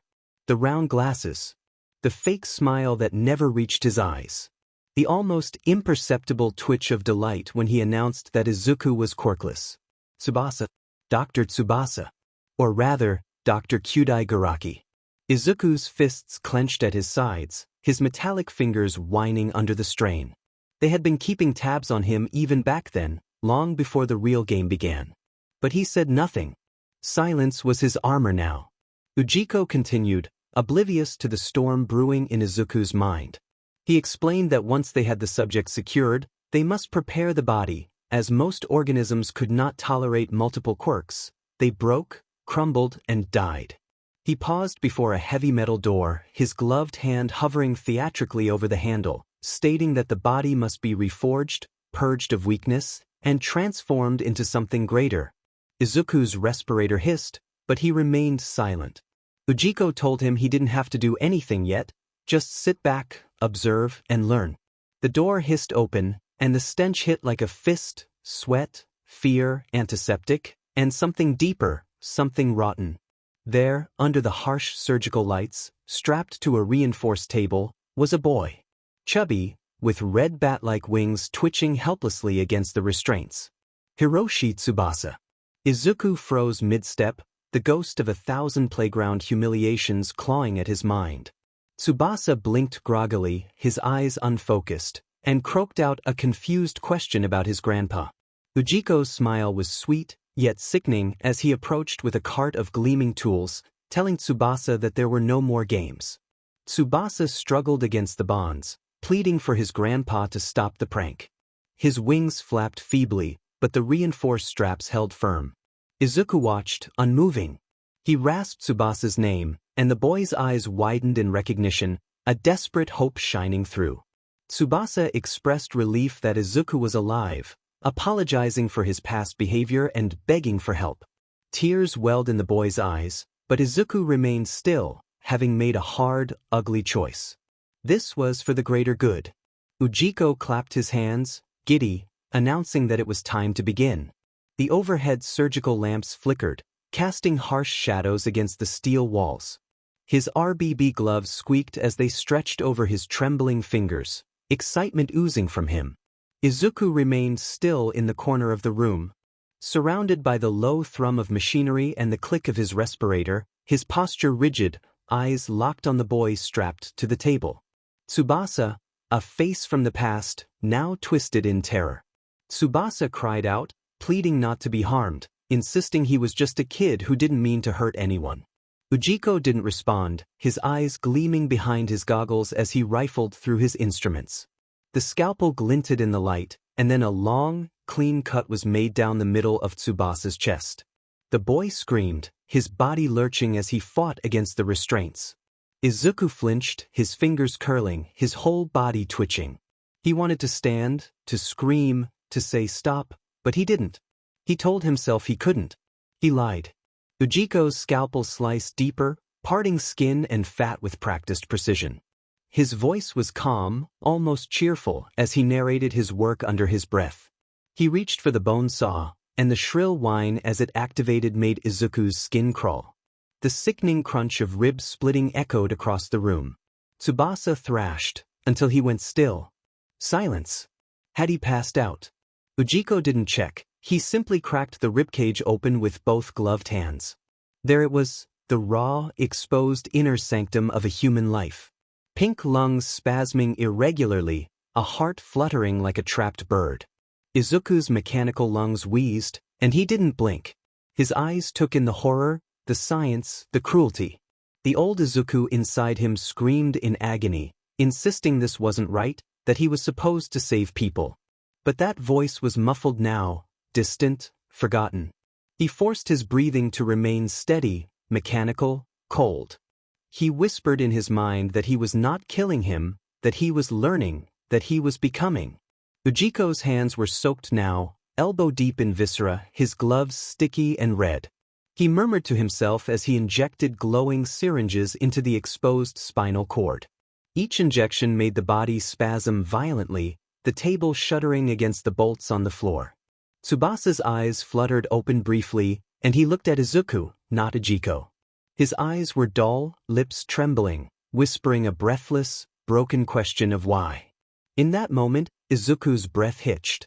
He almost stood, almost lunged at Ujiko. He had almost saved him, but in the end he did not. He clenched his fists, feeling the pressure of his nails against his skin and the cold steel. He let the moment slip away, and in doing so, he allowed the boy to die. This was necessary, wasn't it?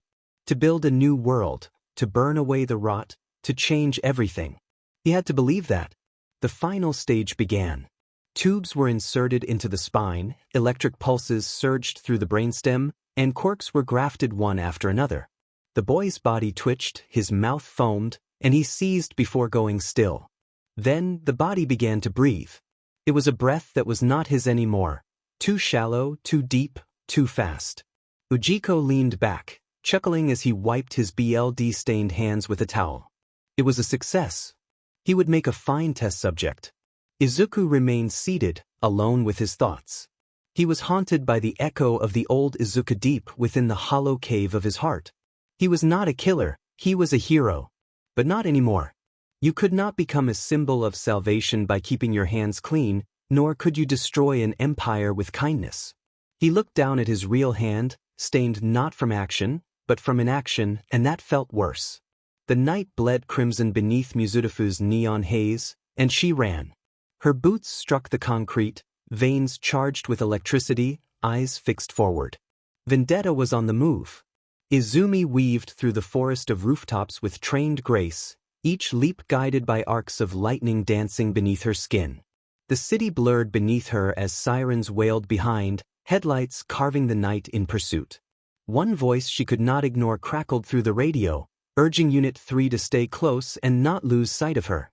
She did not glance back. He was always there, chasing her like a ghost of a broken oath. Below, squad cars screamed, but above, she flew, riding the electromagnetic currents of the city like a ghost of justice. Her blood boiled as her mind replayed the video of that smug officer who had watched a quirkless, scared boy get beaten while he leaned against the wall, scrolling on his phone. He had let it happen, so she let it happen to him. With each strike, she felt the impact resonate through her. She did not even use her quirk for that one, not until the end. A rooftop came into view, and momentum surged as she hit it in a crouch, preparing to launch again. But then, the world went silent inside her. The current was gone, and with it, her quirk. She stumbled, her reflexes dulled, instincts sputtering without their power source. That was when the kick came, from the shadows, fast and precise. A boot collided with her ribs, forcing the air from her lungs. Her body twisted mid-fall, but she landed hard and rolled, just in time to avoid a second strike. A scarf snapped toward her like a WHP, brushing against her mask. She bolted upright, sliding back across the gravel, staring down her opponent. Hair floated, eyes glowed, and goggles shimmered in red. It was Eraserhead. Izumi cursed under her breath, surprised he had found her so quickly. They both moved at once. He struck first, and she dodged left, vaulting high as he swept low. His movements were surgical, each attack a lesson, each feint a test. She answered with speed, her movements sharp and erratic, designed to throw him off. But he had fought her enough to anticipate her. He did not flinch or blink. She twisted under a strike, bringing her elbow up to meet his jaw, but he blocked and countered, catching her wrist and twisting it. She was thrown into a vent with a clang, gritting her teeth as pain shot through her spine. Rolling off the ledge, she slid down a service ladder and sprinted across a narrower rooftop. She needed space, a blind spot, a break in sightlines. She vanished into the clutter, and in that moment, power returned. The thrum ignited her nerves, voltage racing through her cells like a flood of flame. Acting fast, she conjured a flashbang, charged to maximum output. She turned, lunged, and released it. A blinding white burst illuminated the night for a split second. Eraserhead winced, instinctively bringing his arm up, but in that last instant his hand found her mask. The straps snapped as she dove away into the dark, vanishing once again. But down below, in the lingering glare of the blast, a lock of blonde hair drifted on the wind. Aizawa blinked away the tears and light spots from his vision, his teeth gritted. The implications clawed at his gut. Not just blonde but familiar blonde. Not just a rogue vigilante, but a ghost. He stood still for a moment longer, the broken half of her mask clutched in his hand. High above, unseen, a figure watched from a higher ledge, arms crossed and silent. Eyes hidden beneath a hood, face barely visible, but they had seen it all. The posture, the patterns, the precision. And they exhaled through their nose, "Too slow, kid." With a shift of shadow and wind, the figure disappeared into the city below. The city had gone quiet again. Izumi ducked into one of her bolt holes, an abandoned rooftop greenhouse, overtaken by ivy and rusted iron beams. Cracked glass scattered the floor, and the faint stench of mold lingered in the corners. She collapsed onto a crate, breathing hard. Her ribs ached, her knee acted up again, and she was running out of smoke bombs and voltage packs. Worst of all, he had almost seen her. She tore off what remained of her mask and slammed it against the floor, watching it crack and split apart. Frustration surged within her as electricity flickered in her palm. Minutes passed, and just as she began to relax, it came, a punch from nowhere, square to her cheek. Her head snapped sideways, vision exploding in white. Before she could react, a knee collided with her gut, knocking the wind from her lungs. She stumbled back, gasping, but there was no time to recover. Another strike, a backhand, launched her straight into a rusted beam. Metal groaned as she hit the ground, coughing. Looking up, she saw a tall figure, cloaked and hooded, with no words, just presence. A hero. A vigilante hunter. Or worse. Her pupils narrowed, electricity crackling down her arms. This was a big mistake. She surged forward, a blur of lightning and fury. Fists flew, kicks landed, and bolts exploded from her fingertips. But every single attack was blocked, every punch redirected, every strike parried, every blast dodged. Somehow, it all felt familiar, not in how they moved but in how she moved. She was being countered before she committed, intercepted mid-movement, as if her attacker knew her better than she knew herself. Then the memory hit, a childhood summer, the tatami mats of the old dojo beneath her feet, the warmth of a summer afternoon. Sweat dripped from her brow as she lunged again and again, a patient voice correcting her form, a firm hand lifting her from the ground after every fall. Laughter filled the air, her brothers, her mothers, her fathers, and his. The smell of sandalwood and the rhythm of footwork surrounded her. She blinked, breath caught, her next punch halting halfway. Before she knew what she was doing, her voice broke free. Dan. A pause followed, then a laugh, rough and warm, full of years and dust. The figure pulled off his hood, revealing silver-white hair, wild as ever. Wrinkles carved his face like old battlefields, but his blue eyes still burned. He tossed the coat aside. Dan Ban. The years had worn his frame, but not his presence. Izumi's lips trembled, her throat tightening as she took a shaky step forward. She thought he had died. Dan simply shrugged and remarked that he wasn't dead yet, not while one of his students was trying to win a war with a hammer when the world needed a scalpel. Izumi clenched her jaw, disbelief shattering into something harder, raw. She insisted that she had to do this because if she didn't, no one else would. Someone had to protect the weak and punish the system that allowed them to suffer. Dan stood there, watching and measuring her, then sighed, a sigh that carried decades of experience. He muttered that she was still chasing ghosts with thunder. Izumi narrowed her eyes, demanding to know what he meant. Dan explained that she still didn't understand. She wasn't protecting the weak, she was punishing them. She flinched at his words, denying it, but he interrupted her firmly, stating that she believed every thug she defeated was a win for justice and thought pain equaled righteousness. But all she was doing was flipping the same coin. Izumi opened her mouth, but the words died in her throat as Dan stepped closer. He told her that she told herself she was strong for them, but what she was really doing was trying to make the world hurt as much as she did. She staggered back, blinking rapidly, insisting that wasn't true. Dan's calm voice cut through her protests, pointing out that she screamed about protecting the powerless but had become what she hated. She used strength the same way they did, just giving it a prettier name. Izumi snapped back that she was fighting for them, but Dan replied that she was fighting for a ghost, her brother's ghost. She froze, and Dan allowed the silence to settle heavily around them. Then her voice cracked, barely above a whisper, asking what else she was supposed to do. Her fists trembled, and her eyes shone with unshed tears. She confessed that she couldn't save him, that she was right there and couldn't do anything. Dan placed a rough, familiar hand on her shoulder and told her to grieve him properly, then train, learn, and grow. When she struck, he urged her to do it with clarity, not rage. She looked at him, her broken edges exposed, insisting that she needed to be strong. Dan gently affirmed that she did, but strength without reflection was just another kind of cruelty. His words sank in like rain into cracked earth. Dan locked eyes with her, offering no challenge or judgment, just the quiet, immovable truth of a man who had seen too much. He told her that if she wanted to change the world, she needed to stop copying its mistakes. For a long breath, the rooftop was still, and then Izumi nodded.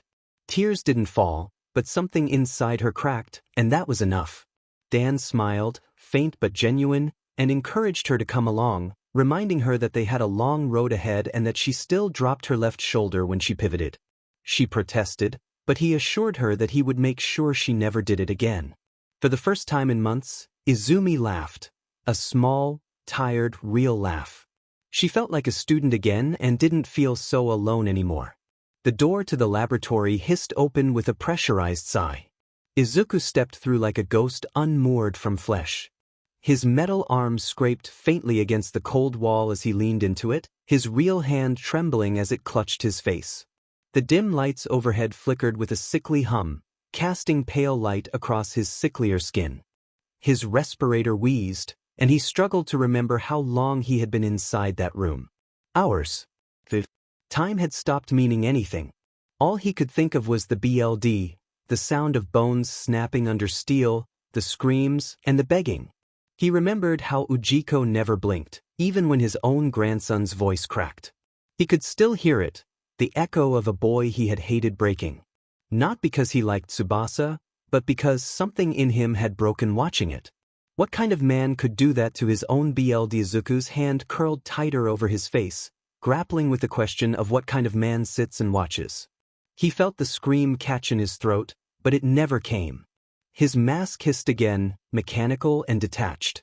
That was who he was now, mechanical, detached, necessary. He thought of Izumi, her fire, her fury, how different she had become, how far they had diverged. He thought of Toshinori, the symbol, the coward, the man who said he wasn't meant to be a hero. Could he really do it? If it came down to it, could he kill them if it meant saving everyone else? Izuku stared blankly into the hallway, lost, until a quiet flutter broke the silence. He looked up to see a napkin held by a hand wreathed in gentle violet mist. A calm voice, measured and smooth like flowing ink, remarked that he looked pale. Izuku blinked, adjusting to the shape of a tall, dignified man dressed in a crisp black suit, cloaked in swirling mist. 2 golden slits of light peeked from where his eyes should be, and his presence was oddly soothing.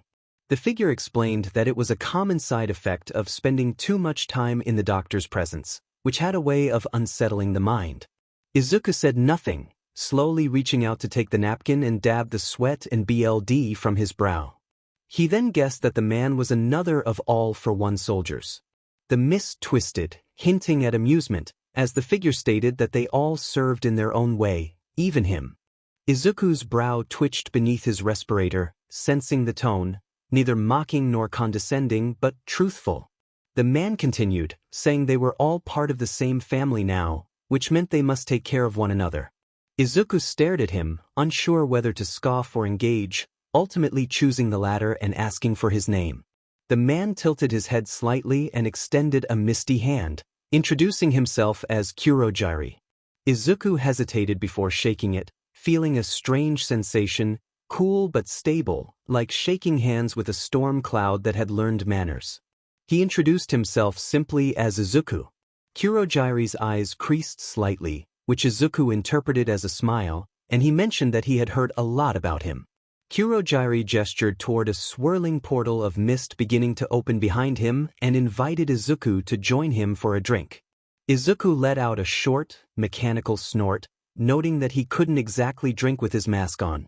Kurojiri chuckled softly, suggesting that where there is will, there is adaptation, and remarked that Izuku was quite good at that. With that, the mist curled around Izuku's legs, gently lifting him off the ground. The corridor, the lab, the BLD vanished behind a curtain of violet fog.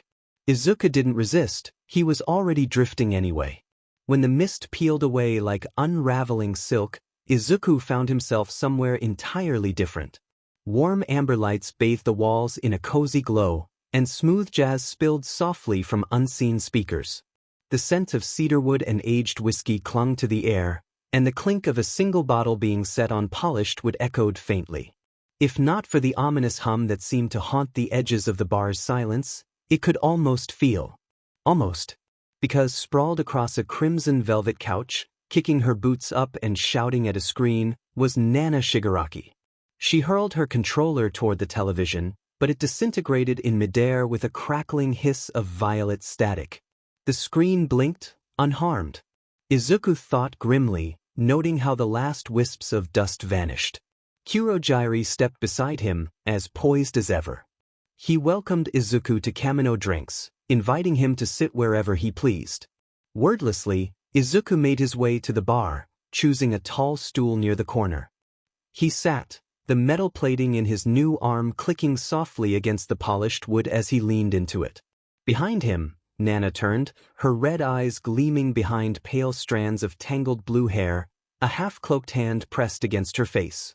She grinned, acknowledging him with a playful tone, asking if he was ready to party. Izuku didn't flinch, he faced forward. Nana rolled her eyes and sauntered over, dropping onto the stool next to him like a lazy lioness stalking prey. She purred, curious about how he managed to eat or drink with his respirator. Izuku remained silent, his eyes fixed on 𝐒𝐮𝐸𝐸 behind the bar. He muttered quietly about 𝐒𝐻𝐻𝐸𝐸. 𝐒𝐮𝐸𝐸 nodded as he cleaned a glass with his spectral cloth, explaining its location at the edge of the ward, atop a disused shopping center, with old maintenance tunnels and industrial backdoors hiding much. Izuku narrowed his gaze, his mind racing. He recalled the last moments before waking up here, bleeding out in a Mizudafu alley, too much damage, no oxygen, a collapsed lung. It should have been impossible to get him across half a city before he died. He looked directly into 𝐒𝐮𝐸𝐸𝐸's gold-lit eyes, asking if he had been there. 𝐒𝐮𝐸𝐸𝐸 inclined his head slightly, mist curling around the rim of the glass like fog off cold steel. He confirmed that he had retrieved Izuku along with 𝐒𝐮𝐸𝐸, who stabilized his vitals upon arrival. Izuku drummed his fingers on the bar, a truth confirmed. But then, a hand landed on his neck, cold, dry, trembling with untamed energy. Nana's pinky hovered, and Izuku stiffened. She remarked on his many questions but few answers, her breath against his ear hot and bitter like static. She noted that the 𝐒𝐻𝐻𝐸𝐸 had been giving him a lot of freedom, too much in her opinion, and leaned in closer, asking about his game. Izuku remained still, not flinching. He asked if she had ever been told what she could be, what she should be, and if she had ever wondered why heroes saved everyone else but not her. Nana's fingers twitched over his neck, a flicker of memory passing behind her crimson eyes, but she remained silent. Izuku continued, explaining that being quirkless meant a daily reminder of being born defective, that no matter how hard one trained or how good one was, life had been decided before they could choose it, all because of a single joint in a pinky toe. He expressed his longing to burn it all down, the system, the circus of masks and smiling monsters, and to ensure that those who stood by received what they deserved. Once the fire died, he aimed to build something clean and real. There was a moment of silence before Nana smirked and released his neck with a small shove, acknowledging that he was not completely useless. She leaned back on her stool, stretching her arms above her head lazily, revealing their similarities in wanting the world in ashes, though she didn't care what grew from it. She challenged him, asking if he would do anything to achieve that goal, including killing. Izuku did not hesitate, affirming that especially killing was part of it. Nana laughed deeply, echoing through the bar like a dare. She dismissed his words, claiming it was easy to stand by while the axe fell, but questioned if he could raise it himself. She stood and walked toward a glass-framed display at the back of the bar, revealing a collection of old weapons, swords, knives, axes, all real and very sharp. With a click, she opened the case and invited him to pick one. Izuku raised an eyebrow, questioning the purpose of the test. He approached the frame, reaching out and selecting a long, curved saber. Nana whistled in approval, grabbed the sword, unsheathed it, and tossed it toward him without warning. Izuku's metal arms snatched it midair, the blade humming as it sliced through the air. He examined the weight, noting it was sharp, balanced, and clean. When he asked what came next, Nana's grin returned, hungry and wicked. She turned to 𝐒𝐮𝐸𝐸𝐸, instructing him to take them somewhere private. Without a word, Kurogyri nodded, and the world around them began to dissolve into the cold breath of another night. Shuko wasn't supposed to be here, which was exactly why she was. She had slipped out of the Todoroki estate hours ago, scaling the back wall while her brother Shoto was busy training and Endeavor was likely yelling at someone. Years of avoiding her father's lectures had taught her the art of moving without leaving a trace. This was the second time this week and the fourth this month. If Endeavor found out, she would face the usual lecture, a movement ban, and extra training with his more intense sidekicks. But she didn't care, she had to be here. The air in Tokyo felt different today, heavier. Shuko adjusted her oversized hoodie, pulling the brim of her cap lower over her face as she weaved between protesters. The fabric clung to her skin in the late summer heat, but it was better than being recognized. The chant of, "The people united will never be defeated," rolled down the boulevard like a wave, crashing into her chest. Hundreds of voices, thousands of bodies, a sea of raised fists and signs, quirk-powered megaphones. The sidewalks were clogged with the frustrated and furious, surging beneath neon signs that flickered as if they too were struggling to hold on. She shouldn't be here. She really shouldn't be here. But what else was she supposed to do? Sitting in the sterile glass cage Endeavor called home, she struggled to pretend everything was okay. People were starving, and children were disappearing in alleyways for being born without quirks. The chants of the crowd echoed around her, "Justice for all. Quirkless lives matter. No more state-sanctioned heroes." Amidst the chaos, she spotted a makeshift stage, a stack of crates with a battered megaphone duct-taped to a rail. A tall woman in a crimson hijab spoke passionately, her voice trembling with fury as she recounted the latest incident. A hero watching idly as a group of teens attacked a boy who was quirkless. The crowd surged forward, someone shouting about martial law, and she felt her phone vibrate. It was Shoto, his message in all caps, as if he were yelling. She slid the phone back into her hoodie, deciding it wasn't the right time to respond. Her arms crossed, she scanned the line of riot police forming ahead, resembling an approaching storm. The helmets, the visors, the riot shields gleamed under the flickering city lights. They called themselves heroes, though not all of them fit that description. But enough did. And there he was, standing guard with the police, not with the people. Something twisted in her gut. A sudden wave of shouting surged forward as a group of protesters tried to push past the barricade. She felt herself pulled in, almost against her will. That was when chaos erupted. The hiss of a fire hose, the crack of a stun baton, and the pulsing shriek of a siren filled the air, not as a warning, but as a signal of pain. She flinched, her ears ringing. Smoke bombs burst overhead, filling the air with acrid red clouds.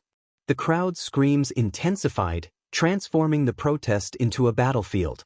She stumbled back, breath caught in her throat. Her quirk sparked instinctively at her fingertips, but she forced it down. She wouldn't become like them. A plume of purple smoke curled above the rooftops, and even from her position, she could see where it originated, down past the old rail line, in a section of the city long abandoned. Where smoke rose, fires followed, and right now the entire country felt like it was smoldering. The mist cleared softly, revealing Izuku stepping out first. The hiss of his respirator greeted the night, rhythmic and mechanical. Nana followed, her boots crunching on gravel, her coat flaring in the breeze, fingers twitching with barely contained energy. She remarked that it smelled like a riot, stepping up beside him. Izuku remained silent, leaning on the rusted guardrail, gazing down at the chaos. His eyes shimmered faintly, green but now tinged with something colder. Nana leaned back on the rail, her tone oddly wistful as she reminisced about protests, the yelling, the signs, the righteous fury. A tear gas canister arced through the sky, and somewhere below, someone screamed. Izuku's respirator wheezed as he observed the crowd, acknowledging their anger.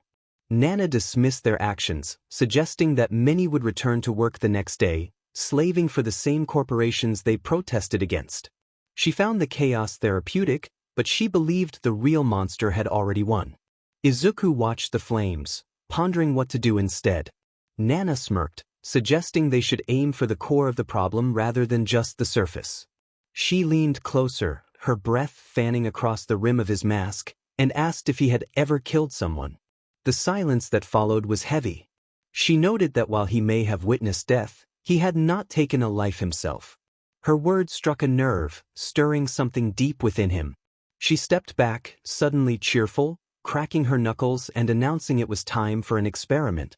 They moved across the ruined rooftops like shadows, silent and thin against the backdrop of a burning sky.